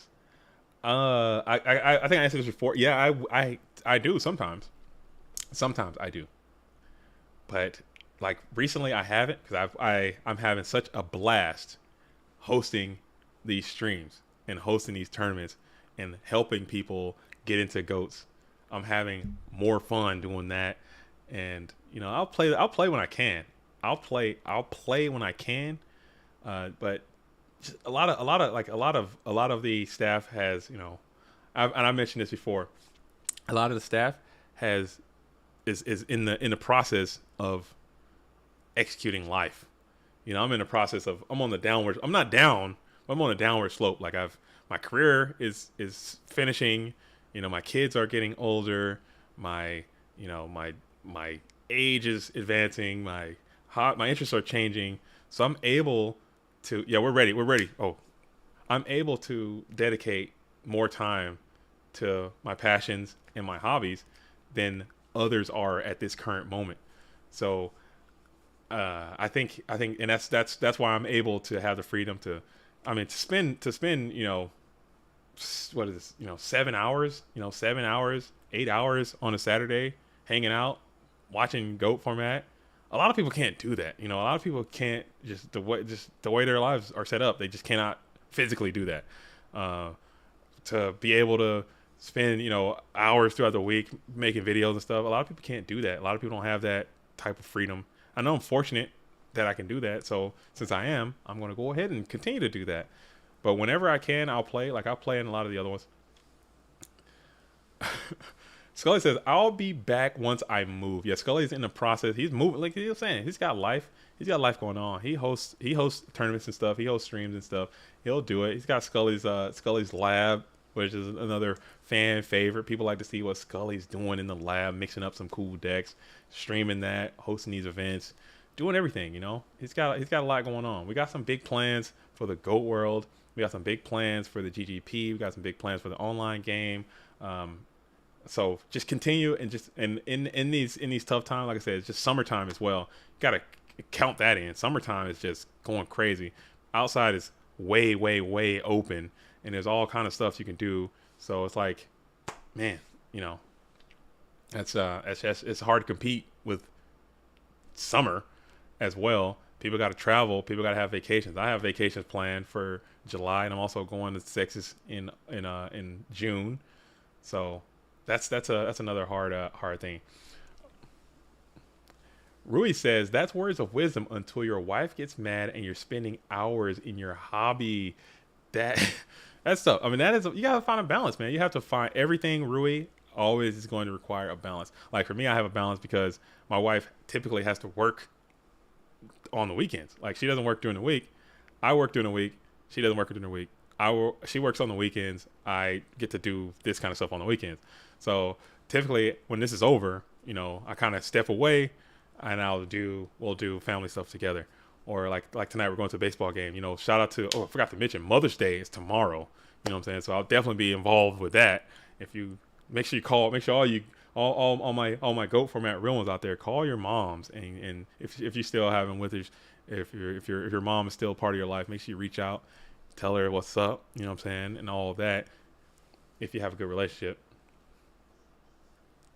But yeah, I do. But my wife also understands, like, I've worked incredibly hard. Like there's been times where I have put, my job before, not necessarily before my family, but before a lot of things that I'm interested in. I've done a lot of stuff that I'm not all the way proud of to get to a position where I can now refocus on my hobby, So she understands that, and she kind of gives me, she helps me out. Like a lot of, like all these skits and stuff I make, chances are she is probably the one recording it. Like a lot of the thumbnails I have, chances are she's probably the one that's making it. A lot of the graphics that I have, chances are she's probably the one that's doing them. She's coming in and doing it with me, and like we have our things that we do together as well. So it's just all about balance, man. As long as you can find a balance, you should be fine.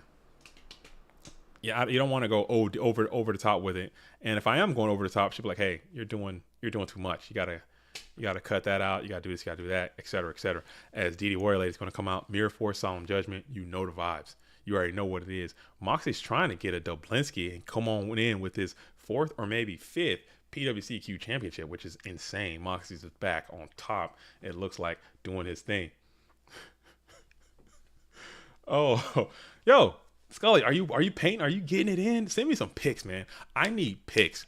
I need picks. I love me some home improvement. I love me some home improvement. Now, I can talk GOAT as much as the next person. I can do GOAT commentary until I turn blue in the face, which that's a lot of talk because it takes a lot to get this mad boy blue. But you know what I'm saying? Well, if you're talking home improvement, now you just piqued my interest. Oh yeah, I could talk home improvement until, if you're talking house work, if you're talking buying houses, if you're talking all that kind of stuff, that's my true thing that I'm all into. As Moxie is coming on out with the Mystical Space Typhoon, and then he's got the Sangan. If we play a meta here or Snatch Steal, we'll also get it done. So it looks like Calvin is playing the Warrior strategy against the Chaos Control deck, which Chaos Control is going to have I think Chaos Control has I don't think I'm alone in this regard, but I think Chaos Control does have a significant advantage in this matchup. It is going to be highly favored most of the time, especially when the decks are built fairly standard, which appears to be what's going on. I don't know what type of ratios or any type of spice factor any of these duelists have been doing. I haven't been watching enough, but I think that it's gonna be tough. It's gonna be tough for Calvin to win. But now you did make it to the side deck. You can go ahead and jam them Wangus in there. You can jam them Book of Moons in there if you even still play them. This game has got so degenerate that no one is playing for the Chaos Control matchup anymore because it's just so rarely played. Why waste side deck slots for cards that aren't even really utilized as much? But it is what it is. All right. Mocha Sneak says, will the housing market prices come down, JDZ? I'm from New York, and the prices are not in New York. They will not. They won't. I don't think they will. I think, as a matter of fact, as interest rates are higher now than they've been in a long time, I don't think they'll ever dip down to the point where they used to be. If you're in New York and you're trying to buy a house, my recommendation would be to leave New York, because I don't think if you're trying to own property in New York, unless you're already significantly wealthy, it's gonna be tough. It's gonna be tough. Maybe you're talking rent, but as far as like buying a house, maybe upstate New York. When I'm thinking New York, I'm thinking about New York City, perhaps.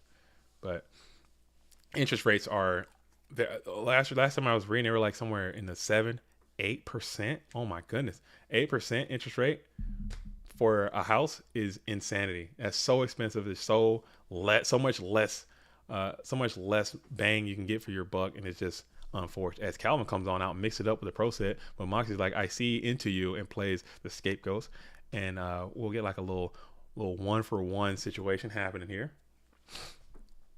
Yeah, NYC is for. I don't know how people do it. Maybe if you have lived there for a time and you have family who have lived there for a time and they're able to pass some stuff on to you, or if you're like having a significant amount of roommates and you're still paying a significant amount. I know the job market in New York, your salary is gonna be significantly higher than other places that are in the country. So, but still at the same time, if that's how you want to live, that's totally great, because some people save all their money and they make a big move, go to New York, because it's so much art there, so much culture there, so much nightlife, so much stuff to do. You're in the city, you got so much music, you got so much sound, you got so much activity. It's always buzzing. It's a city, it's a huge thing, and a lot of people are into that, but at the same time, that's going to come with a very, very, very steep cost, and you're not going to get the same return. Whereas like, if you in New York, you're paying, some places you can pay, $3,500 a month for rent for a 2-bedroom, 1-bedroom maybe type studio. Whereas if you go to Tennessee or something, you go to Ohio, you go to Michigan, you go to Vegas, you go to, Florida, you pay $3,500. You're going to be living in an actual mansion, like a literal mansion. Like not even like oh man, that's a mansion. Like that's a really big house. No, an actual mansion is what you're gonna be, what you can probably afford with that same amount of money. So it's like, it is what it is. You do what you gotta do. All right, we got Thousand Eyes Restrict has hit the board. Moxie's electing not to attack, probably trying to preserve that Thousand Eyes Restrict. I think that's pretty neat. Dust Tornado is going to go ahead and hit that Mirror Force in its Splendor, hitting that in end phase. Florida isn't even a real place. I assure you, Grumps, I know you're from Deutschland, I believe, and Florida is definitely a real place. It's a fantastic place. Florida. I actually fully plan on moving to Florida once I have fully committed to the plan. I plan on moving to Florida, buying some swampland and living there. That's my goal in life. It was going to be Hawaii for the longest time. Like I had this whole dream board and this vision, this idea of going to Hawaii and buying some volcanic land out there on the Big Island somewhere, which is kind of cheap, building my own little paradise out in the jungle and just living. But as I'm getting closer to it and I'm running the numbers, it's looking to be a bit more expensive than I had originally anticipated. But Florida, on the other hand, is looking quite juicy. I think that's where I want to go with it. So it probably end up being Florida. I think that's I think that's how it's gonna go. Come to Tampa, Florida, says Master Reactor. I'm gonna come, and he does have that mirror force to kind of remove this 1,000 eyes, but Moxie's probably tabulated that, and yes, he did. And we're gonna Magician of Faith flip for a solemn 4,000 life points, and I think Moxie's is probably fine with that exchange as well. Just burning some cards, getting it down. Calvin still trying to hang on tight. Your life points are kind of neutralized. Moxie's does have 5 cards in hand. 2 of those we know are Thunder Dragon, so maybe not as good as I originally thought. Yeah, Florida. I think Florida. I'm looking into like kind of central Florida, maybe even Eastern Florida, like in that Tampa area. That would be neat because land is really cheap. My goal is to have land. I want to have land. I want to be able to have ATVs, dirt bikes. I want to be able to plant things. I want to have some animals. I want to grow things. I want to be able to kind of do that whole homestead kind of situation is the goal. I think that'd be neat. I think really cool. My wife's down with it too. So, and it'll still be far enough to go to like the city stuff. And we're big Disney nerds anyway. You guys know I'm already a Disney nerd anyway. So I'll be able to go to Disney World and chill, man. That's the vibe. Rui says, come to Portugal. Nice weather, tasty food, friendly people. If you come to the north side. And that's funny you mentioned that too, Rui, is because during my initial research of where I wanted to, I have all these dreams, man. I have big dreams and aspirations, and they rarely ever execute. I have all these dreams, and I wanted to live abroad, and those dreams are gone now. Like I wanted to live in the Philippines for a really long time. I thought Philippines was really cool because I have learned the language of the Philippines already, and I just love the Filipino culture, and I like Filipino food. And having like a pig farm in the Philippines, just living there in the jungle, living in the jungle in a treehouse is like my goal. But that's kind of fun. That's old school. But yeah, you're gonna go ahead and bring back the Blade Knight to kind of take some chunk damage, as now you're staring down 1 card, 4 in hand by Moxie's. I looked at Portugal, and Snatch Steel coming in from the back row, which is pretty cool. As Snatch Steel is going to find that Chaotic Sorcerer and punch on in for 2,300, send it to main phase 2, and you're going to gain 1,000 if you're Moxie's. Portugal came up as a country that a lot of Americans, it's easy to immigrate to in Portugal, and have a very easy expat program. Portugal and Costa Rica were 2 of the places. So Moxie's coming on in, will not be denied. Black Luster Soldier. Let's see if we bypass all fear and panic and just go ahead and attack in. And yes, we will go ahead and attack in, and it will be the Book of Moon. Interesting chain of events. Strong stats, stronger Book of Moon, just to protect yourself. Maybe if you could find another Mon here, you can do a little chunk and then BLS ban it. Nope, can't find it. Sork will meet his can't execute his whimsical effects under the effect without being able to have it face up. BLS flips again, and Moxie's is going to play Graceful Charity this time.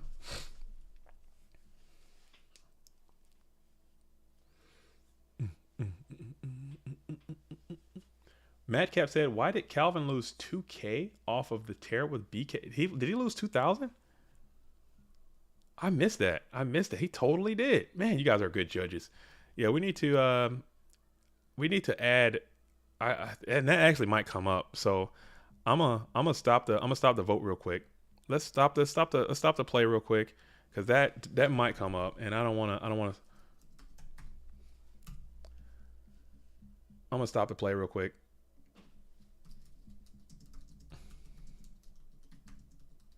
Just to get it right, man, because that stuff can't come up.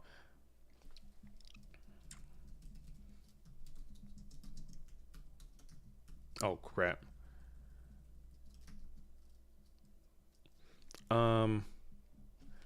Calvin took 2K from TER Blade. And I'll tell Calvin as well. Sorry about that. I'm trying to get my judge on, you know what I'm saying, and run this thing at the same time. All right, is this Calvin? All right. Okay, Moxie's got it figured out. Cool. Thanks, Moxie. That's what I'm talking about, man. That's what I'm talking about. All right, because that could have came up. That could have came up. I want to make sure everything is above board. We're trying to stay above board as much as we can, you know. Cool. But yeah, I think it's important. I think it's important to dream, man. You guys got to dream. You got to dream. Yes. Carry on. All right, you got to dream, man. You got to dream. All right. So Moxie's, we got it sorted. Thank you, Madcap, for calling that out. You know what I'm saying? You're the judge of the day.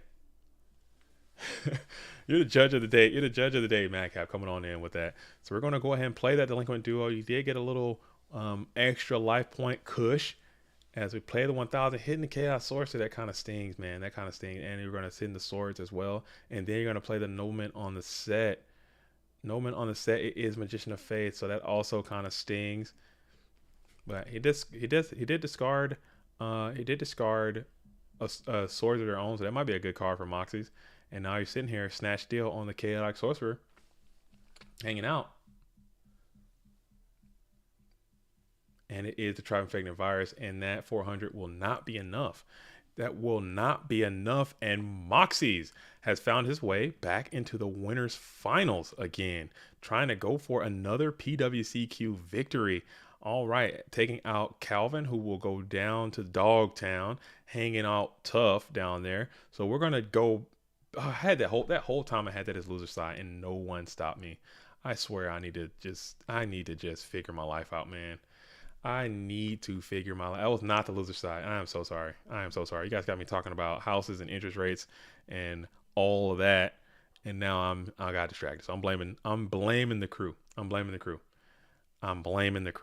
All right, so we're going to jump back in. Let's jump back in to Rabbit, as we said we would. See what Rabbit's doing.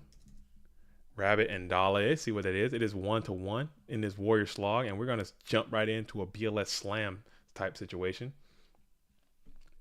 BLS Slamurai Warrior situation as it hits the board. And we're going to banish. No attack here.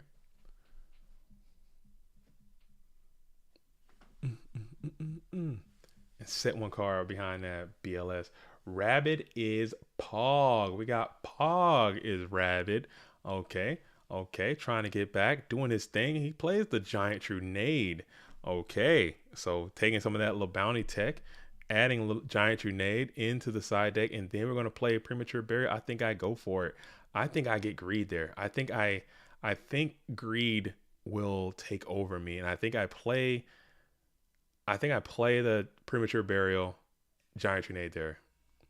Unless there's some known information. I don't know. I get that thing back. JT, I don't know if you've told the story before, and it's long, but how did you get into Goats? Yes, I told that story. But I didn't tell the story. I didn't tell that I owe is why I quit playing Goats. But the story of how I got into Goats, like I've said before, I've told the story, and I won't go into as much detail, but I'll kind of briefly summarize. Is that when this game I played when this game first came out, and when it first started happening, and I really enjoyed anime. You know, I really enjoyed Dragon Ball Z, and I enjoyed, Toonami and all that stuff. And that's when that was kind of blowing up. Rurouni Kenshin was blowing up, and what was the other one? What was the other thing? Gundam was blowing up, and Ronin Warriors was blowing up, and all that kind of stuff. So I kind of got just attracted to that kind of. I was a weeb before weeb was weeb, getting it in. And I was like, man, this Yu-Gi-Oh dropped, and I was like, oh goodness, I really like the show and everything. And people were talking about the cards, and we used to make our own cards up. And finally, I found Yu Yu Hakusho. You know the vibes, man. You guys know what I'm talking about. That classic anime. Inuyasha, Kagome type beats. You know what I'm talking about. You guys know what I'm talking about, man. You guys know what it is, man. You know what it is, and you know what it is. Zing. Are we zinged? Are we zinged and we're chunking? That's rough, skis. We're chunking heavy and dust under the zing for the pot ski. You got to do what you got to do. I ain't hating. But yeah, I would play, and like I said, I grew up and I was extremely impoverished, and I would always change schools, and the duelists would always co-locate, and I would find them, and we would play, and I would get cars. I found locals, and I would vibe. Oh, he had another Dusty on the Zinger is out of there. I've never watched DBZ. Feels like it's too yeah. It's probably not gonna hit you like it hit me. Like, oh man, DBZ was everything, dude. Because DBZ was before Yu-Gi-Oh. Like DBZ was literally everything. I think I've seen Tree of Might maybe 60 times, maybe. I've seen Goku running down Snake Way probably 400 times. I don't know, a lot. I've seen Goku training on the spaceship going to Namek 700 times. I've seen it so many times. You guys know what I'm talking about, because for a while there, we didn't have all the episodes. So it would just go on a loop. You know, Raditz would show up. We'll do that whole thing. Goku would do the whole thing with Vegeta and Nappa. He'd die, go to Snake Way. He'd run down Snake Way, come on back, go to Namek, beat up Raccoon, restart. Every time. That was like for me for years and years and years. So I've seen that whole thing like cycle through so many times, and finally getting out of there. Oh, John Doe, you know the vibes, man. That's straight up, man. That's straight up, bruh. Getting out of school and watching DBZ on Toonami. Those were the days. I used to wake up and watch DBZ on UPN. That was vibrational frequency, man. DBZ used to come on UPN. I remember that on Saturdays. And it had that ding ding, stand by for Dragon Ball Z. Up next. You know what I'm talking about. You know the vibes. Stand by for Dragon Ball Z. Up next. Dragon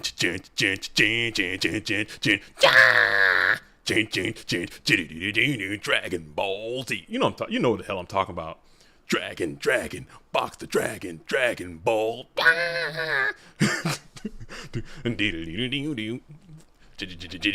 Come on, man. You guys know what I'm talking about. You know how I give it up. 1 second as we were waiting on this dust tornado to go. Oh,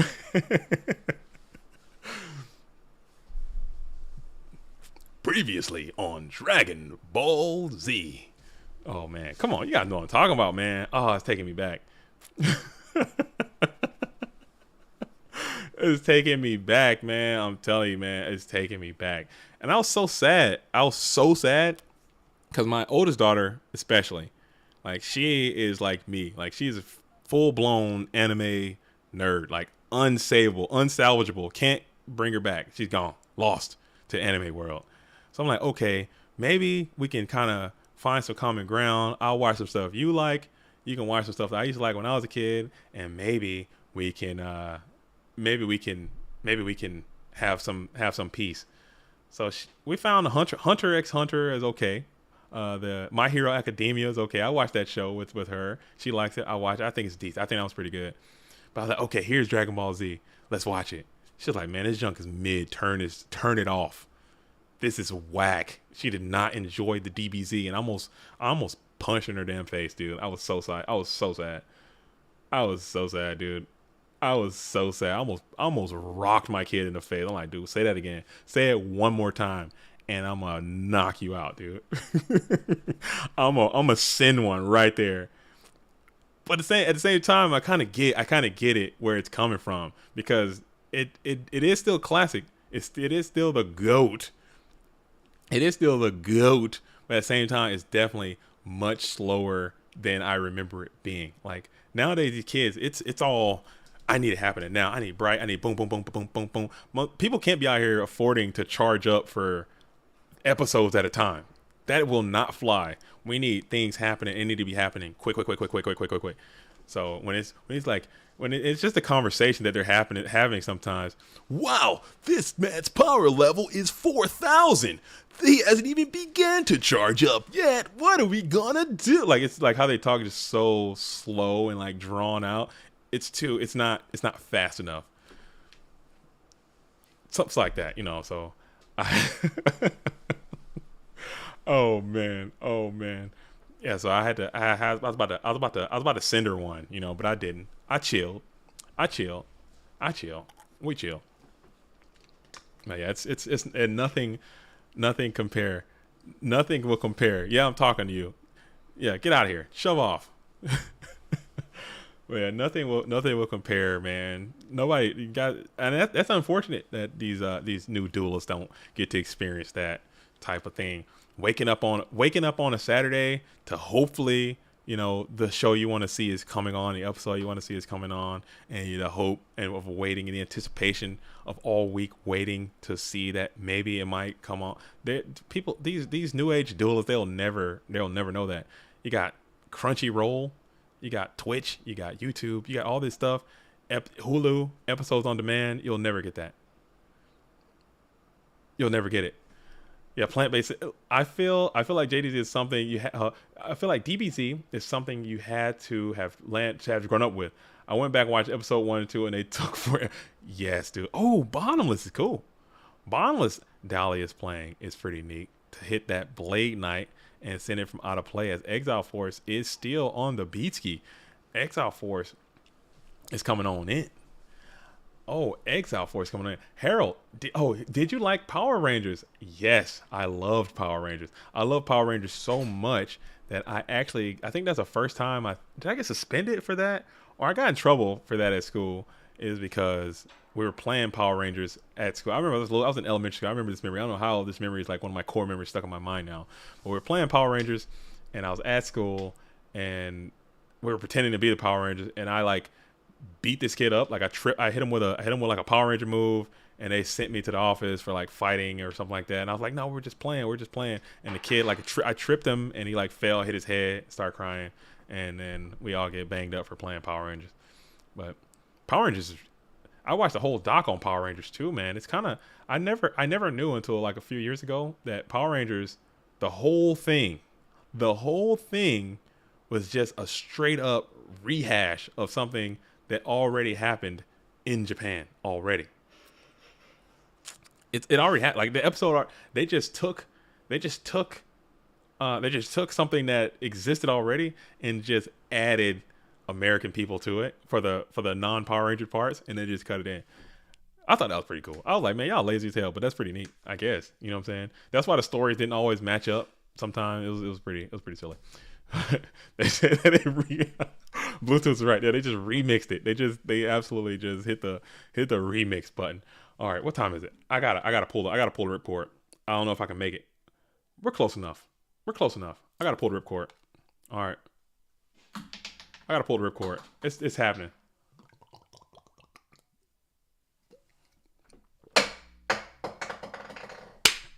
Whoo! No. I had to pull it. Man, now we're pumped. It's 1-1. R.I.P. to the great. Yeah, hey, dude, how sick was that? How sick was that Green Ranger's outfit? How sick was the Green Ranger in general? I'm talking general terms. Then the White Ranger comes out, but White Ranger was pretty cool. But I think he was just a rehash of the Green Ranger. How cool was that damn Green Ranger though? Ooh, wow, you weren't kidding. Somebody called Morphin Jar, and it really is. Wow. Oh man. But yeah, that Green Ranger, man, he came out and he had, like, the regular Power Ranger, they had that fit, a little mid, it's so mid, you know what I'm saying? Just regular little triangles and little dino helmets and whatever. Green Ranger hits the scene, and he's got like his whole little shoulder joint that he had on. Come on now. He got the shoulder joint. He comes out, he's got the situation with the damn flute coming on out of there. The damn Godzilla comes up. Come on, man. That was fire, dude. Oh my goodness, that was cool. That was fire. What's that? Wouldn't they all be dead if it was fire? Okay, enough of you. Go. Get out of here. Do your thing. Dude, that's what he goes. He comes. That was so sick. Come on, man. That was so damn cool. Everybody wanted to be the Green Ranger. And he had the knife was a flute and a gun. Okay? It was a 3-in-1 situation that he had going on there. It's a gun flute knife. Bro, it was so sick, dude. It was so sick. And Delinquent Duo is going to come on out from Dale as he rips both of these cards that are remaining in the hand from... Wait, let's see if this goes off. There could be a negation here. Flute of Summoning Dragon. You think maybe that might be some Japanese lore or something with the Flute of Summoning Dragon, because he would definitely play that flute and Godzilla would jump up out of the ocean and then they would get it in. And he just had his swag was just way more complete because he had like the shoulder pad joints. He'd be shoulder padding it up. He had his cool dino helmet over the lenses. Man, Green Ranger was him, dude. White Ranger was okay. By that time I was a little bit older already. I was like, okay, White Ranger's kind of mid, dude. He's just a rehash. He's just a rehash of Green Ranger. He got this little sword and can talk, like turn into a lion or something. It's like you know what I'm talking about. You guys know what I'm talking about. It's like he had like a little, his a sword and he had like a little tiger head on it and he could talk. And he would talk to him like, man, get out of here. You know Green Ranger. They were played by the same guy too. As we're going to Book of Dispute, send the tribal infecting virus to face down defense position. Is there a Mon that can try to assault this thing? Is there a Mon? There's no Mon. We're going to set 4 spell traps, throw it back over to Rabbit, who has this tribal infecting virus that is set 2 spell traps on the field. 3,600 left versus 2,600. That's White Ranger. I'm saying White Ranger. Yeah, White Ranger had the sword, and he had the hilt on the sword had a tiger face on it that would talk to him and give him like updates and clues and whatnot and everything like that. So it's like but the Green Ranger, they were both played by the same guy.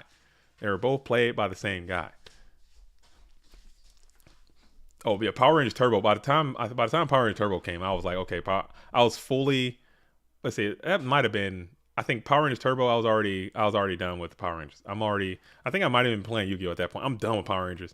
Power Rangers Turbo, and at some point they like turned into ninjas, and it was, or I might have been like in Pokemon at that point. I was fully into Pokemon too. Fully into Pokemon, like fully Pokemoned up maybe by that point.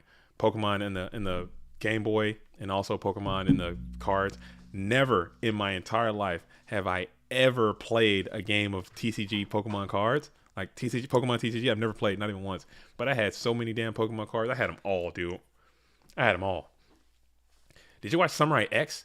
Was that a thing? Samurai X. Is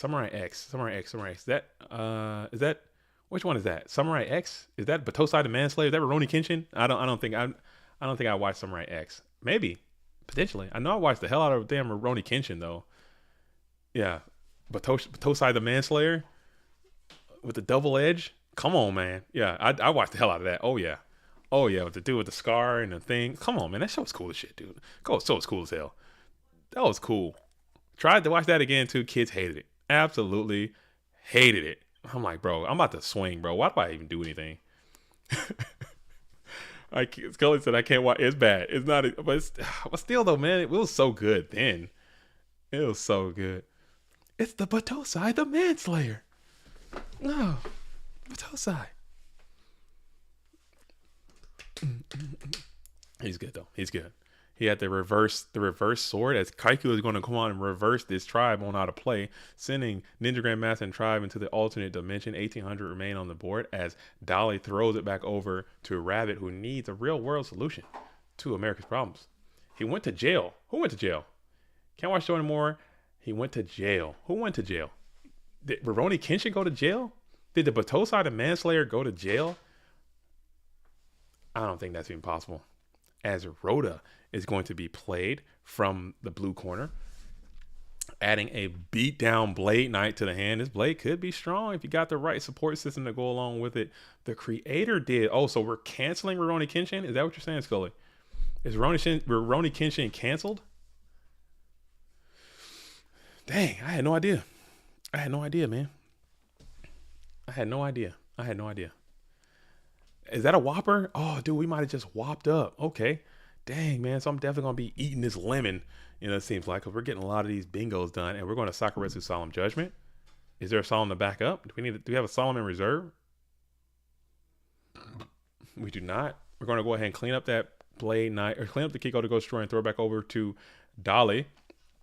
Dale now is going to set another card in the spell trap zone before throwing it back over to Rabbit, who's got this very robust Blade Knight. Oh man, it's canceled. Oh, we gotta cancel it. Dang, man. Dang. Canceled, bro.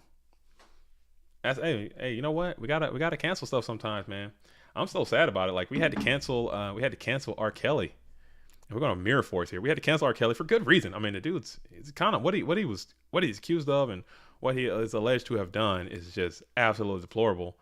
But I'm just thinking about my entire karaoke catalog, man. That thing has been like neutered significantly. I can't sing R. Kelly songs anymore, which is just like unfortunate to me, but also unfortunate to the audience out there. Because man, that just they're gonna lose out. So we got a solemn exchange. Solemn on the solemn, so we're gonna get that. Triumph Fire is gonna hit the field, and Rabbit will fall. What a great duel, man! It's just how it happened to work out, man. He had a lot of units. They made it all the way to this is deeper in the deck that I've ever seen a Warrior Mirror ever go. By the way, 6 card left versus 7 card left. These duels were absolutely getting after it. This is getting out. Yeah, I can't go into my R. Kelly bag anymore. You know, when I'm doing my karaoke thing. And that was I had some go-to hits that I would go to out there, and I can't even do it anymore. My mind is telling me no, but my body is telling me yes. See, I can't even do that anymore. You know, that's just something that everyone's missing out on now.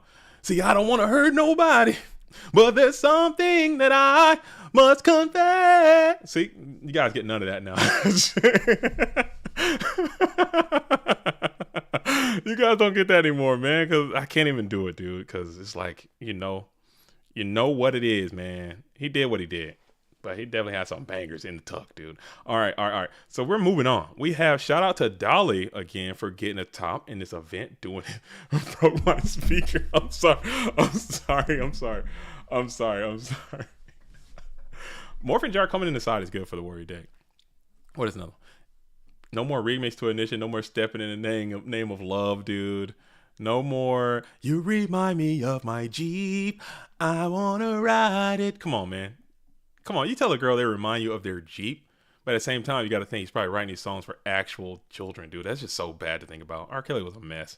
R. Kelly was a mess, dude. Menace for society, and Nova Ethos has defeated Delinquent and has moved on playing that zombie deck. Oh man. You guys are killing me. Okay. All right, we got AJT versus Dolly. We're gonna stick with that side. AJT playing against Dolly, doing his thing. Shout out to Rabbit. What a stellar performance again. AJT BLS is hosting up for Dolly, doing his absolute thing. Can we get some stream like for GCC? Nobody wants to hear me sing. I'm just letting y'all know. Like I do sing some karaoke, man, and it goes off, dude. I got a pretty deep bag. You know, I got a lot of different songs for a lot of different situations, depending on what's going down. And I try to mix it up as we're hanging out, waiting for AJT BLS to do his thing against Dolly. So again, Warrior versus Chaos Control is the matchup. Again, let's pull as these duels are hosting up. Let's go and pull the bracket back up and see what we got going on. We should be fully into the top 8 at this moment. Again, your top 8 is going to be AJT, BLS, Moxie's, Bend the Knee, known as Calvin, Nova Ethos, shout out to you, Dolly, Rabbit, Delinquent, World Champion, and Goat Trinity is going to fill out the rest of that top 8. Those decks are going to be Chaos Control, Warriors, Zombies, Warriors, Reasoning Gate, and Chaos Control. So that is insane odds to have all this Chaos Control in the top cut of this event. And no Chaos Turbo this time, which is very strange. I don't know how that worked out. Yeah, Orchid.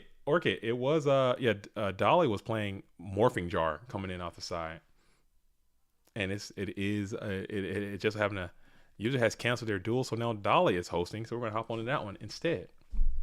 And those duels are clear to start whenever they want. All right.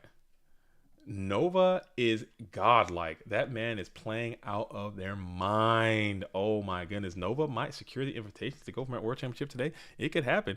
AJT's already got several invites already. Dolly trying to secure one as well, playing his Warrior strategy. Anything can happen. Anything goes. All right. Rip Aaliyah. R.I.P. Aaliyah. R.I.P. Aaliyah. Shout out to Aaliyah. You know what I'm saying? If we didn't lose Aaliyah so early, there'd be a lot of people out there asking Beyonce who? Beyonce who? Ashanti what? Come on, man. Aaliyah had it going on. We lost her quite early. You know, shout out to Aaliyah out here. That's another one of my passions. I love me some music. I love music as well as GOAT format, Yu-Gi-Oh, and housing and travel. I got a lot of interest, man. I got a lot of stuff going on, man. You know, in these 30 years I've lived, 30 expletive deleted years that I've lived in this earth. You know what I'm saying? I've had some experiences, and I've seen some things. I'm quite old and seasoned in a lot of different ways. As AJT is going to go ahead and secure that rock, paper, scissor. Go ahead and Thunder Dragon pot pass. T-set pass. Throw it up a T. Throw it back over to Dolly, who enters that main phase 1. Kaiko Slam is a vibrational frequency. Rihanna took Aaliyah's entire swag with a main deck mind control, which is peculiar. Indeed, that's a thing that's taken off as GK Spy. That's not peculiar. So Bounty has had great success with main deck mind control for a minute. We're gonna flip Spy, add no Spy punch for 18, and we're just gonna hit the Ring of Destruction right away. Just get rid of this Kaiku the Ghost Destroyer. Take that damage. Come on, man. Aaliyah was it, dude. Aaliyah had it going on. Come on. A lot of these youngins may not remember Aaliyah and the impact she had in her short amount of time in the R&B scene. I love me some R&B music. Main deck mind control is brutal. Got smoked by it today. It's rough. I think honestly, and this is a typical JDZ no cap situation. I put that here just for that, just so I can make that joke. But I think mind control is better in the main deck now than it is in the side deck. That's a fact, in my opinion. Because when you're anticipating it coming in, and chances are these turbo players and all these flip players, they're taking a lot of their flips out coming in that second. He got 2, double dip the chip. Maybe he's still playing multiple mind controls in the main deck. Very peculiar indeed. And they both get off, gets another flip, taking that Dekoichi. I think main deck mind might be better than side deck mine in these city streets, as we're going to go ahead and Phoenix Wing Wind Blast, set that DD Warrior Lady back to the top of the deck.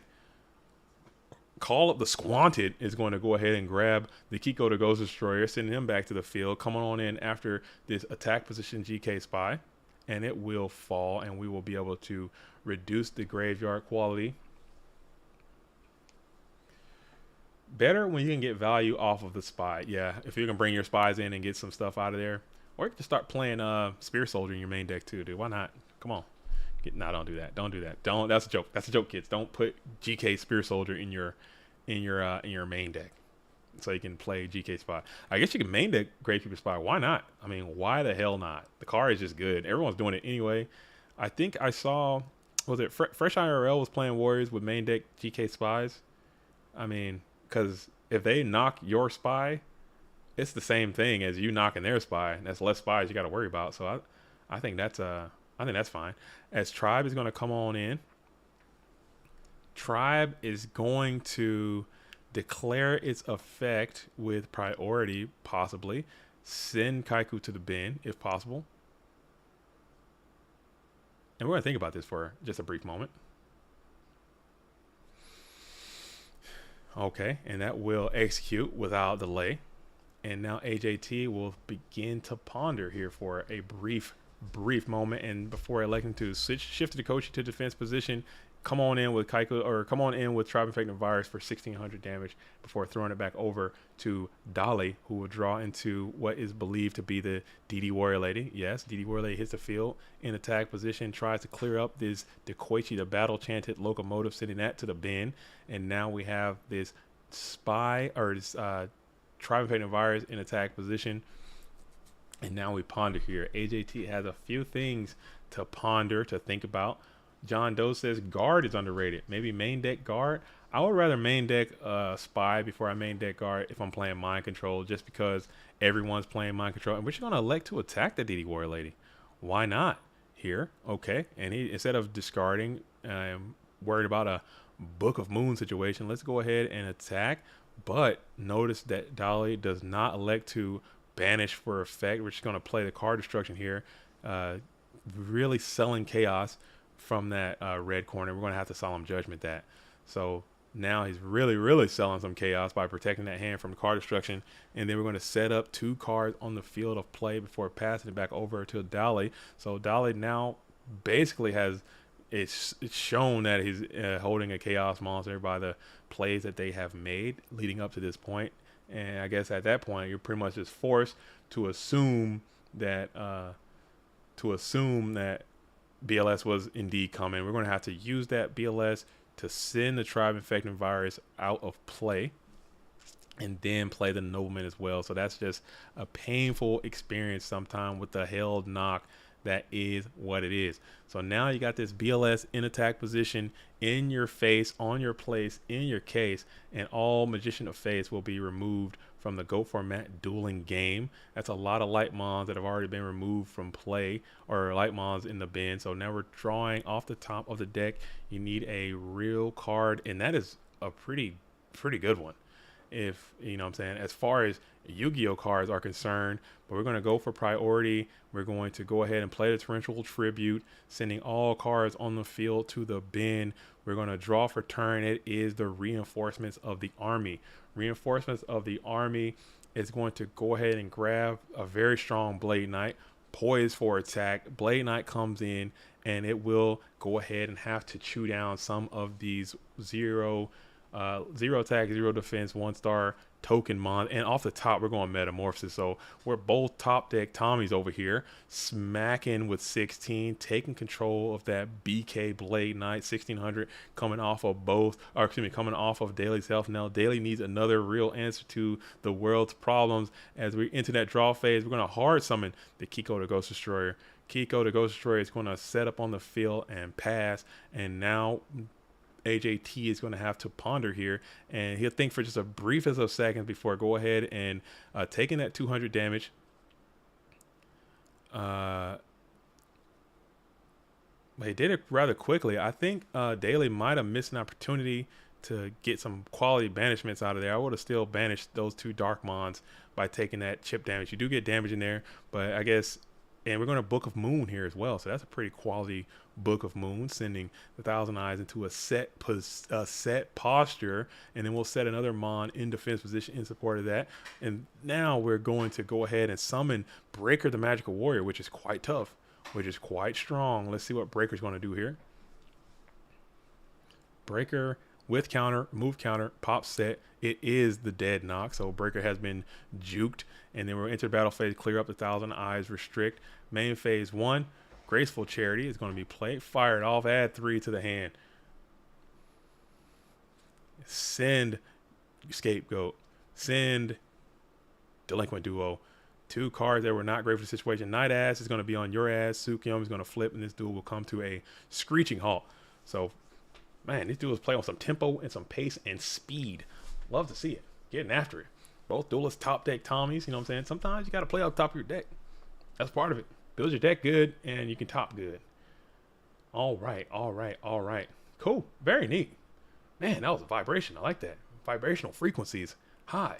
Player of the Year making a deep run with this Chaos Control deck, but Daily will not be denied. We're still in the loser's corner. Winner is going to have to continue to navigate this gauntlet here and go through Nova Ethos versus the winner of this. They play Bend the Knee, and then that duelist is going to have to play Moxie's in the winners finals. So Moxie's is kind of chilling, kicking back, watching what's going down. I'm not sure what else they got going on. Maybe they're, what am I doing? There we go. Probably watching some film, getting some information on their opponent's builds and what cards they're playing, going back and watching all the replays. This duelist is very studious. I've seen it set up. He's got several monitors, whereas if I have one, this duelist has at least 5x the amount of monitors I have. He's got a whole dueling arrangement happening over there, looking like damn Kaiba Corp sitting in his dueling facility there. Got several monitors set up for all sorts of different screens and whatnot. Truly getting it in. Truly getting after it. AJT coming on out with a little bit of Thunder Dragon Charity. Love to see that. Got to set that up. Need that in my life. All right, doing his absolute thing over there. What am I doing here? What's that? What is this? Get out of there. Get out of there.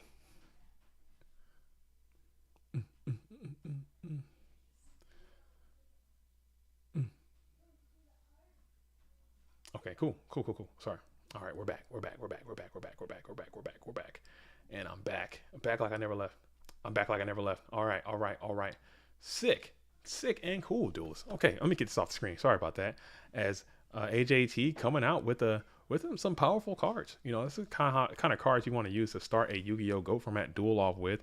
Graceful Charity, Thunder Dragon, and the like. And we're going to come on in with a BK Blade Knight who's going to go headlong into Sangan. Sangan will fulfill the roles and responsibilities of your dark monster required to execute some of the strongest monsters in the game. So now you have light and dark that have been established. And we're going to go ahead and grab that Sukiyo Flip Me, who is a menace to this entire warrior strategy, as we set another card in face down support, spell, and trap as we have 4 in the field.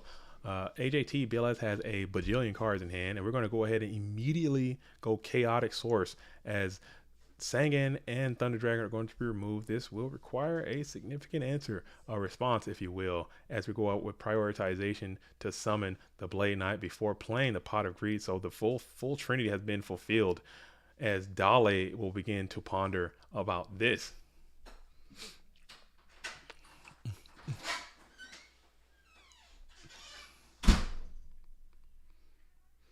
As Dale will begin to ponder, and we'll let it go as Pot of Greed. Man, I like that. This is a graveyard hard to beat. Dale's got an uphill battle, and you got a Chaotic Mon already on the field. That's a tough out. You know, Dale is it's gonna be rather hard.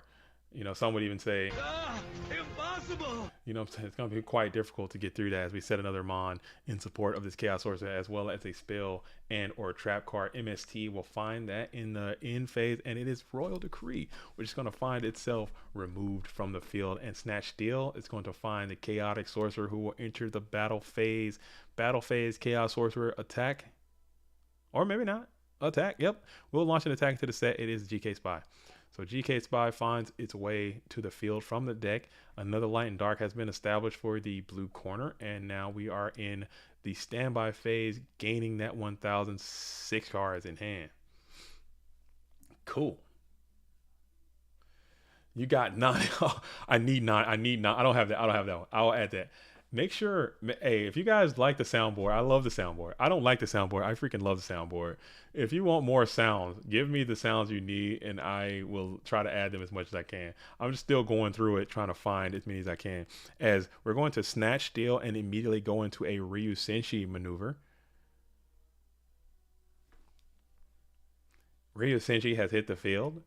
Ryu Senshi's effect states that you can pay 1,000 life points to negate 1 normal trap, and it cannot be targeted by the effects of any spell card. Okay. I actually saw a funny picture based on that. Some duelist was playing on the ladder, and I just so happened to see it, and they had Ryu Senshi just equipped with like 15 spells, 15 equipped cards. I'm like, bro, that's illegal. You can't do that because Ryu Senshi, all spells can't be targeted. But that's just what it is. Doro Monster Kado. I think we have that one. I think we have Draw Monster Kado. Draw. No, we don't have that one. Dang, that's a good one too. I like that one. Monster Kado. The Japanese breaker drawing with the thing. That's pretty good. I like that one. No, that's a lot of damage. All right, so we're going to go ahead and rotor for Blade, who can bump coconuts with this chaotic with this Ryu Senshi, but like not to do that. Just go ahead and keeps his mighty ability to use his effect to kind of clean up that Dekoichi, the battle chanted locomotive, and then this strong elbow dropping menace can come on out and straight bonk this Blade Knight right on top of his head. Let's see if that works out.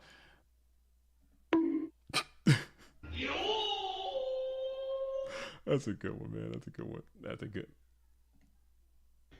Yeah, boy. Mid! Oh man. Oh man. AJT's deck will be tough for him though. Yeah, this is hard. This is hard. I think this deck, when I was giving it to him, I was like, I put a lot of anti-warrior hate into it, so it's got a lot of options for that.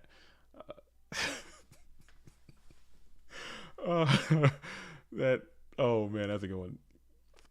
This one.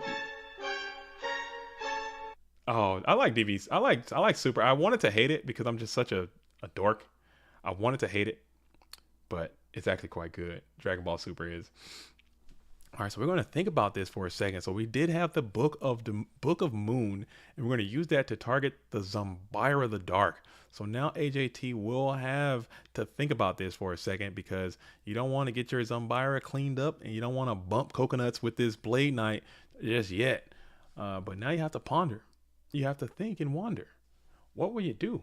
What's the right answer? You'll never know until you get on in. You'll never know. I'm telling you, you just have to. I watch the games, and I just pick one deck and say, this is the deck that we're going to just go after today. And Warriors has just been up. Oh, now he's got the ability to bump coconuts and keep a mighty Blade Knight on the field. Let's see how this ends up breaking down, as we're going to go ahead and clean up the Zombira the Dark, and then we're going to bump coconuts with the Ryu Senshi.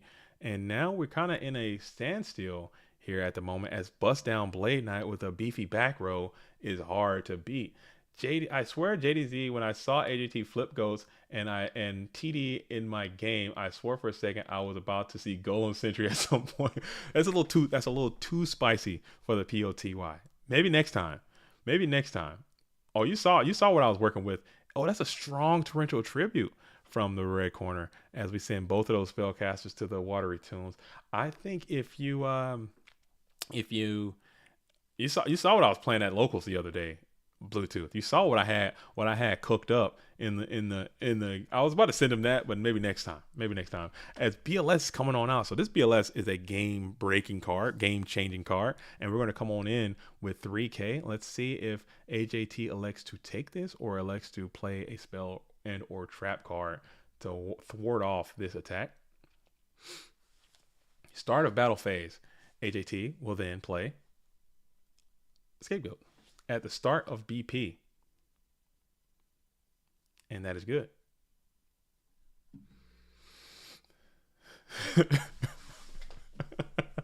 Nah. That was a good time. That was a good local. I'll be there. I'll try to be there next Thursday too, if I can. Bluetooth and I go to the same local. If you're in Washington and you can find yourself to Puyallup, every Thursday we have a local that takes place down in Puyallup, and we play, and it's fun.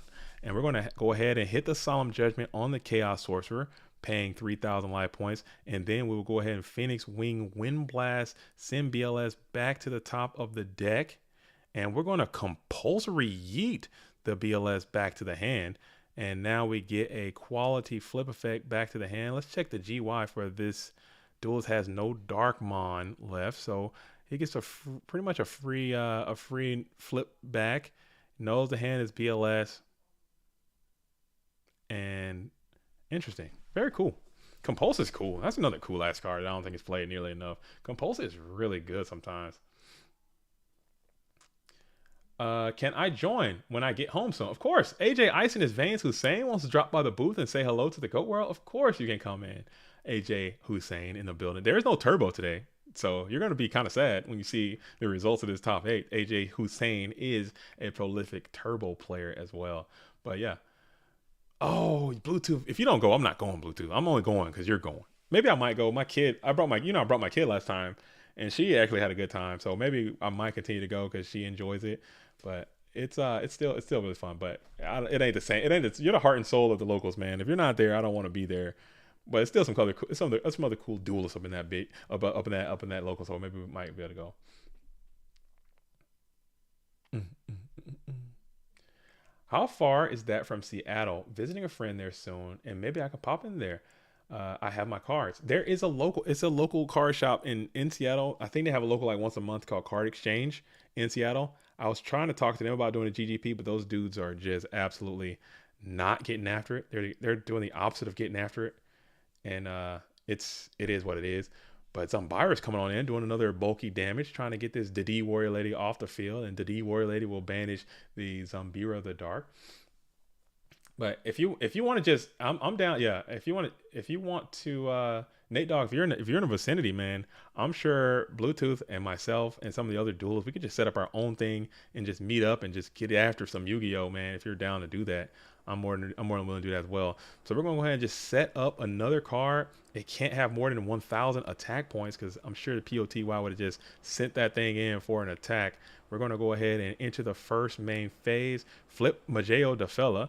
Majeo Defella will get a spell back from the deck and from the GY, and it is going to be none other than the Pot of Greed. And we'll play it. Play it with extreme haste and vigor.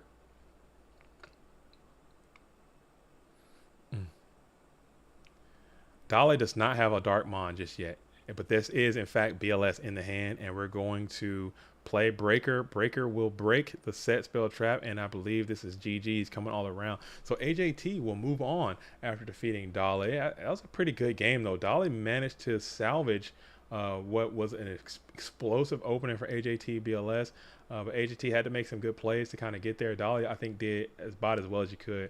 I think this deck was put together quite nicely. I think he still had some great cards for this matchup, which probably worked out to Dale's favor because no one has been playing control. But you got the 2 Book of Moons. You have Compulsory still in your side deck, which is great cards for this matchup. So that's very interesting that they had that, and it seemed to have worked out. There was a ton of control being played today. These things don't happen too often. But again, shout out to AJT BLS for just continuing to dominate and doing his thing. And now he's rolling into Nova Ethos, who Grumple says is the best player in this tournament right now. So I feel bad for AJT BLS. It's gonna be tough to beat them. No, I'm kidding, but we're gonna see how it goes. So we're gonna continue to move on as the stream is going to follow AJT BLS through the remainder of this event. It seems like Mox is still waiting ever so patiently in the winners finals. Bend the Knee, also known as Calvin. So the top 4, we have AJT, Nova Ethos. We have 1, 2 control, 2 chaos control, 2 aggro based strategy. Who will come out on top? Stay tuned to find out. All right. So we're gonna hang out here. Both of those duels should be loading up here pretty soon. It's like for the second weekend of July, but it was already considered going in a bit early. Dude, if you can come early, because I think July I have between I think July 5th through the 12th. I am not gonna be available. Okay, I might need to hop into the production studio and try to generate a lot of videos so we can kind of not lose our momentum. You know, I'm trying to get 2 videos a week. I'm trying to stay on top of it. I have a lot of videos I want to put out. Like I said, I interviewed the South African tournament organizer. I still want to get that video out. He was talking about how, because apparently, and this was new to me, like there is a whole South African goat world out there that is just isolated from the rest of it, and I want to kind of incorporate the South African goat scene into the goat scene. We're just talking about goats and hanging out, kind of a podcast kind of thing, whatever you want to call it. I don't know what the hell I'm doing. I don't know what I'm doing. I'm just out here sending it, you know. So that video still needs to come out. Obviously, I want to do spice reports. I want to do more deck profiles. Alefia's got some stuff cooked up. We're gonna come back in and play. It's just time, and now we're competing against summertime, which is just I don't know how well we can do against outside. Outside is almost, it's like life first. Okay, life is undefeated, like to everybody, but outside is like next there. I think you're not beating outside, dude. Especially summertime, you're not beating it. You're not beating it. You're not beating it. Outside is crazy, man. Outside is OP as hell. Outside, it's like maybe water too. Water is pretty good.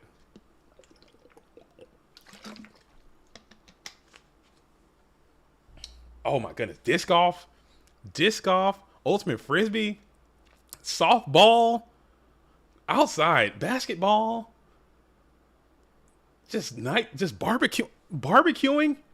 Are you kidding me? Are you kidding me? Barbecuing? Are you kidding me? Having some music, going to the beach? Are you kidding me?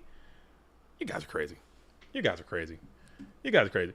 I love Go format. Don't get it twisted. Don't get it twisted. Go format is like very important to me. Like, and that sounds cheesy as it sounds, as hokey as it sounds, as whack as it sounds, as lame as it sounds, whatever. Go format is really important to me. Yu-Gi-Oh is very important to me. It is. It means a lot to me. I enjoy it. It matters to me. But when you're talking a barbecue on my beach, come on, man. No. There's no duel I can play that can match that. There's no duel. There's no duel you can load up to match a nice springtime bike ride. Come on. It don't compete. It don't compete. A nice hike to the waterfall. It don't compete. It can't compete. It don't compete. It cannot compete. Outside is open and you can't yeah, I'm sorry. Bayar says, I hate outside. What are you running? What's your build? Are you running antisocial build? That's a tough build to operate, man. Are you running introvert build? Introvert build is tough to operate too. And we're gonna bring out the regenerating mum for 1800. If you're running like anxiety antisocial build, it's tough. Oh yeah, I'll fix score. You're right. Let me fix score.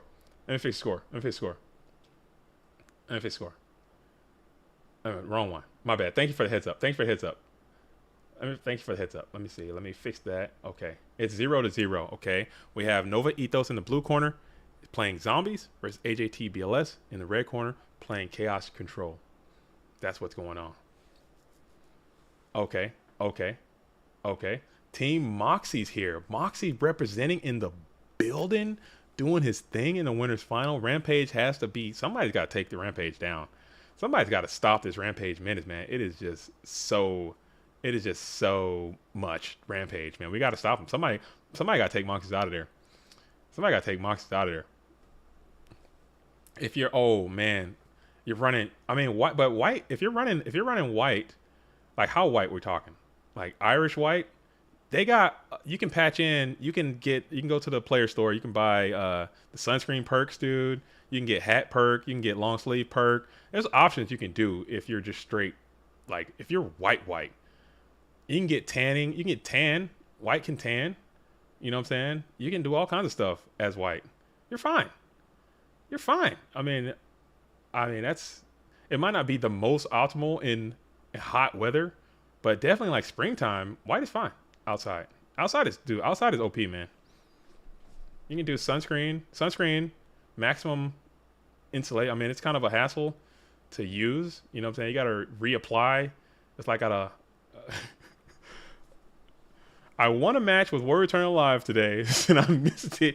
Dang, little bounty. Dang it, man. You're supposed to win with. You got to win with it. I need you to get a dub. So we're going to go Magician of Faith, Metamorphosis. And bring out the Thousand Eyes straight. It's going right into a Book of Moon. So having those main deck Book of Moons is showing dividends for this zombie deck doing its thing. We'll get them next time. JDZ is unplayable in Texas. Oh man, no, white in Texas goes hard. Outside is unplayable. Outside is fine in Texas. You just have to update your player package to reflect the elements. You got to download. All right, my build, I use shorts. I use water. Shorts, water, sandals, nighttime. Short, water, sandals, nighttime is like OP, dude. You can run that package anywhere. But again, I'm running black though. So black is like natural. I got like a natural built-in protection, and it's like, you know, it's kind of obvious, you know, that I have a higher resistance to certain things, but oh yeah, that right there, yeah. MMF and AJT, and they're talking about playing basketball in Texas. Unless we're going inside of a YMCA, you guys, I will be watching from the sideline because I'm not about to heat stroke on vacation. You lost your mind. All right, so we're gonna go ahead and play Wing Blast in order to get back the Magician of Faith and send that Regenerating Mummy back to the top of the deck, as Book of Life will be able to resolve. Right? I think it does. We might need a judge here. TK is in the building. I think TK is on it. If I think it does. I think it does. Target one zombie monster and one monster in your opponent's graveyard. They change, so they still should be able to resolve that effect. I don't know. TK is in the building, so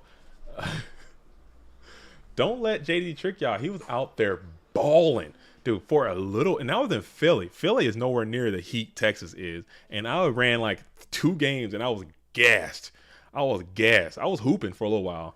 I was bad. I haven't played basketball in a long time. You know what I'm saying? My shot percentage was down, but it was something. I don't. And that was my last time I played basketball, and I'm in worse shape now than I was then, which is hard to imagine.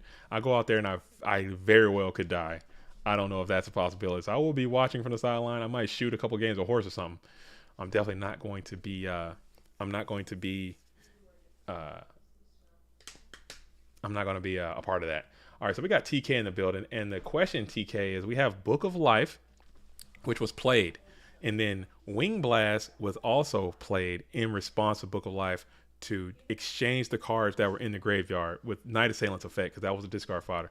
Does Book of Life continue to target the new card that was in the graveyard? How does that work?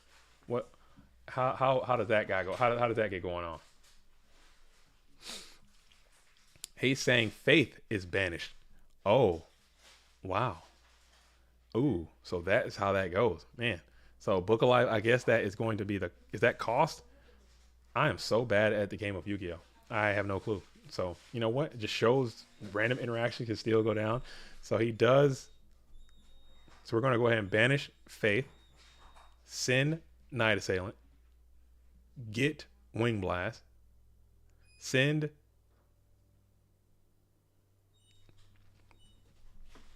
TK says, Night Assailant does not activate in the same chain that it is discarded for cost. It activates in a new chain afterward. So did the Wing Blast get to resolve, or does it just fizzle?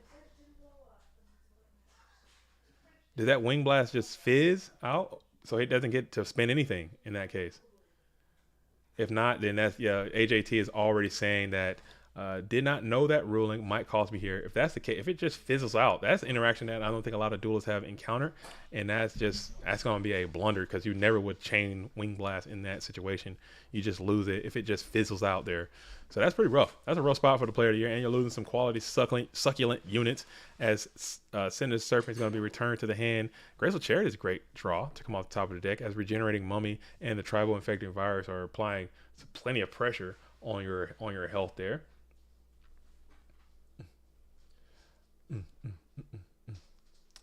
Why did AJT send from hand? Because it is a cost.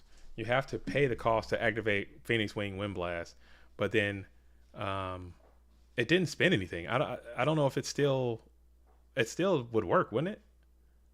I don't understand why that didn't, unless he spun something else. I'm not sure. I kind of looked away for a second, but he just didn't. Nothing went back to the top of the deck. It just kind of resolved it, and I don't know. Unless I have no clue. Yeah, it was a wing blast situation. Wing Blast was the card that discarded Night Assailant to try to get Magician of Faith back to the hand, but nothing ever got sent back to the top of the deck. Unless he drew it and slammed it again. I have no clue. Something had to go back. Unless I missed it. Maybe he just went back real quick, drew it, and slammed it back down. I literally have no idea. But we're hanging out here in the battle phase as we're standing by, waiting ever so patiently. Unless it went back and then he drew it, but it was still AJT's turn to end, and nothing ever. Somebody had to go back. Somebody might have to go back into the stream, into the universe, and check that out and see what went down there. There's a little bit of confusion, disorder, and confusion everywhere, but no one seems to care. Well, I do. Hey, who's in charge here? It's the jungle out there. The poison in the very air we breathe. Poison in the water that we drink. Well, I do. All right, so we're out here. Anybody watch Monk? That show was fire, dude. I don't know how I you know what I'm talking about. It's a jungle out there. Disorder and confusion everywhere. No one seems to care. I don't know how my brain works in theme song, pretty much. I can't remember literally what I had for dinner last night, on what I did yesterday. The players are saying there were 2 mummies on the field, and the one was targeted by Wing Blast went to the deck. Okay. I think I might have missed it, Darren, because I thought it was okay. I think I missed it. But yeah, Monk was fire. I enjoyed that show. So I think I missed it. That's my fault as a bad observer. I kind of was looking away for a brief moment. But yeah, that was an interesting turn of events. AJT kind of showing like, hey, sometimes, you know what I'm saying, even the best players can still mess up. You know what I'm saying? Even the best players can have a misplay type situation. It shows no one is perfect. Joey Cornejo says zombies are cheeks. Zombies are cheeks, as in butt cheeks. I don't believe that. I think zombies are heat, not cheeks. I think zombies are fire, dude. Shots fired though. Coming in from Joey Cornejo saying zombies are cheeks, dude. Oh man.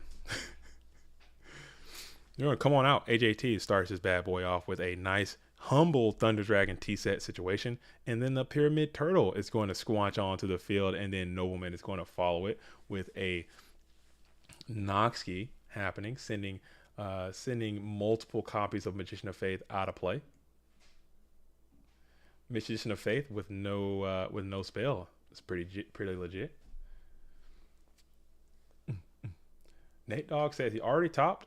Question now is just an invite. It's gonna be hard because you're gonna have to beat HAT, you're gonna have to beat Calvin, and then you gotta turn around and beat Moxie's twice, which is just very, very difficult to do. So we can hope for him, but you still got to get out of this match first. AJT sitting at a mighty 6,800. We are entering the first main phase.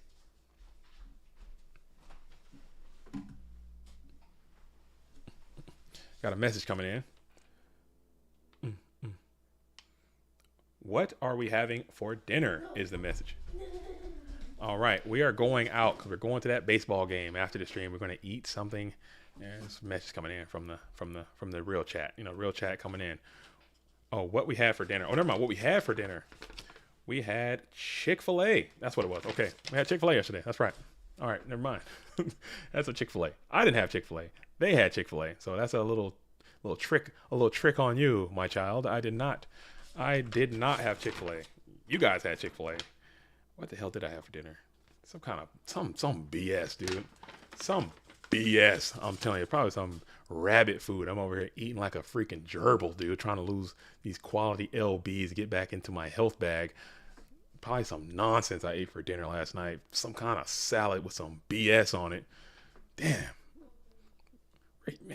Evolution needs to hurry the hell up, dude. I want to just eat like garbage and just be jacked as hell. I want to eat like garbage and be jacked. You know, I want to be able to just eat donuts and cakes like I want to and not have to ever work out and just be swole as hell. We need to speed up this evolution as Thousand Eyes Restrict is on the field in attack position doing his thing. This is kind of where you want to be if you're AJT, BLS, getting them Thousand Eyes out early and often. Start trying to slow this game down, securing some positional posture on the field. You should have a good matchup against this zombie deck, just based on the way your deck is constructed. I did see this duelist playing some Phoenix Wing Wind Blast, which does go pretty far in this zombie matchup. Zaboomba coming in. Every time I see this duelist, it warms my heart as well, just because I enjoy Zaboomba food. I say that every time. I can't take it. We got more shots fired. Whoa. Whoa. Oh man, we're in a building. Whoa. Is that a soundboard you have? Oh yeah, shots fired. Oh my God. We out here, Rabbit. We are out here doing our thing. Getting after it. We're getting after it. I haven't eaten. I would love to have, like, if I could, and this is a fact, I would eat an entire cake right now, easily, and be fine. I would eat an entire cake and just like not even feel I wouldn't feel the slightest bit of remorse. Eat an entire cake, maybe even a whole box of donuts too, and not even feel the slightest bit of anything. I'd be fine with it. I'll sleep well. But you know what? I'm on the path. I've reactivated.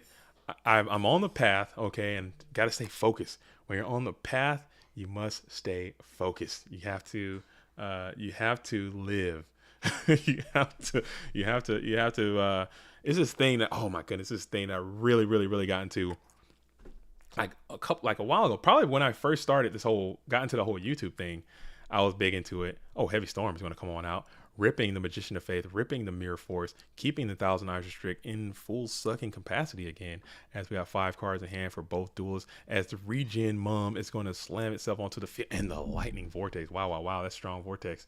That is a buff Vortex is going to go ahead and be played, and we're going to send the Mirror. No Book of Life, no zombie shenanigans coming on in, so that's got to be a breath of relief for AJT BLS, as this zombie deck can just really generate some damage to your health. So now we're going to come on into a very strong, robust Trap Dust Shoot, and it will hit the Thunder Dragon, which is the only card in hand for AJT, as he's just going to go ahead and immediately pitch Thunder, add Thunder, it appears.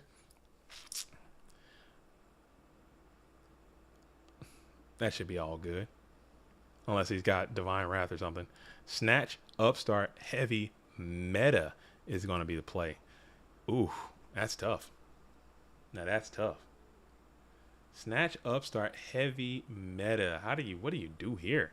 As you gotta upstart and pray a little bit, maybe might be the play. You have to enter the pray phase, and hopefully something robust and resilient comes off the top of that deck, or you're gonna be in the hurt locker a little bit. But yeah, I really got into like motivation. Like I was trying to be like, I'm really motivated, like not motivational speak or anything like that, but just like being motivated and being proactive and being like going out and just getting it done, like doing stuff. That was like my whole thing that I was into. And it's this another Greek philosophy that some people follow, or whatever, talked about hundreds. It was called the theory of akrasia. I don't know if you guys are familiar with akrasia. I think I might even not be pronouncing that right. It's like Akraisi, something like that. Akrasia, and it's basically like the idea of your willpower and weakness and falling into temptation and that whole thing like that. It goes much deeper than that. I wrote tons of books about it. I was really reading about it, and it's like a mental block that you can kind of get into, where if you like, hey man, things that you don't want to do, like I don't want to cut the grass, I don't want to do this, I don't want to do that. And swerving on him here. Okay, so we go ahead and play the Thunder Dragon, play the Balter, and now we're going ahead and negate that effect. So that is a great play. I like that. And like being motivated, and like how you can just, because a lot of times you've all been there. Like if you have something that you need to get done that you don't really want to do, procrastination kind of takes over, and you're just in this bad spot or whatever mentally, and it kind of affects your mental health, and you start getting stacked up on, you have all this kind of crap. Well, it's a terrible spiral, and we all find ourselves in that position. Well, to counter that, you have to kind of like train your mind to figure out a way to minimize the effects of akrasia on you. And to do that, like you have to kind of do the first thought essentially that comes to your head, and like your brain doesn't necessarily understand. I'm not a neurologist, I'm sorry, this is a Go Format stream, but I'm kind of off the deep end at this point. That 5-hour energy is all over me. I can't take it. But your brain doesn't really understand like things like you would think they would, I guess. But it does understand different emotions, or different types of hormones release certain types of hormones, dopamine, serotonin, based on what you're feeling in your body. Like different stressors release certain things to kind of help you cope with life. Whereas if you're completing things, your brain loves to complete, have a sense of finishing and following through. So if you make a list and you get it done, your brain will release dopamine. It's like, hey, I enjoy that, and I want to do that. So if you say, hey, I'm gonna make a list, I'm gonna wake up, I'm gonna brush my teeth, I'm gonna put my shoes on, I'm gonna go on a run, and I'm gonna come back. Once you finish that run, you're gonna feel a sense of accomplishment, et cetera, et cetera, et cetera. So my whole thing was like, I'm going to continue to act on, not necessarily impulse, but act on things that are beneficially good, not be lazy, and just do whatever it is to increase my willpower strength. You know what I'm saying? To train my willpower, and then I can then you know, have the goals and a better life that I want. So throughout all that, I say all that to say, like, you have to just go for it and do it. So now I think I'm training my willpower right now. Like at my job, it's very sedentary. Like I said, people are always bringing in like snacks and candy and cake and this and that and food and all kind of stuff. And I'm like, my willpower is too strong. I won't consume. I just won't eat it.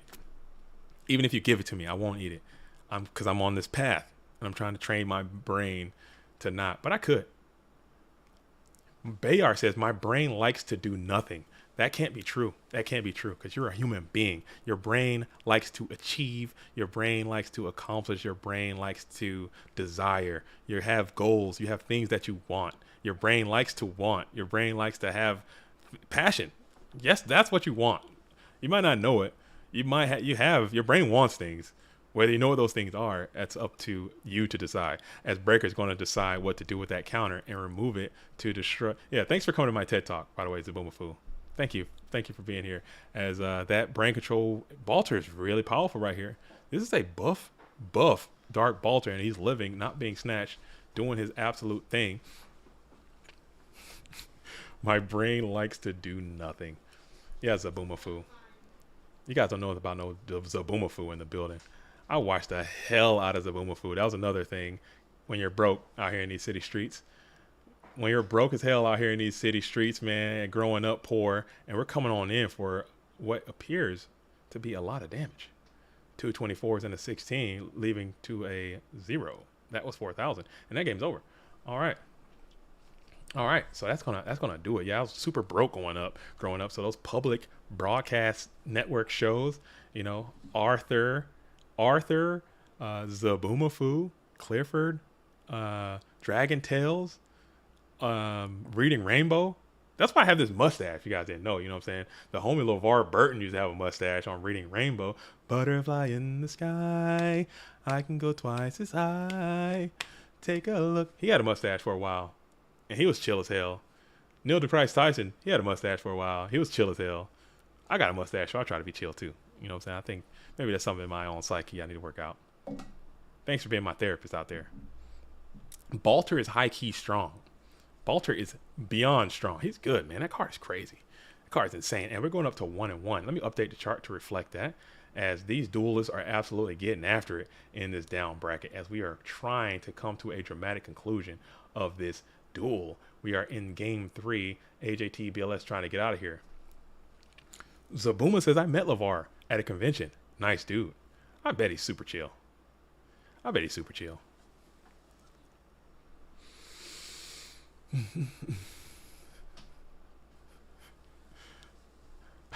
If you're going to sing the Reading Rainbow song, it should be a version about how Yu-Gi-Oh players won't read their own cards like ever.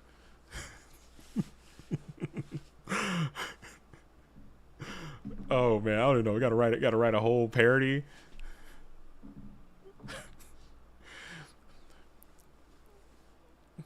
Duelists wonder why all my effects apply, 'cause I make it up. I don't give a boop on Yu-Gi-Oh! Rainbow. I can do anything, 'cause you don't read, and I can cheat on Reading Rainbow. Oh man, that's so stupid. Oh dude, yeah, that's funny. People don't read, man. They won't read anything. Oh. Off top of the dome. You know how I give it up. Freestyle. Oh man, oh man, oh man. I don't know how people can play current. It's gotta be vibes, man. It's gotta be vibrational frequency. Cause I would just make that up. A full parody? All right, we can figure something out. Give me some time. We can hit the pen and write it down. I don't know. That was off the top of the dome. That was just free. That was all, you know, top of the dome. Oh man, that's so good. So AJT's got the 1,000 eyes on the field, which is a good part of this plan. Secure that 1,000 eyes early and often. Get them on the board. Make your opponent have an out.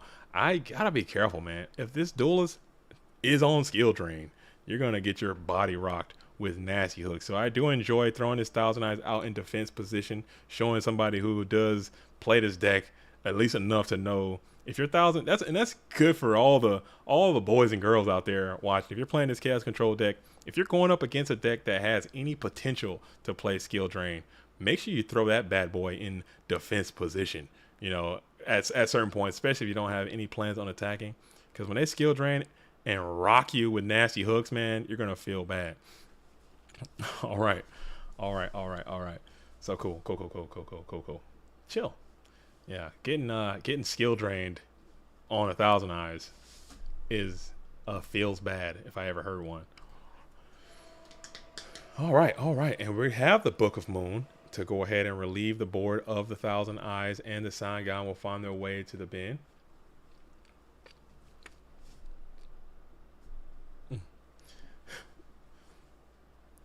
I feel like someone needs to sneak skill drain in. Please don't do that.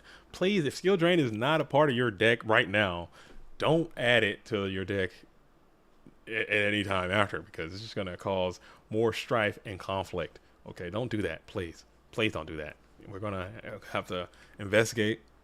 All these replays will be observed. Everyone's deck will be checked. Everyone's deck has already been checked. And if you show up with a card that you don't have, you will get banned. So let's not.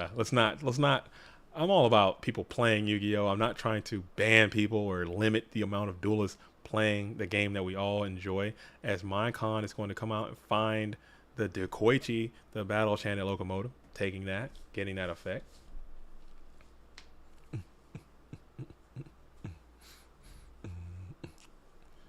All right. It is 2:41. Okay. We're getting down to it, as we're going to summon that Pyramid Turtle to attacking position. Pyramid Turtle going punch in for a 1,200 points of damage, going over to main phase 2. This zombie deck is kind of hard, man. As we set another spell trap on the field and return the property of Dekoichi back to AJT BLS, who draws the 5 cards in hand. 5 card Dekoichi going up to 6, entering the standby phase. Oh, I never finished. Okay, yeah, we can finish. That's a story. I don't think I've ever told that story on any stream. And we're gonna book the faith. Ouch, man. Ouch, baby.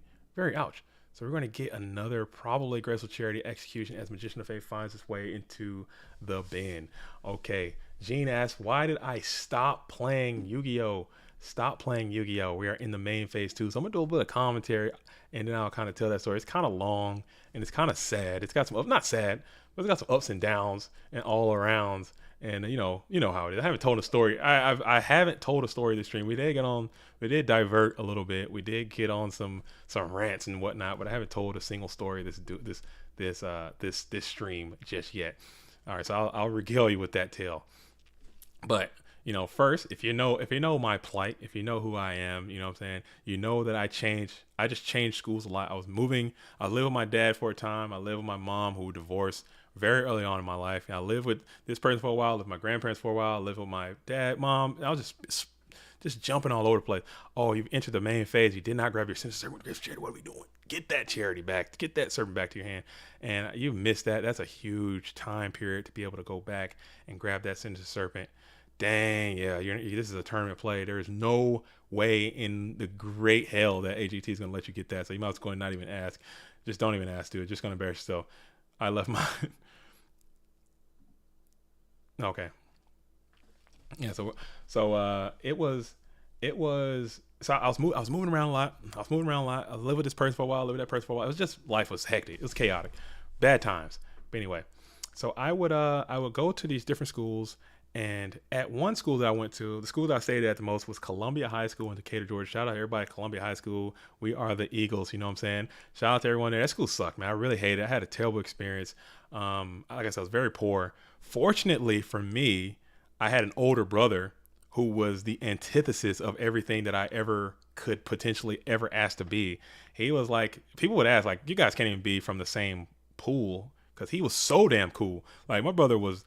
RIP to my brother. We lost him in 2007, but he was probably one of the coolest people that ever have lived. You know, he was cool as hell. He had all kind of friends. He had all his connections, and he was in that whole kind of life. And I was his brother, but I was like a dweeb for the most part. And as Rikuya Koki's going to hit the field, Regenerate Mommy punching in for some serious damage. AJT's back is against the wall already as we're doing this thing, but he's got a lot of cards. He can get out of this. So my brother's really cool. I was a dweeb, but I still didn't have, like, you know, he would have all the clothes because he had money through his own means. I don't want to get too much into that, but I was kind of like, you know, kind of a dweeb with it. And people would, it wasn't necessarily like bullying in those days. It was kind of like, you know, people would just make fun of each other all the time, and people would always make fun of me because my shoes weren't great, my clothes weren't great, and I would just absolutely, you know, just get roasted or whatever. So, but no one ever like beat me up because my brother was one of the coolest people in the whole universe, and they'd be like, oh, that's little James, you know, that's James' little brother. Don't mess with him too much. But people would give me a hard time. Anyway, I'd say that to say this. Like, there was this one kid there who was also quite cool. He had like all these you know, things that were going on, and he would be like the main antagonist, like in my life. He would always, I'd see him and I'm like, oh, here we go at the end. He's gonna let me have it because he had like nice shoes, nice clothes, and that's all that really mattered when you go to school in Atlanta in those days. As BLS is going to hit the field, and BLS is going to go ahead with priority advantage to Ryu Koki. He had to go ahead and send it. So he's going to do what he had to do, and we're going to go ahead and send it back over. BLS alone and unafraid. So this guy, every time I would see him, I'd be like, man, here we go again. He would just let me have it, just roasting the hell out of me. I'd try to defend myself, but it just never really worked out. And it would just make my life just hell every time I saw this guy. And I'm like, damn, dude, that sucks. But I told myself, I had this super like romanticized moment in my mind. Like, hey, this guy is like this now, but maybe one day when I get old, as AJT will fall. Shout out to AJT for another stellar performance, by the way. Very cool duelist. But Nova Ethos is on a path, and he's trying to get to where he's trying to be. He's trying to be qualified for the Go For Man World Championship, and this just might be the time to do it. All right, so we're gonna wait for Nova to host up, and I'll just finish talking nonsense as we wait. So we're sitting. So I would see this guy, and I would always be like, oh man, whenever, you know, one day I'll get out, I'll be done with school, and I'll have this great company, and everyone will see all these great things that I've created, and I will just be like, this guy will work for me, you know. So he's on top now, but I'll be on top. And I would tell myself this. I had no aspirations. I was not a great student. I don't know what my plan was to make all this money and to be this company, but I just told myself like, hey, I'm going to be successful because I'm down now, and when I get up, this guy's gonna pay, you know, for not pay, but not like that, but you know what I'm saying, this guy's gonna, you know, remember me because I'm going to be on top. And I would tell myself that, just coping through life. But in reality, I'm just a dweeb, and I played Yu-Gi-Oh, and I wasn't a great student, and I don't know how these plans are. So anyway, this guy was like one grade ahead of me. So finally, fast forward, I have finished high school, and I'm like, okay, I'm trying to do all these great things, but again, my grades weren't that great. I'm not going to college. I'm not, you know, playing any sports. I'm not going on to be these great things. I don't know what I'm going to do, but I'm working at McDonald's. And I'm playing Yu-Gi-Oh heavily. Like at this time, throughout all of high school, I'm playing Yu-Gi-Oh. Like Yu-Gi-Oh was priority number 1, everything else priority number 2. And I'm playing Yu-Gi-Oh heavily at this point. And I just finished high school, and I'm working at McDonald's, and I'm sitting there behind, you know, this is my second stint at McDonald's. I got fired already from one McDonald's. I'm at another McDonald's already. So this is my second stint, and I'm sitting there at the cash register, and I'm doing my thing, and this guy that used to torment me basically in high school, just roast the shit out of me all the time, he walks into McDonald's, and I'm like, oh, immediately these feelings of just like being embarrassed, being made fun of, being like persecuted by this guy just overtake me again. And I'm like, oh man, here we go again. And I had all these delusions of grandeur. Like, I'm going to start this business. I'm going to be this Kaiba type individual and take over the world and have these great things happen. And this guy sees me, and I'm working at freaking McDonald's, and he's doing great. He's got like nice clothes still. He's got like a girlfriend. He's got a nice car. His life is just great. And I'm like, dude, oh, here we go. And I'm like, hey, you know, welcome to McDonald's. Can I take your order? And the guy just goes, yeah, let me get like Big Mac, nuggets, all this crap. And just didn't say anything. Gets his order. I bring him up. It's going to be $15, whatever. Take the card, swipe it, boop, hand him the thing. And he just leaves. it didn't even recognize me. Like, it didn't even notice who I was. Like, it didn't even remember. It didn't even register, like, who I was as a person. Like, this guy we've talked several times. This guy made fun of me for months on end, like a whole year. And I almost made it like a part of my personality that what this guy has done to me. I'm like living this whole thing based on this guy. And he comes in and he didn't even like recognize me as a person. Like, he didn't say, "Oh, what's up? That's you. You're the guy. We went to school." Nothing. Just took the order, paid, left. At that moment, like, I felt like such a loser, like to the highest extent of loserdom that you can ever feel. And I kind of spiraled into almost like a depression. I'm like, this whole time I've like dedicated my life to being like an NPC basically in this guy's life. And this guy was the main character. I wasn't even living my own life.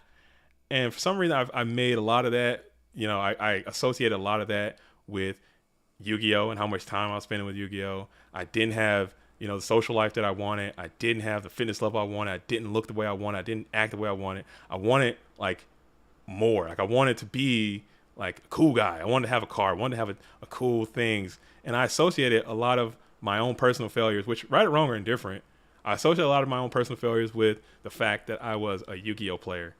And I resented myself for that. And I was like, you know what? I'm done. I'm so done. I was so mad. I was like, you know what? I'm finished. Guys in my little dueling team, take all my cards. I'm finished with this game. I need to fix my life. I need to take over. I need to take control. I need to figure something out because I can't live like this anymore. And that's why I cold turkey. I stopped right there. And then I just left. And then I changed and became, you know, a different person. I don't know. But now that I'm old, I realize that's what John Doe. I was definitely an NPC in this life, in this guy's life so much because I allowed them to affect me on such a metaphysical, personal level. Like the things that they would do to me would affect me so strongly that I would change the way that I would live. And I didn't even register in their life at all. You know, I didn't even blip on the radar in what they were doing. He's moved on. He has a great life. Great. Hell, and even if I were to find this person on Instagram or something right now, I guarantee you they're having like a successful life on their own. Shout out to them. But here I am living my life. Oh man, this guy. He comes and didn't even like acknowledge that I was a human in the world that has interacted with him before. You know, so it's just like, you know what? I'm done. Yu-Gi-Oh! This is Yu-Gi-Oh's fault. If I didn't spend so much time being a Yu-Gi-Oh! Player, I would have the girlfriends that I want. If I didn't spend so much time being a Yu-Gi-Oh! Player, I would have the job that I want, the money that I want, or whatever. And I blamed it for that. So that's why I quit cold turkey. I gave up what essentially, now looking back at it, you know what I'm saying, TCG player, I gave up probably about $40,000 worth of cards. And I'm not even kidding. I'm not even kidding with that number. Several $1,000s of cards I just literally gave away because I was so finished with it. And I just walked away from it. Ended up joining the military. Okay, went solemn that. It's a huge solemn over there on the Mirror Force there. Ended up joining. Shout out to this dual bomb. Sorry. I'm off my rant. But that's why I quit. Because I was just, you know, it was a lot of mental health stuff. I'm much more resilient in my mental health now. You know, I did the work. If you shout out to you if you need to seek counseling, seek therapy. There's a lot of trauma that you may be dealing with. I am a big proponent of therapy and sitting down, talking to that kind of stuff. I had a lot of issues. I had a lot of issues, you know, with that myself that I had to work through. A lot of childhood trauma, a lot of trauma, and being all that. You have to see it out. So. Oh, sorry about that. So back to the action. Now we're back to Yu-Gi-Oh. Now we're back to the Yu-Gi-Oh. AJ Hussein says, I'm ready for it. Fire in the booth? Are you trying to come into the booth? Come on in. You got the codes. You got the source code. Come on into the commentary booth. I don't think we took your role off. If you want to join, I'm here, and we're just vibing on life right now. I kind of got into why I quit Yu-Gi-Oh mental health bag. I'm trying to get back to the I'm trying to get back into the GOAT format Yu-Gi-Oh bag, but it's a GOAT. So you guys know what it is. And maybe, you know what I'm saying, again, I'm old. I've done all this stuff. Maybe there's a younger guy listening to this, and they're kind of going through some of the same stuff that I went through then, and they don't have I was virtually alone going through all this stuff. And I didn't have a lot of people in my corner to kind of back me up, so I had to do it alone. And I figured it out for the most part. And now I got to a point in my life where everything is generally stable. I'm saying? My mental health is just so much stronger. I have gotten so much better. I have a family that cares about me. I have hobbies and interests that I can do. And now I feel like hey, maybe Yu-Gi-Oh! Wasn't the problem. Maybe it was some other things that I was using to mask my own individual insecurities. And now that I have, I'm not going to share that information, Bayard, because I don't want anyone to know the exact age that I am currently living right now. I am old, okay, and I don't want to. I've gave the crumbs away, the Easter eggs of how old I am. All right, make sure you're wearing blue and white. We're going to the game. Okay, and red too, if you can. Yeah, I don't want to completely give away all that information, but oh my goodness, this zombie deck is cooking. Man. Oh, but BLS is gonna hit the field with extreme pace and vigor, and we're going to think about it, and that's going to. Oh, he had it. He already won. Okay, so that's what's going on. Wow. John Doe says JDZ is 69 years old. Maybe. I could be. You know what I'm saying? I could be. I'm old though, man. I'm pretty damn old. I'm going through all this stuff. Oh, who's that? Is that AJ? That's me, man. That's me. Yo, AJ. Ice in his veins, Hussein. GGP winner. 2012 national champion. Bro, I'm in the flesh, out here hanging out. We're just out here vibrating in the losers bracket after hour 5. And the deal that I made with the GOAT World is that hour 1 through 3, okay, on the winner side, you get quality commentary, which is like in your face, pulse pounding, play-by-play GOAT format action. Anything between hour 3 and 4, I guess 3 to 5, you get what you get. Maybe there's some commentary. Maybe you go off the rails. Beyond hour 5, you're lucky if you get any commentary. That's just the nature of the beast, especially on the down bracket. That's just facts. I'm sorry. That's just how it is. I'm sorry. But we got AJ Ice in the veins in the building, man. How you feeling? I'm good, man. I'm good. I was actually going to enter today, and then realized it was a Patreon, so I went to play an in-person Edison event today instead. Did you win? I came second. Oh, I'm just always the bridesmaid. No, I can't seem to catch that W after LeBounty beat me last week. Hey, always number 2. Got to be number 1, man. Get the dub. And what'd you get in Worlds? You got 4 in Worlds, right? 5? No, you got 5. 6? Fifth. Yeah, fifth. Shaggy came fourth, which is great. Okay. It's all team. We got Ultra Instinct in the building. As you guys know, I am a part of that team. I do like to do some Yu-Gi-Oh! Every now and then. We like to sit around, talk theory, and play when we can. I've just been kind of busy, like I said. Pike Free says, thanks for sharing, JDZ, and glad to hear that you're better regarding your mental health. I appreciate that. No problem. And I'm more than willing to talk about this kind of stuff. I'm an open book. A lot of men, like I've said on the last one, a lot of males our age, and I say our age very loosely, I understand I'm older than most of you, are very reluctant to talk about emotional stuff, feeling stuff, because that's not cool and tough. But I'm telling you, man, sit down, talk to a therapist, get in tune with that stuff, get that stuff cleaned out, because once you have a nice baseline, you can fill it with a lot more stuff, and your shoulders get a lot more stronger, and you have more clarity in your life, and you won't be making some of the same mistakes and pitfalls that a lot of duelists end up running into because of other trauma and other things that they're currently dealing with. You know what I'm saying? AJ. Sorry, I'm still on my rant. We're back off the rant. Well, man, it's true. Like, it's very, very true. Like, it really doesn't matter how old or young you are, or you feel like you think you are as well. Mm-hmm. And really, like, airing any of this sort of stuff out is very important. Sure. I mean, the earlier you start, the younger you are, the earlier you start, the better it is. But also, if we jump back into the game, I haven't seen Calvin play in a long time. It's Calvin? Really nice to see. Do you know Calvin? I played him a couple of times online. I know Calvin Tahan from reading and seeing articles about him, but I don't know him personally. But I haven't seen him online in a long time. But I always remember Calvin with his Don Zalug avatar with his guns. I remember that from. Wow. I played him I think I played him in War League, maybe season one, or there was an event where Mm-hmm. he typed into chat and was like, "Oh yeah, for all my fans in chat, like this is what my hand." He was being real snarky, but I haven't seen him online in a long time. But I'm glad to see him back in the competitive GOAT scene. Nice. I never, I don't think I know, I don't have much information on this duelist, but seeing anybody come out and do and top this event and potentially could even go as far as to win this event. Wait, this is the Calvin Tejan is what Bluetooth is The saying. Calvin, This that's is the the one. Calvin Tejan. Okay, well, shout out to Calvin Tejan back in the thing, doing what they got to do. Yeah, he's Captain ABC. Okay, okay.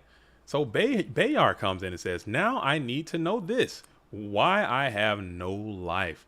JDZ, is cause of you. Are you blaming me for being no? You have a life.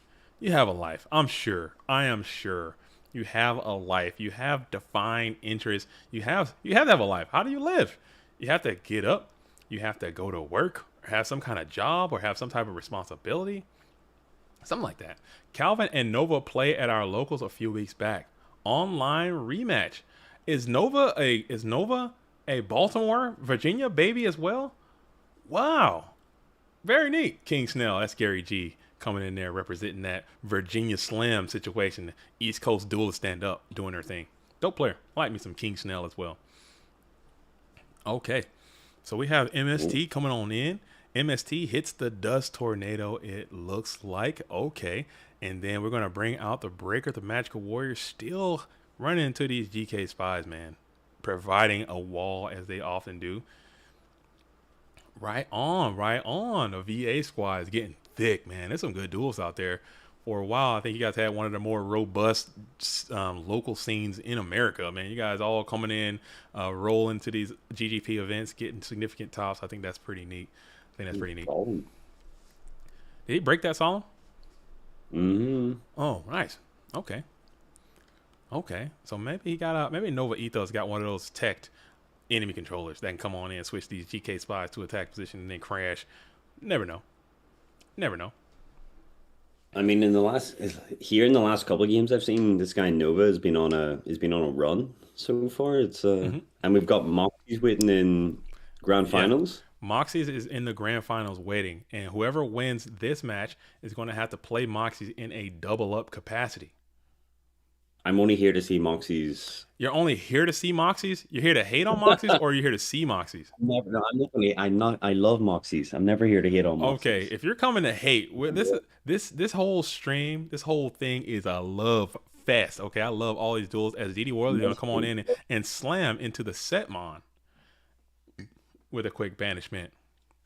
Is it 1-0 or is my chart all messed up? Oh my goodness, man, I'm so bad. It is 1-0. It is 1-0. I'm sorry, gang. Let me fix this, man. Let me update the round count to be. It is going to be 1-0 for Calvin. Actually, I believe Calvin took game number 1. All right, and then now we have the Ryokogi has hit the field and is able to finally break the grip of the GK Spy lock. And then we're going to MST and end phase, targeting that Solemn Judgment, which was the security blanket needed to protect that Ryokogi. And that would have been great. Now you got Exile Force on your case and in your face. And now we have a Tribe Infected Virus, Tribe Infected Virus, not Exile Force, excuse me. Exile Force is able to, I said it again, good grief. Tribe Infected Virus discarding Exile Force, coming on in for 1600.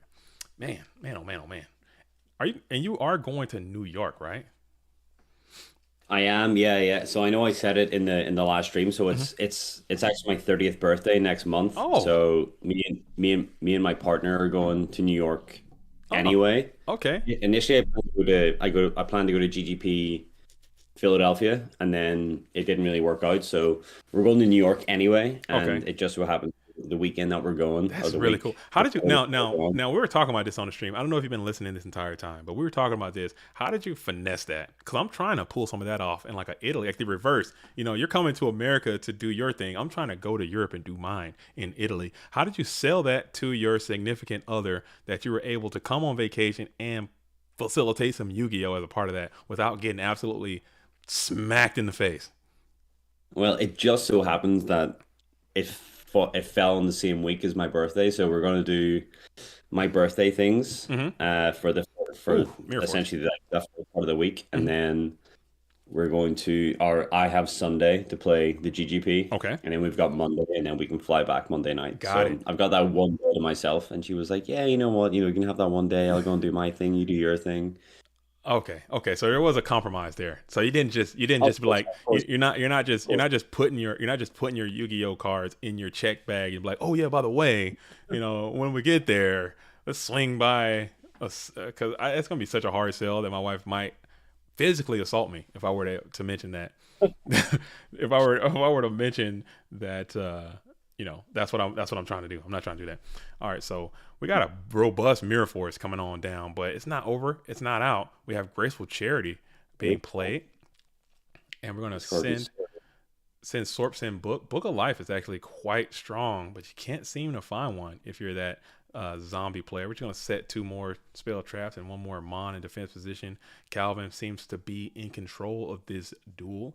It's ironic that Nova Ethos thwarted AJT BLS, who had a great matchup, and it seems like he's kind of being taken down by Calvin, who has a bad matchup on paper. Shows paper's not everything. Shows paper not everything. Yeah. Oh, but there's a Mirror Force being played.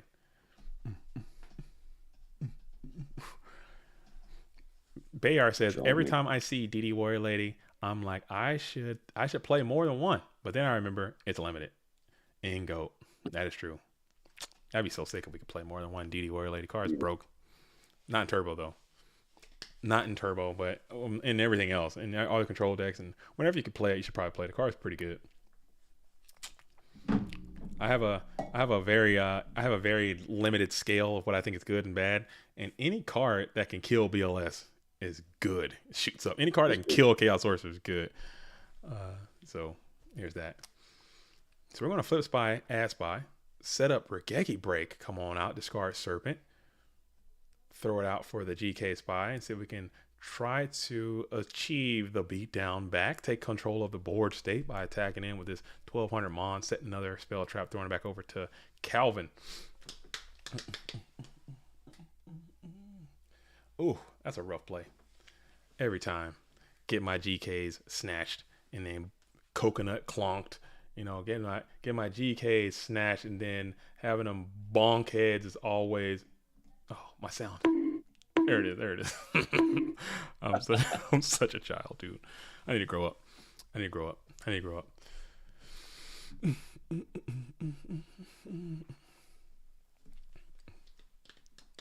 Okay. We're going to enter the main phase 1 from the red corner. He's got 2 cards on the field and set spell traps, and we got 1 card in hand. Both players have the same exact situation as Nova's writes. Speaking of good cards, thoughts on Goblin of Greed? Oh, Call of the Haunted is great. But we're going to think about that. Strong card. Mm-hmm. He's thinking on the call here. I feel like Kaiku against this deck is super potent, even more so against Turbo, because things like Book of Life as well, where you really don't want your monster. You really don't want this card to be in the field. Oh, Torrential, yeah, that's fair. Yeah. I can respect that. Go ahead and TT here, getting rid of the Kiko the Ghost Destroyer. Speaking of good cards, thoughts on Goblin of Greed? Goblin of Greed sounds like a made-up card. I don't think there's a Goblin. Novus, a real card. Goblin of Greed? That's not a real card. That's a fake card. There's good Goblin Housekeeping. There's Jar of Greed. There's Upstart Goblin, and there is Pot of Greed. I don't think there's Goblin of Greed and there's Reckless Greed. Is a fiend monster, and as long as this card remains face up in the field, neither player can activate an effect by discarding from his or her hand. Goblin of Greed? Man, I thought I knew all the cards. Monster. It's a one that negate. Oh, it's a monster. Okay, it must be. If I don't even know it, it's got to be terrible. That's what I'm saying. That card's got to be bad. Goblin of Greed sounds like. Book of Life. Oh, the Kaiku on the field last turn. This is strong. Oh. Banishing Axel is super good. And then we're going to come on in with a Ring of Destruction. So that's a lot of damn. But we're going to book. Moon. This is the type of Yu-Gi-Oh we love. This is it. Like this high interaction gameplay. High brain activity. But now we might have another chain from this Book of Moon. Let's see if that. But you can't. Oh, I don't want to give any plays away. But it might be hard. It might be hard to solve this because you're going to go down to 100 life points. Is it worth? No, he won't. Yeah, you will. Oh, man, that'd be bad. You don't want to do that. Oh, no. I don't know. Nova says, I totally got the wrong card. Yeah, if it's that monster that does something, negates cards that discard. Let me look this thing up, man. Y'all got me tripping, dude. And it will. Oh, it is so. You will. That's bravery. It's 100. That's bravery. Goes down to 100. That's bravery. Alvin is hoping to draw. He is hoping to draw the sauce this turn. Oh, but he had a normal to go along with it, and you got to do something. Anything kills. Anything kills here. Flip the serp. Is Solomon the serp. Hey, it's a magician. Oh, wow. Very neat. Someone was looking faith for attack. Ooh. I mean, you roll the dice.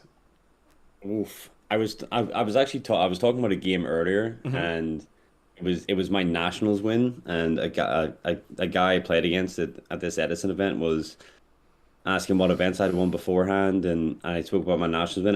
It was in game 3 when it was the Dino Rabbit mirror match, and how I won was I summoned Rescue Rabbit in attack position and attacked for games. My opponent was on 250 life points. Like this is exactly that scenario. Dude.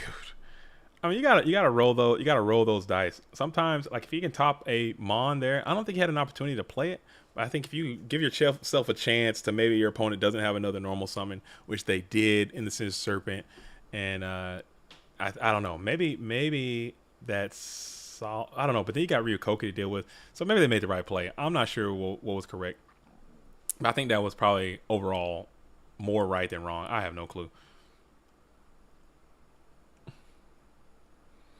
I agree. I think Calvin played that correctly. Yeah. He gave himself a chance to draw something to win the game, and this Serpent and a Magician of Faith versus a Solemn.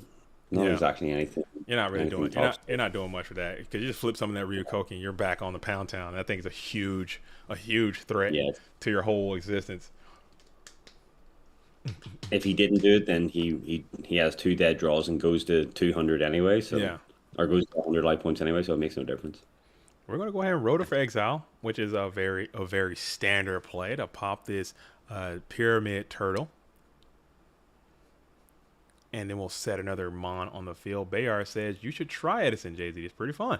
I'm learning the ways. I think I will be playing a little bit. Like I said, I'm learning. It's just a process. It's just a process. I learn slower. I've had several traumatic brain injuries as well. That's a whole another series of stories. Maybe we'll save that for another stream in the future. But I've had significant brain injuries, and it just takes me a little bit longer to learn things than most people. So it's just taking some time. I'll get there at some point. I will get there at some point. I've heard nothing but good things, and just seeing the popularity that Edison is underway with right now, it's kind of reminiscent of how Book of Life's great, getting the Exile out of there, bringing back the Pyramid Turtle, seeing how it's very reminiscent of how GOAT format was. You go back in and looking at how GOAT just kind of exploded for a time. I think that's kind of where Edison's at right now. It's so popular, man. A lot of people are interested in it. A lot of duelists are. It's a lot of good content. A lot of good things are happening in that community. I'm happy that it's going down. I think it's great because it raises us as well. Maybe not as exponentially, but if people can find out about retro community in general, they find out about Edison format, and then they'll continue to pique their interest, and they'll explore more formats, and they'll find about GOAT as well, and then continue to do that. So I have no ill will or malice towards Edison format. I think it's really, really cool. I'm learning more about it, and I think you can do both.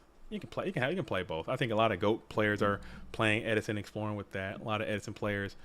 What I don't typically like is when people have ill things to say about formats that they don't play. I think that's unfortunate. I wish we had less of that. But you know, it is what it is. You do what you feel is right. I agree. Yeah. I feel like if people are just bad mouthing formats that they haven't actually invested time in or played, where it's just you draw Pot of Greed or Gristle Charity, Delinquent Duo. We'll just talk about GOAT format because that's what we're focusing on right now. Yeah. Yeah, it's a little bit narrow, but as long as people are getting invested in the game in general, in formats, so they can find out more about what they like, what they don't like, and put some time into it, like it's all good by me. You can play whatever format you want, but just don't like another format. Because people act like no matter what format you play, Dino Rabbit, GOAT format, Edison format, Hat format, Tingle Plant format, current format, Dragon Rulers, whatever format you want to play, you can get your balls absolutely sacked off. It does not matter. This is Yu-Gi-Oh, man. This is Yu-Gi-Oh. You can get sacked into oblivion no matter what you got going on. So it is, at the end of the day, everything has its sacking thing. Edison, I'm learning that you can be sacked in Edison. You can get Raiko Kaius all the way the hell up out of there anytime. You know, you can get Future Fusion, you get your balls trapped dust shooter right on out of there at any time. It happens, but it happens probably significantly less. But still, I think as long as people are playing Yu-Gi-Oh, as long as people are following their passion, as long as people are having fun, it's fine. Seeing that Kinetic Soldier get teed off by his Kaiko is hard to watch. I don't like seeing that. You can get in Edison format, you can get Terminal and Future Fusion, which is the least fun thing in the whole game. Yeah. You know, every format has the ability to get sacked. It's just a part of Yu-Gi-Oh. I think and I mentioned this before in other streams as well. It's like they like in the show, Yu-Gi-Oh was designed. I think maybe they're trying to capture some of that same energy. How, hey, you're down, but if you believe in the harder cards, you can come back and you can win, and just drawing the right cards. So maybe that was a part of the plan when they set this whole thing up, was like, put sacky bombs in there, so at any moment you can come back and win. You know, pot graceful your way out of the situation and just sack the hell out of your opponent. Oh man, I got sacked this time. Oh man, I didn't, whatever. And that's just how it is. All right. So it's going to be a Kaiku Reaper. Seeing that shuffle, indicating that maybe you're about to get reaped, as Kaiku the Ghost Destroyer is going to come on in, banish the dark from the bin. I think in that situation, I think I reap first. I think I reap first and then rip. I didn't rip because maybe you get another quality mon out of your opponent's hand, and then you get another banishment. I don't know. Maybe I'm wrong. I don't know. All right. Nova will be predestined / elected to win the match. Maybe everyone is sending Nova their energy. Everyone is sending Nova their energy because people want to see zombies get the Dublinsky in this event. But now he has penetrated all of your defenses, and now you have the Kiko, the Ghost Destroyer, and Blade on the field. This is a tough egg to crack right here. You got Blade Knight, Kaiko, the Ghost Destroyer. You have banishing your cards. No Book of Life your Book of Life is now completely cut off. You have your what others? What is going on? Some quality units have already found their way into the bin. Now you need a way to kind of crack this board that Calvin has established here. Like you've got like Heavy Storm, Snatch Steal, Big Monster for a game. That could be nice. It's a very niche line, but in terms okay, Tribe's pretty good. Tribe is quite good. If you can go Tribe, discard Zombie for a book play, could be neat. That's part one of that equation has resolved, and now you got the Kiko the Ghost Destroyer has found its way to the bin. Are we going to discard another? Or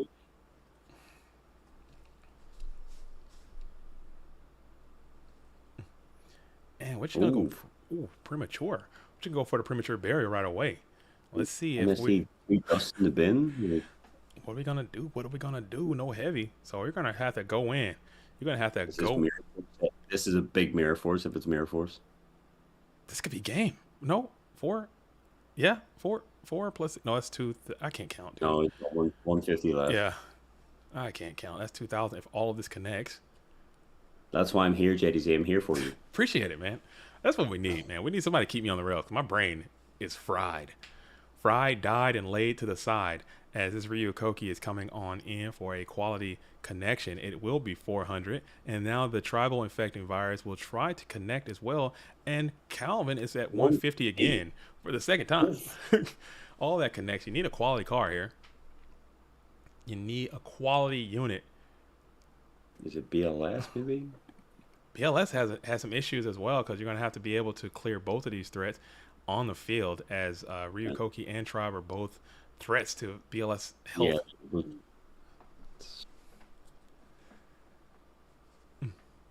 Calvin is totally depraved. Nova is unconditionally elected.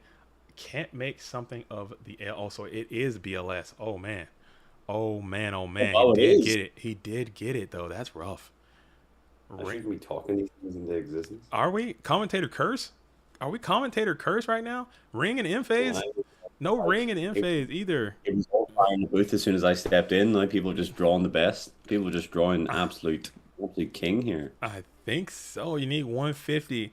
Can you summon Jinzo? Oh, the Gigante Rat. The Gigante Rat is going to be in attack position. Torrential. No torrential? What are we doing? He's going to go for it. We're going to crash. He's saying those back rows are fake. He's saying you don't got it in you. He said you don't got the minerals. You don't got the bollocks. You don't got the peel. You don't got the minerals. Oh man, compulse. Compulse. Man, this card is that's hard. This card doing work. I guess, do you have Exile Force? Do you have the Sexile Force in your deck? Maybe it's worth a Sexiled, a Crash Key, Sexile type situation.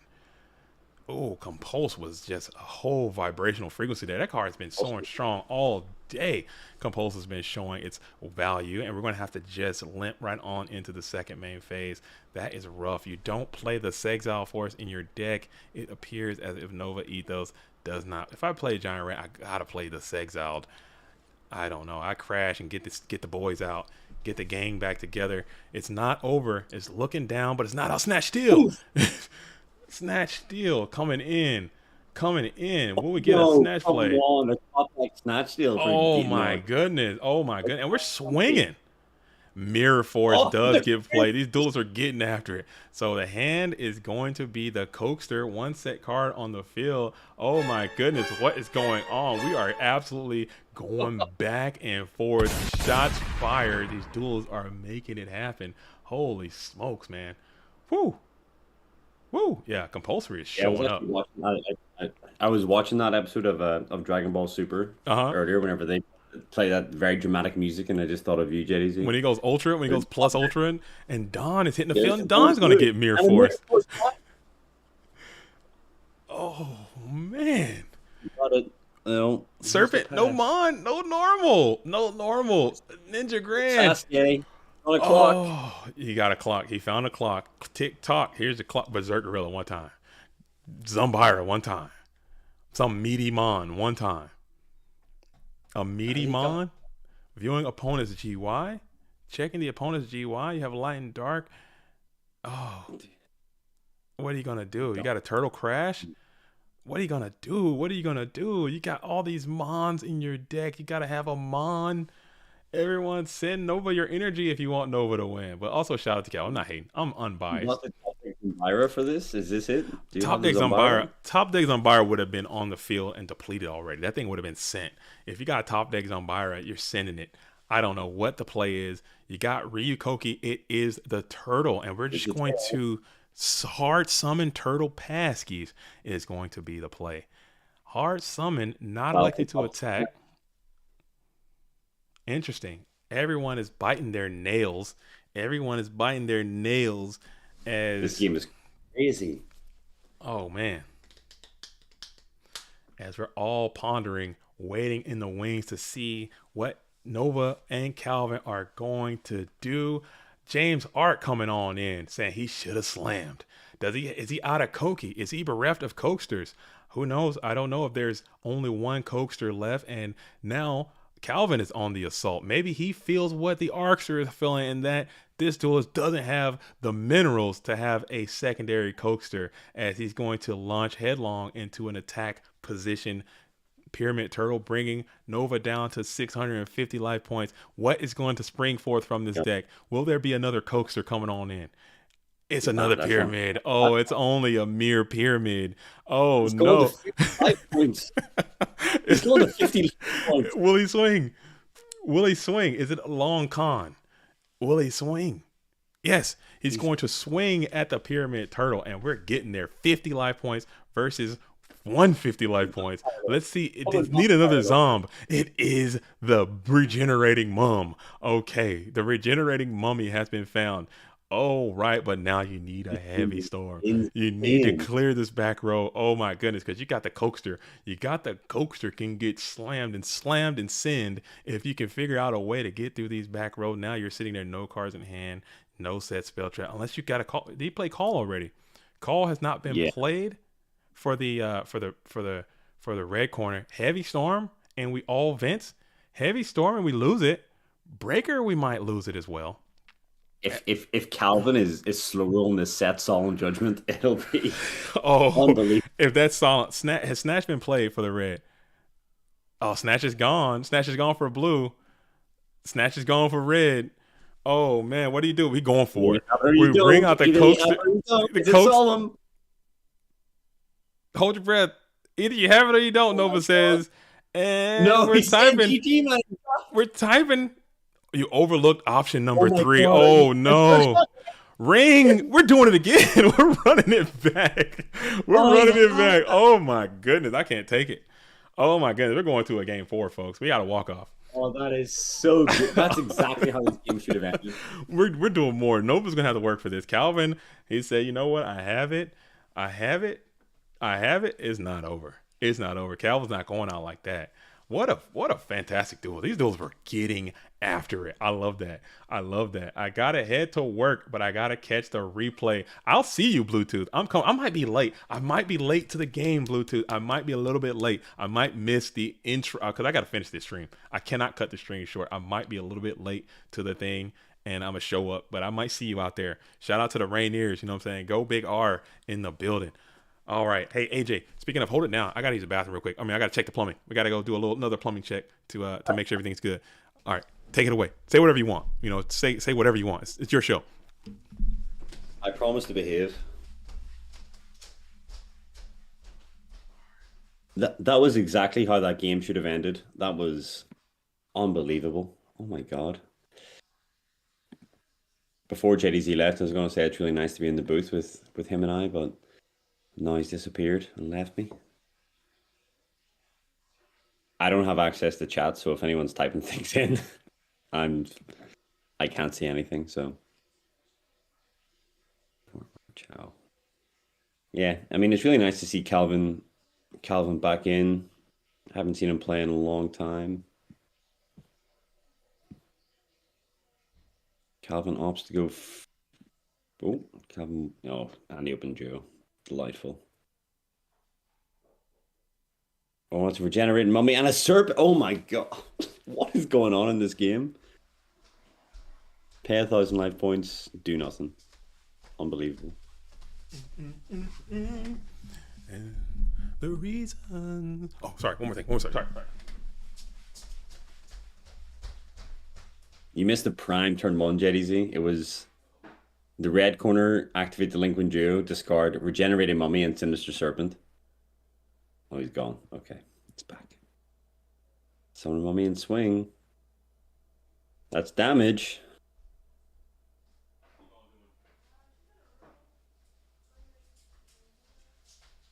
Huh?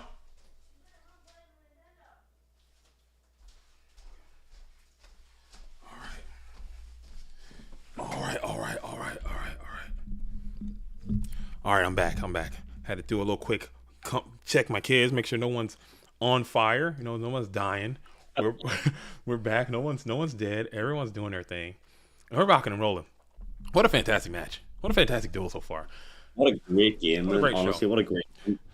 All right. I was actually like so beforehand. I was just saying before you left that it's great to be in the booth commentating with you, especially on a game like this. I was waiting on bated breath that entire match. It was fantastic. Hold up. Did we miss a regeneration? So you missed a turn one duo from Calvin that hit Sinister Serpent and regenerated money. Oh man.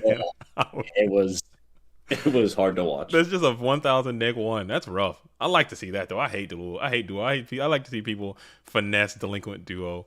Because we're gonna bring out the Blade Knight in attack position. We're gonna set one. We're gonna set two. We're gonna set a full Whopper combo value mill and go after the set. It's got to be a turtle, right? It's Turtle. got to be a turtle. It is turtle every single time. It's going to be a turtle every single time. And there it is. It is the Ryukoki. It's going to be fetched from the deck, added to the field. And then we're going to go ahead and end phase RB, and we're going to target. We're going to target the compulsory, which has been going crazy for this duelist all day long. Compulsory is actually might be moving up as a card. Some of these duels you need to think about, especially if people are gonna be playing zombies and all kinds of stuff like that. Ring in the standby phase. Will there be a Book of Moon? There won't be. Is the compulsory in the main deck or in the side deck? It's probably in the side deck, I would say. It's probably in the side deck. I would assume. We'll find out. These decks should be up. Maybe not immediately after this event, but definitely sometime. Probably not tomorrow either, because tomorrow is Mother's Day. Probably Monday these decks will be up. Maybe we can get some of these duels combined on a Spice Report as well. Is he just trying to weigh in damage and get that last 1,000 in? Probably. I think he's trying to just pick through the rest of the back row before committing a play like this. Yeah, there's this. Oh, and now you got 500 left, so you're really churning through. You're really churning through that back row. Blue corner just can't seem to find Ring of Destruction. If you can get Ring, that'd be impulsive, or a snatch, or some type of way to engage with this Blade Knight.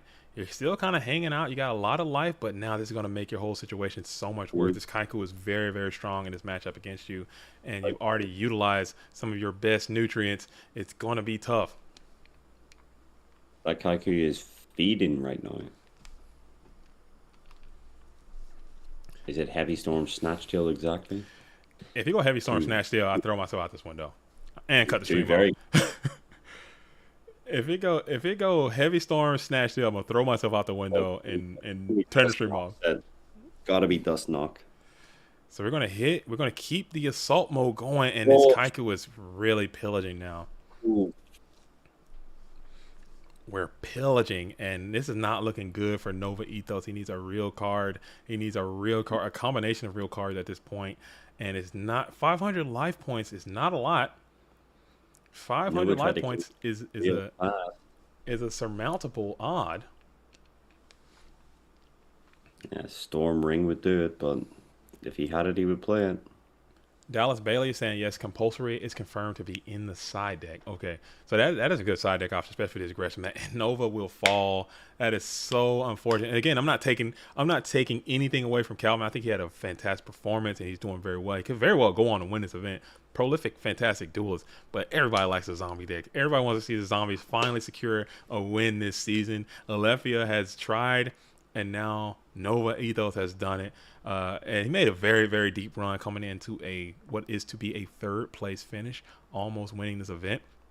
We have 45 duelists coming out on this beautiful Saturday dueling situation. But now it comes down to this. We have Bend the Knee, a.k.a. Calvin, who will go headlong into Moxie. So this duelist, Calvin, has been absolutely getting after it, but he's played zombies, which is a terrible matchup. You know what I'm saying? He played who sent him down here to the losers bracket there?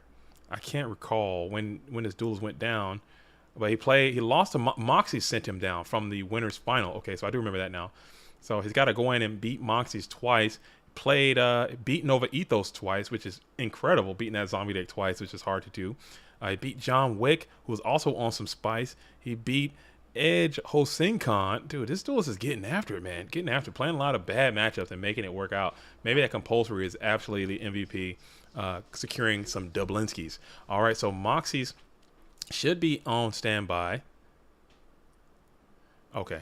Somebody, okay, this is people are just harassing me on the thing. That's why I never, dang it, that's why I never read my stream comments, because people just love to troll, man.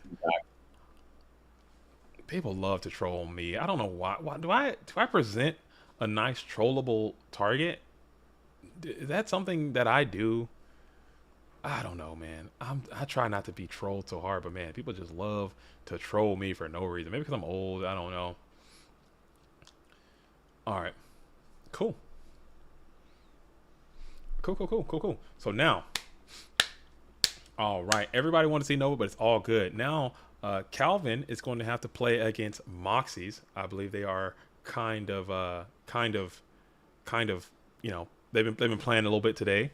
Moxies has already defeated Calvin once. Now Calvin has come on in and beat Moxies 2 times, or Moxies will win. I believe this is Moxie's 5th victory in this event. You know, he's won this thing. I think he has a gentleman's agreement between Ivan,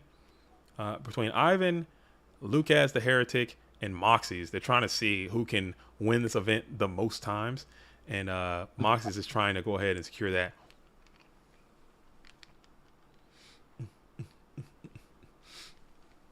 Save some GFCs for the rest of us, man. Oh yeah, GFC. Are you playing GFC? You get off work, figure it out, man. Figure out your schedule now. Get into GFC. I think it's going to be huge. June 10th. June 10th. If you don't know, GOATformats.com's premier event is the GOAT Format Championship. Okay, that is the Mac Daddy of them all. That is the signature GOAT Format event of the regular season. Be there or be square. It is the GOAT Format Championship. Okay, it's happening June 10th and June 11th. It's going to be a 2-day event with a bracket reset. So if you make top 32, I can play that. I'll be there. Yeah, June 10th, June 11th. Okay, this is the one you want. It's $1,000 prize pool on the table for this event. So keep that in mind too. You can win some actual currency. And again, for that event, I must say, shout out to the Patreons. Shout out to the Patreons and everyone who is supporting GOAT Format. Even the duelists who pay into the Patreon and don't play. They just want to say, hey man, shout out to people who do that, because that's how we're able to fund the website. That's how we're able to fund the prizing. That's how we're able to host these GFCs and make them free to enter with a cash prize equivalent. Shout out to all of you guys for doing that. Also, shout out to everyone who donates to the YouTube super chat function or whatever you want to do, however you want to do it. Shout out to all of you guys, because like I said, this whole GOAT World thing is not for profit, is a not for profit entity. No one is getting a paycheck from GOAT Format in any way. So it's all good that we can kind of self-fund and operate in that type of space, because obviously no one likes to talk about the sour subject of money and finance. But without it, as our society is set up, you know, in this capitalistic society that we find ourselves, unfortunately, you can't do the things you want to do without money. And people who are, money is tighter now than it has ever been. So if you have the ability to do that, shout out to you. If you can't, don't worry about it. Thank you for being here and liking the stream and watching the videos and playing in the events and being a part of Discord and talking GOATs and playing GOATs. That's all we ask for, you know. So if you can keep doing that, more power to you, and we appreciate that. And I'll keep rocking it for as long as I possibly can. Trying to keep, as long as outside is a thing though too, man. All that.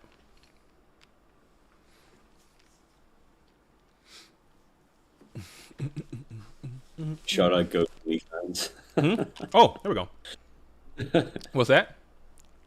There's a comment saying shout out GOAT OnlyFans. Oh, GOAT OnlyFans. Do we need a? I mean, what could I do? I know that OnlyFans has a sexual connotation that goes along with it. I don't think it does. And you know, I'm not trying to offend anybody by any means, but I am a straight male. Okay, cisgender straight male. He, him, bro, dude are my bro and dude are my pronouns. All right, so are my pronouns. Bro and dude are my preferred pronoun. So I don't know if I make an OnlyFans, oh, coming out duo again, but this time hitting some quality minerals. You know, if I go out and make an OnlyFans, it's gonna be me and a bunch of dudes, and I don't know if they want to see me or if, I don't know how the whole thing works. But I'm not trying to do that. So Moxie's coming on in. I mean, perhaps we can do like a fireman's calendar, only for GOAT format instead. Okay, I'd be down with that. Like a GOAT format calendar of the player of the month. Put them on the calendar. Have them put on some provocative attire. Sell that. GFC champion, player of the year, FLC champion, like world champion, TK. You know, judge of the quarter. He's got like his skimpy judge robe on. I'd pay to see that. Now you're talking. Now we're talking ideas. Yeah, this is where the money comes from. That's where the money comes from. I love these ideas. That's what I'm talking about. Keep them going. Mewtwo says he wants to see JDZ dressed up in a hot BLS cosplay. Now we're talking. Now we're talking. You know, no kink shaming in the pleasure chamber. All right. As we're going to go ahead and Kaiku the Ghost Destroyer is going to do his thing, hit the field. Reset the score counter. It's 1-1. Sorry. On the screen. You're right. I'm so bad. Let's get that out of there. Coming with Whistle Charity, getting back the Spy, Thunder Dragon. It's a good turn.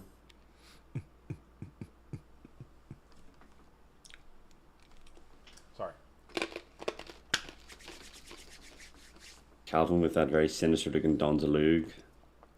Ooh. Moxie's Cyber Infinity. Cyber Infinity Giggletron Dragon. Well, I'm saying like, oh man. Oh, his Noma. So Calvin is coming out with full frontal assault on Moxie's HQ with this Kaiko the Ghost Destroyer with some powerful greenery in the scenery, banishing all those GK spies and punching on in with a bountiful 1,800 points of direct damage. But nay, we'll play Ring of Destruction. One thing I will say is overrated about outside, especially during this time of year. These allergies are going crazy, dude. I'm telling you, man, I am getting obliterated by the pollen buildup and just being in grass and sun. It's just a mess. Oh my goodness. So this thing is spiraling out of control for the Red Corner as Donald Z with pistols, as you alluded to earlier, are absolutely coming on in at Moxie's health box, and we're going to get a quality rip.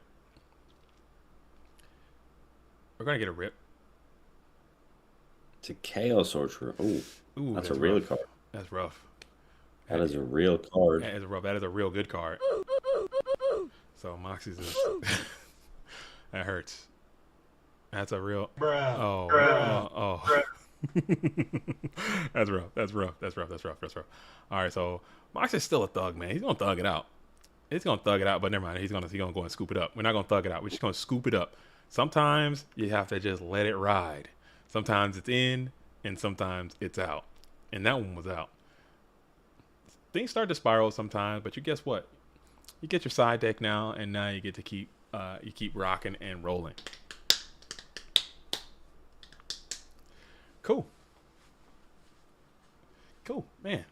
GG's all around. Calvin trying to do what is very difficult to be done, but it does happen more often than you would think as the losers bracket player. Sometimes, like you say, I have my hot deck theory goes on. Maybe that deck is just running hot right now. Maybe it's just running hot, and he's going to come in. He's played Moxies before. He's feeling good. He's feeling confident. He's playing all these bad matchups, and he's getting the dubs. Maybe he can continue that same momentum going forward. Donnie Two Gats says Bobby Bucket's coming on in as Donnie Two Guns coming in. I like my Don with swords. I do. I really do enjoy Don's a little with sword, but I didn't update the bingo. Oh man, I got to do that after this game. Win, lose, or draw. I'm going to update the bingo card. I need to get better at it. I think I need to streamline it more into this part of the stream instead of another slide. It kind of makes me forget about it because, again, I'm one monitor pimping over here. But Moxie's coming out with a little bit of goodness over here with that's a good opening. That's strong. The Trinity. The Trinity has favored Moxies here as you go Graceful Thunder. For 2 real cards, Breaker. I gave the win to the wrong person again. I am so stupid. Oh my goodness. I need to move these around. I think that would help me out a lot if I just shift those up a little bit. Okay, cool. All right. Calvin's actually upstart and giving life points away instead of taking them away. Interesting that he's on the upstart goblin. I don't think I've seen that. I don't think I've seen the full contents of his deck today. We're going to go ahead and bring out Exile Priority Pop, the GK spot, which is great for the Warrior player still. Keeping a little bit of that pressure and momentum down. You just did get some bountiful Trinity that you're trying to play up from. Exile Force Prio Pop, good to go there. Now Moxie's thinking about it in the first main phase, trying to get on the beat ski. I will give Moxie's, he's been scarily consistent and been bringing some really great choices to these events. He's been on complete top form and having great success because of it. Absolutely. Moxie's is back like he never left. If everyone was concerned, people don't understand. I alluded to it earlier about this duelist setup and how they have like several monitors and preparation. This duelist puts in a lot of time into the GOAT game. He takes it extremely serious, and he's always going to be prepared. So it's no doubt that he gets the results. And coming in with this Zumbira is pretty strong here, being able to clear up the Ninja Grandmaster, but he do have light and dark if you're Calvin, so you're not feeling too bad about that. Maybe you can continue to get away with it. I think Moxie's is there's light and dark. It's the Bluster Soldier. The Bluster? The Black Buster is coming on down, and we're going to just banish. We're not going to man up and try to swing into this Zumbira. We're just going to take it nice and chill and slow. I think I swing there. I think I'm just like, okay, I'm down, but I'm not out. He's got a ton of cards. I'm bussing. And it is a tribal one. Big tribe. Tribe will throw the Metamorphosis for priority and then go ahead and send on 16 into Calvin's hitbox again, doing some damage. 61 remain. 4 cards in hand, 1 on the field. Blackluster has already found his way to the bin. But I think it was this duelist that played Blackluster 19 times. He had to call, had to compulse, he had to snap, had to pre, had all that. And Mirror Force is going to find the Kaiko. So your Blackluster would have been Mirror Force. So maybe you made the correct call not to attack.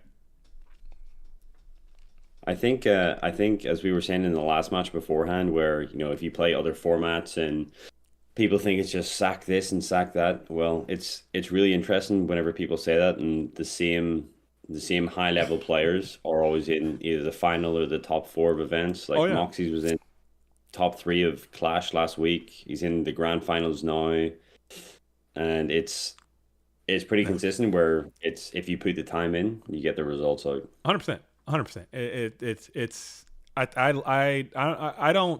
laugh at that whole line of thought, that line of questioning. I used to feel that way too, to a certain extent. Like, yeah, this game is all kind of figured out. It's all kind of luck based. It is what it is. But now, as I've watched more and I've played more and I see how the game actually works more, there are decisions that you have to make. They might not be on the scale of like, oh, these are just life-breaking. Some games do auto-play themselves based on what you draw and what your opponent has and the matchups and all that kind of stuff.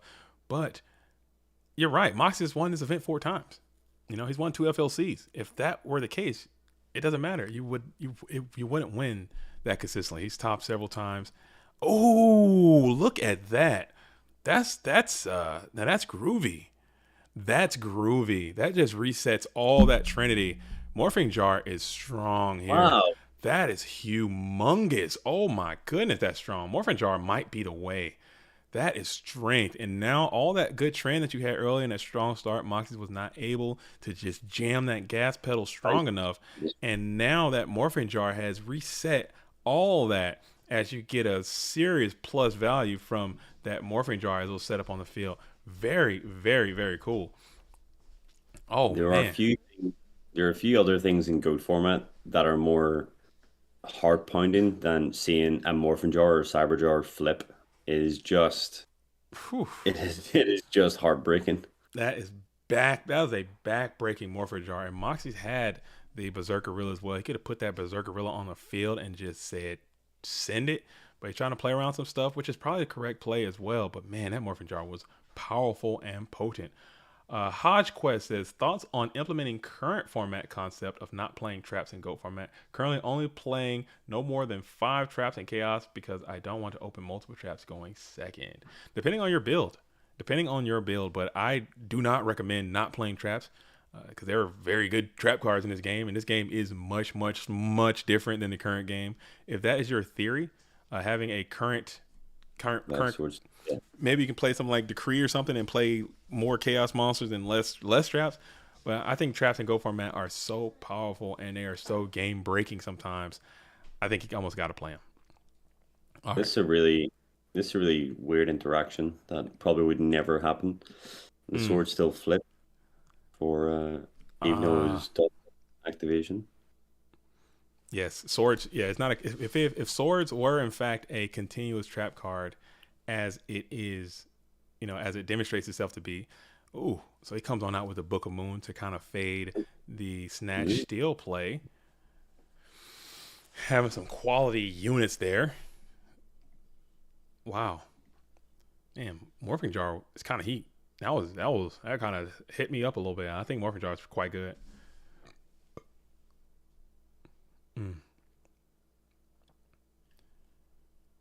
Moxie did declare that attack. I don't what's happening here. Did he swing in on that set? I don't know. No, he didn't. He played swords. He didn't. I don't know. I think he did. I'm not sure. I'm not absolutely sure what's going down. But Calvin says, I've never won a game because I didn't know a ruling before. That happens. We saw AJT blow a ruling and cause him a win. I still think you're in a very decent spot. I don't think Calvin is in a spot where this game is completely over. I think Moxie is going to continue to grind. That Morphing Jar was a huge tidal wave of a change, and now you have the Mystical Swordsman on the case, and he's going to be able to run headlong into the Sakuretsu armor, and they're going to set another card, so it's 3-4. You're still down, but you're not completely out. But Moxie does have a threat on the field. Is it Magician of Faith? Dekoichi? Magician of Faith? Or let's see. You got to make some room for all those beaters that you're bringing. If you got Berserkerilla, so it could be a nothing burger, a nothing that was flippable. A non-flippable item has been set upon the field, and Reinforcements of the Army is going to be played. Reinforcements is going to go ahead and grab none other than the Boogie Down Blade Knight. It's going to be grabbed from the deck and summoned to the field in attacking position, setting 1, and then slice into the new set, and it was the Magician of Faith. So Magician of Faith finds a way to get negated. That's what she's best at. That's what she loves doing, not activating her effect as it is written. Now we got 2 cards in hand, so now Calvin is getting a plus value, and now you find another plus value from the Pot of Greed. So 16 cards left in deck, 16 on 16 type beats. And now we have a T set versus a Blade Knight with a 2 set, 3 cards in hand. So he's at a weakened position right here. A little baby Blade Knight, feeble. Needs some Gatorade.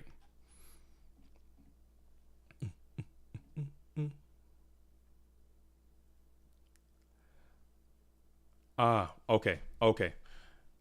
Sorry. Cool. All right. Bayar says, unban Pot of Greed, please, Konami, for the current game. I think that's going to happen. I think on this, I think we're going to it's like this 25th.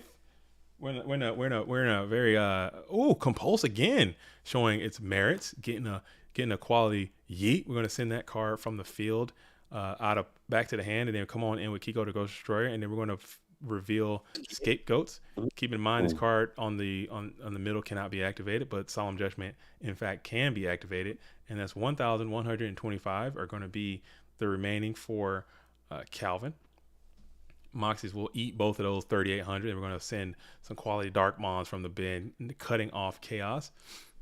MST Storm gone. Like a really clean out would have been MST or Storm set ring, obviously, but and Snatch Steel is gone as well.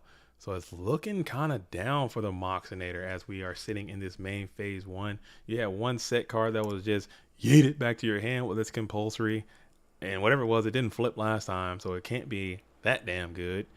And now he's trying to figure out a way to get through it, but Moxie is crafty and cunning. He doesn't just he's gonna all shown today. It's Compulse a card, man. Yeah, Big card. Compulse. Calvin is in the spice bag already. Calvin is in the spice bag and demonstrating, how you just add a couple cards. Everybody's like, oh, it's just a warrior deck, but they're playing this. It's just a warrior deck, but they're playing that. Well, that little but and that little that is game breaking sometimes. Like that morphing jar was huge. That Compulse was huge. That Compulse has been huge all day. That's where we're at in GOAT format. Just the small micro changes you can do makes it a lot better. Fistorian, yes, this is AJ Ice in his veins Hussein is in the booth with JD and another one. We're going to yeet again. Couldn't stop it last time. Maybe you can't stop it this time. And now we're going to poise for a full frontal assault again, and the duel will come to an end. Oof. Ooh, so compulsory. So compulse, triple compulse. Dude, you guys, I have loser side up here this whole time. Oh my goodness, I'm just gonna take that crap off from now on. I'm never gonna put it on here again. I'm done with round name. Oh my goodness, let me update that. I have been sitting here this whole time with the wrong freaking thing, and no one told me. Okay, this is grand finals. Reset. All right. So now, now Calvin has reset the bracket, folks. He has reset the bracket. We saw more of this duelist deck. He has Morphing Jar is present. We have triple compulsory evacuation device is present. I'm not sure how many are in the main deck or in the side deck. That's a pretty good siding combination for a control type deck that a lot of duelists have not been playing. So it's showing some value and worth and whatnot. And moreover, that's pretty neat. I like to see that, showing some discipline, keeping those cards in. A lot of duelists have elected to remove that stuff from their decks. Dragon Graceful, wrong start. Got it again. Moxie's got the Thunder Dragon Graceful 2 games in a row. Like to see that. Moxie's not playing with this. He's not messing around. He wants this. He's trying to get it. Thunder Dragon Graceful is a great way to start. All right, so the bracket has been reset. This is the grand finals. That was the grand finals last time. That was on the winner side. That was not the loser side. Oh my goodness, I'm so terrible at updating this thing, which is just unfortunate.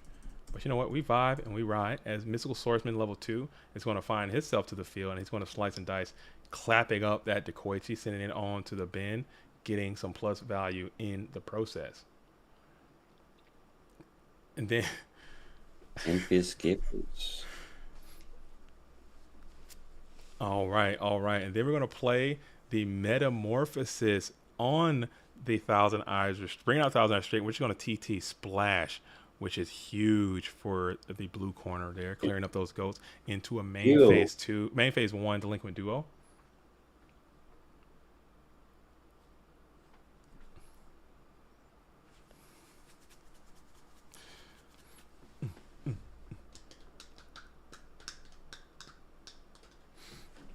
All right. So we are thinking about it, and Blade Knight hits the field.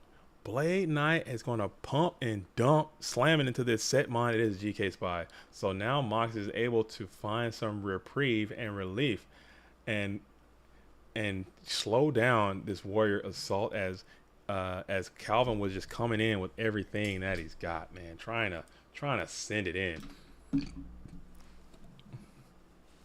Trying to send it into attack position. Undefined says, I love Compulse. Underrated, in my opinion. It's a good card. I think it's a good card. I think Turbo is just so much. I think sending a card back to the hand probably isn't as good as it used to be because control has been so down. But for this event, there's so much control out there today. And I think it might have been actually quite good to have it in there today. Neat. All right, so we are in the main phase 1 for the blue corner. You're walled out by these GK Spies as they're standing on the board alone and unafraid. You're going to set a card to boost back the Blade Knight to a 2000 and summon the DD Warrior Lady. Enter the battle phase. DD Warrior Lady attacking the GK Spy. And Mox is going to think about it here.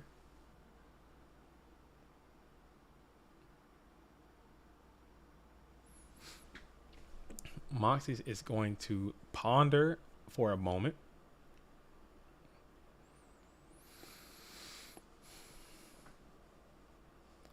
Still thinking about it here in that Still thinking about here in that on that battle declaration, and DD Warrior Lady will take the 500 damage, declare that effect, sending the GK Spy to the outer reaches of the game before throwing it back over to Moxie's again, who's in that first main phase. Sick. I love. Yeah, Spy, get that hoe. Get that. Oh, Bayar, that's funny. I like that. That's pretty funny. It's quite hilarious. That's quite funny. And we're going to go, Mox is going to play the heaviest of storms. Okay, the storm of winds is going to blow away the rest of the set spell traps on the field, electing not to use that Book of Moon on the GK Spy. We will go ahead and play the Snatch Steel, and then we... What's that? I thought I mean, normally in these situations, whenever you have Snatch, there's normally a Sugiyumi comes down afterwards as well. It's possible. Mox is trying to turn on that clock, trying to get some bulky damage in while he still can. Sets another spell trap on the field before passing it, and we're just going to RB that immediately. It was the mind control. Knight of Salem will get back to Koichi, and I'm not a mathematician. I think that's still short of the required damage needed to end this duel. But Moxie still is in a pretty commanding position as we enter that first main phase. We got Blade Knight, Gravekeeper Spy, Snatch Steel. Does he have the Chaos Monster to No Chaos Mon, no Sork, no BLS to kind of come on in and try to secure the victory.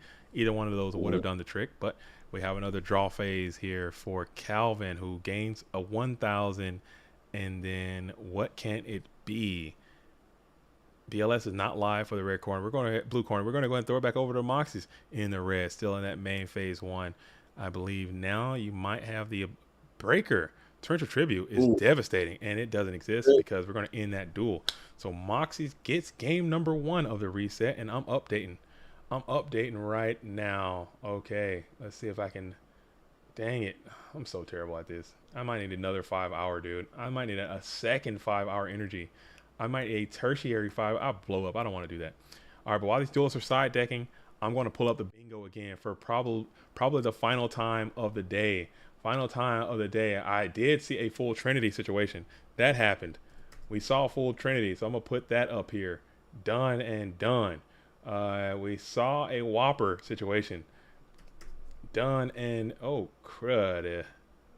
Okay, we're going to go ahead and start a new one. I'm not worried about that. We did see a Whopper situation. We did see a Solomon Solemn situation. All right, we did see some Ruthless Snatch Steel situation. Did we see... Oh, man. Oh, man. Oh, man. Let's see. Trapped us shoot. Did Trapped us shoot miss? Did we get a robust Torrential Tribute? Did anyone open Double Thunder Dragon? Was anyone baited? I think we did get some baits in there. I don't know if we got somebody getting baited just yet, but we're getting pretty close. We had a Minecon miss. We had a Minecon miss as well. All right, let's get back to the pulse pounding action. Let's get back to the pulse pounding action. I think we had some "Are you kidding me" moment. I think we had some "Are you kidding me" moments go down. But you guys got to call those out. You guys got to call those out. You guys got to call those out. All right, so here we are. I'm sorry. Go ahead. There was the ring game 4 with Calvin and Nova last game. Which was that counts. Oh, that definitely counts. That definitely counts. Okay, we're going to put that in there next time I open it. I think we hit a bingo. I think we hit a bingo. That totally counts. But here we are. Moxie's has match point. If Moxie's wins, this match is over.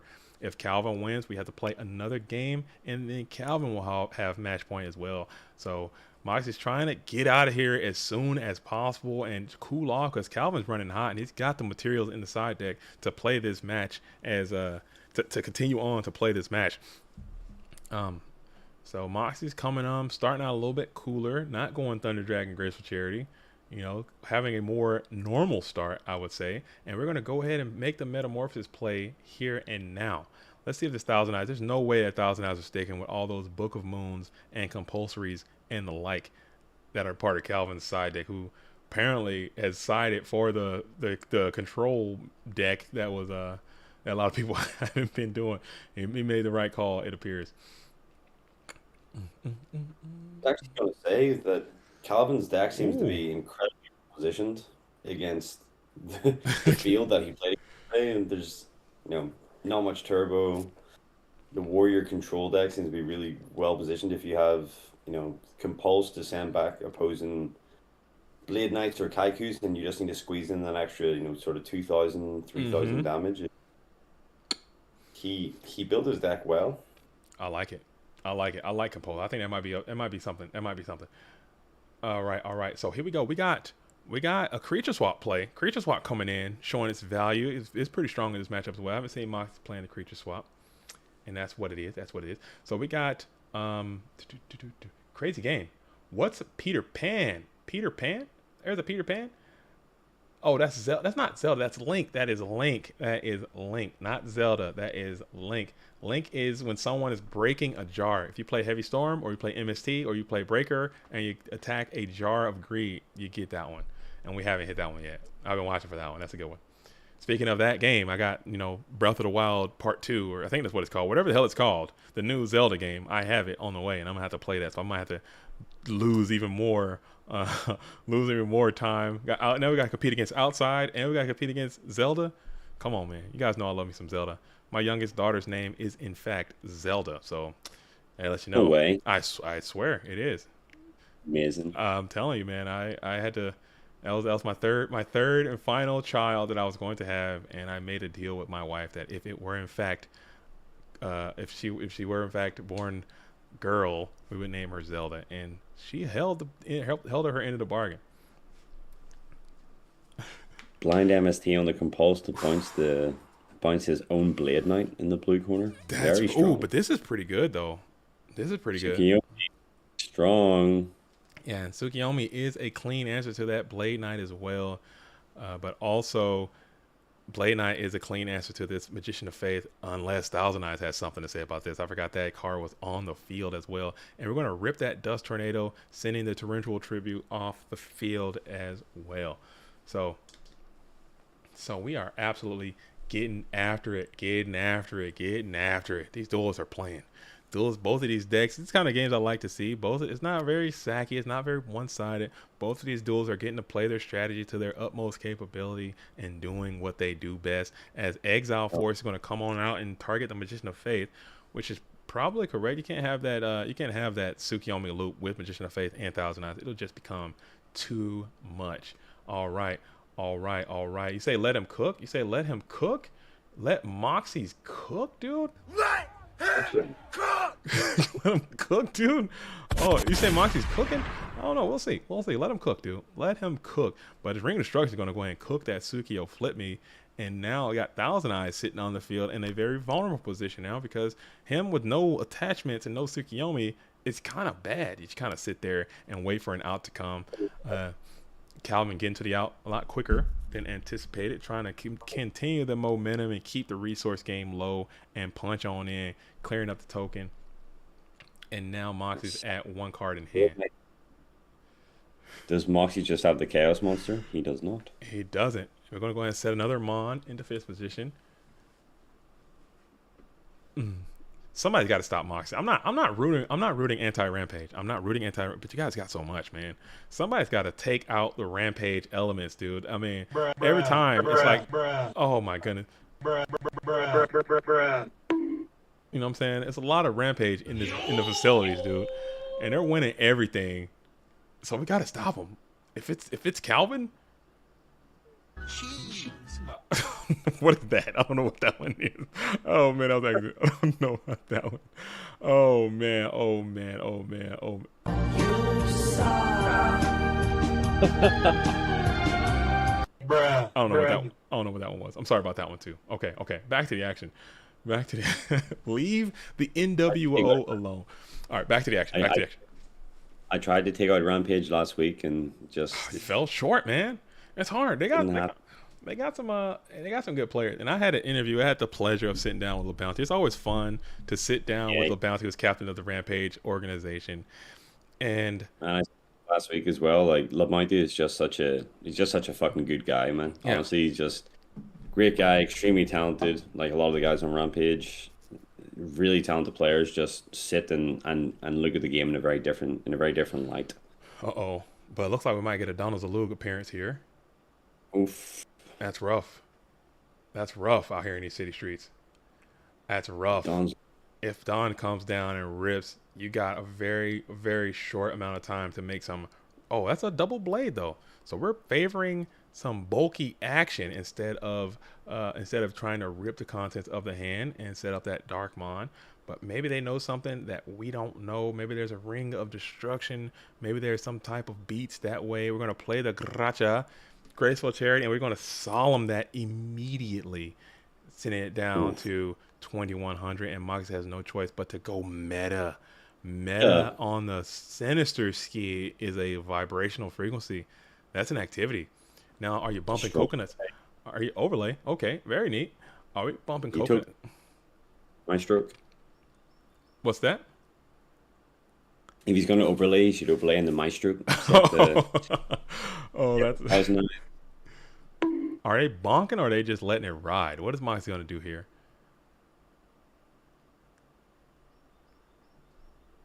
Thinking about it for a second. Mox is thinking long and hard, still in that main phase one.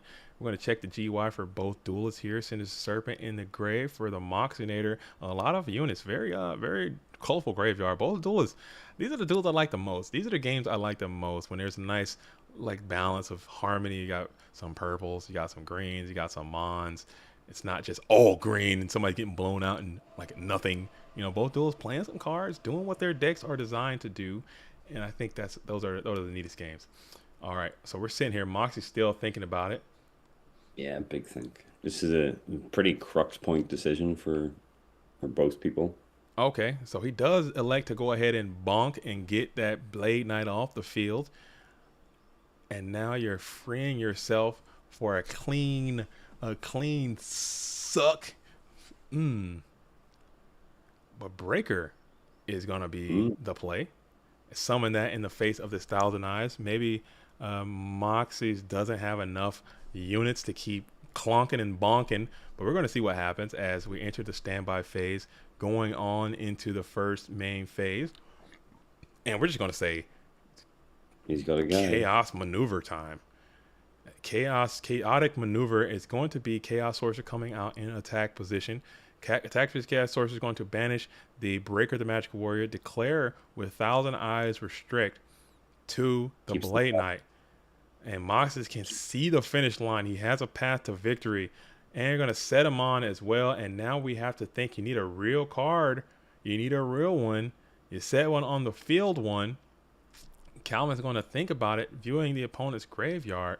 And we're going to think, everyone's thinking, Upstart Goblin is going to be played. Moxie's going to gain 1,000 life points. Bring it up to 19. Reinforcements of the army.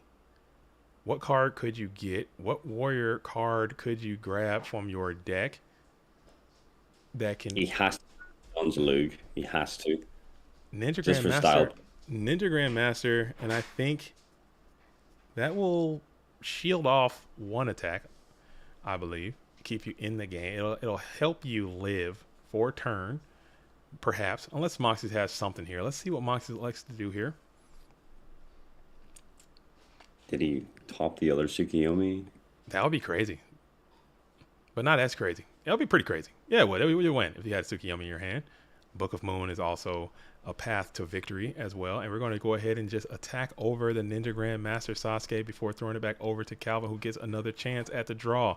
Chance at the draw is a set spell or trap card onto the field, and it is another Upstart Goblin again as Moxie goes up to 2,900. So Ring of Destruction will now be out of the equation, even though it's already in the graveyard, so it does not matter. All right, so now Moxie's on bated breath, and Moxie's will get the win in PWCQ number 37. This duelist, I believe, has gone on to win several of the PWCQs. He's back in rare form. Moxie's gets the W. Shout out to Moxinator.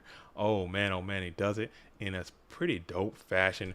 A Rampage baby and Rampage Nation wins again. Somebody's got to dethrone this dueling team. We got to figure something out. We got to stop these Rampage guys from making it happen, but they continue to do it. They play and they win. And like I was saying, LeBounty was telling me, I just had this in my mind that they're just testing all the time and just doing all these charts and running all these numbers and playing all these different decks and test. He's like, man, they don't even talk to each other. They just come in and win and get busy, and they get the results that you want. And shout out again to Moxie's for a stellar performance, winning this event. I thought it went pretty smooth, man. I thought it was pretty nice. 7-hour event, fantastic. And shout out to you, AJ Ice in his veins, who's saying UI brotherhood coming into the building, man. I like that, hanging out with your boy JDZ throughout this day. I thought that was pretty chill. Of course, man. Of course. I mean, if I'm not playing the next GFC, I hope to be in the booth instead. But I know it was very brief, and I know it wasn't the whole 7 hours that you were doing. Hey, but, I go hard. I can't expect people to do what I do, because it'd be hard. I go 7 hours, man. 7 hours ain't nothing. 7 hours ain't nothing. But again, shout out to Moxie's, man. Shout out to everyone out there. Shout out to Rampage again for securing another victory. Who will rise to take down this menace? Who can take down this threat? I say menace like they're bad guys. They're a group of some of the nicest guys in our community. They all work hard, and they all play hard, and they all represent themselves well and represent the community at a good value. So as you're leaving the stream, as you're finding the stream, I just want to say to all of you out there in GOAT world, thank you so much for participating in the event. First of all, thank you for participating and dealing with all of our behind the scenes issues that we're going through. Thank you all for watching the stream. If you hung out with us all day, I really appreciate that. And all the players and staff, TK and Lucas and whoever else was judging behind the scenes, thank you guys for doing that and holding it down. I think that makes it a lot easier. Also, shout out to Merc V for swung by earlier. Shout out to you again, AJH, for swing by later, and we can play. And we're going to wrap this thing up. I do have to take off. I am going to a baseball game. Shout out to the Tacoma Rainiers. You know what I'm saying? I'm going to be in that building today. Maybe we can make something happen with that. But that's all I got. You know what I'm saying? As always, it's been real. You know what I'm saying? It's me, your boy JDZ. You know what I'm saying? Shout out to all the real ones. Shout out to Moxie's. Maybe we can sit down and talk about your tournament experience next week if you have time. Shout out to the real ones. Salute to the OGs. I'm JDZ. I play Ghosts. You should too. Until next time. Peace out. All right. All right. All right. All right. All right. All right. All right.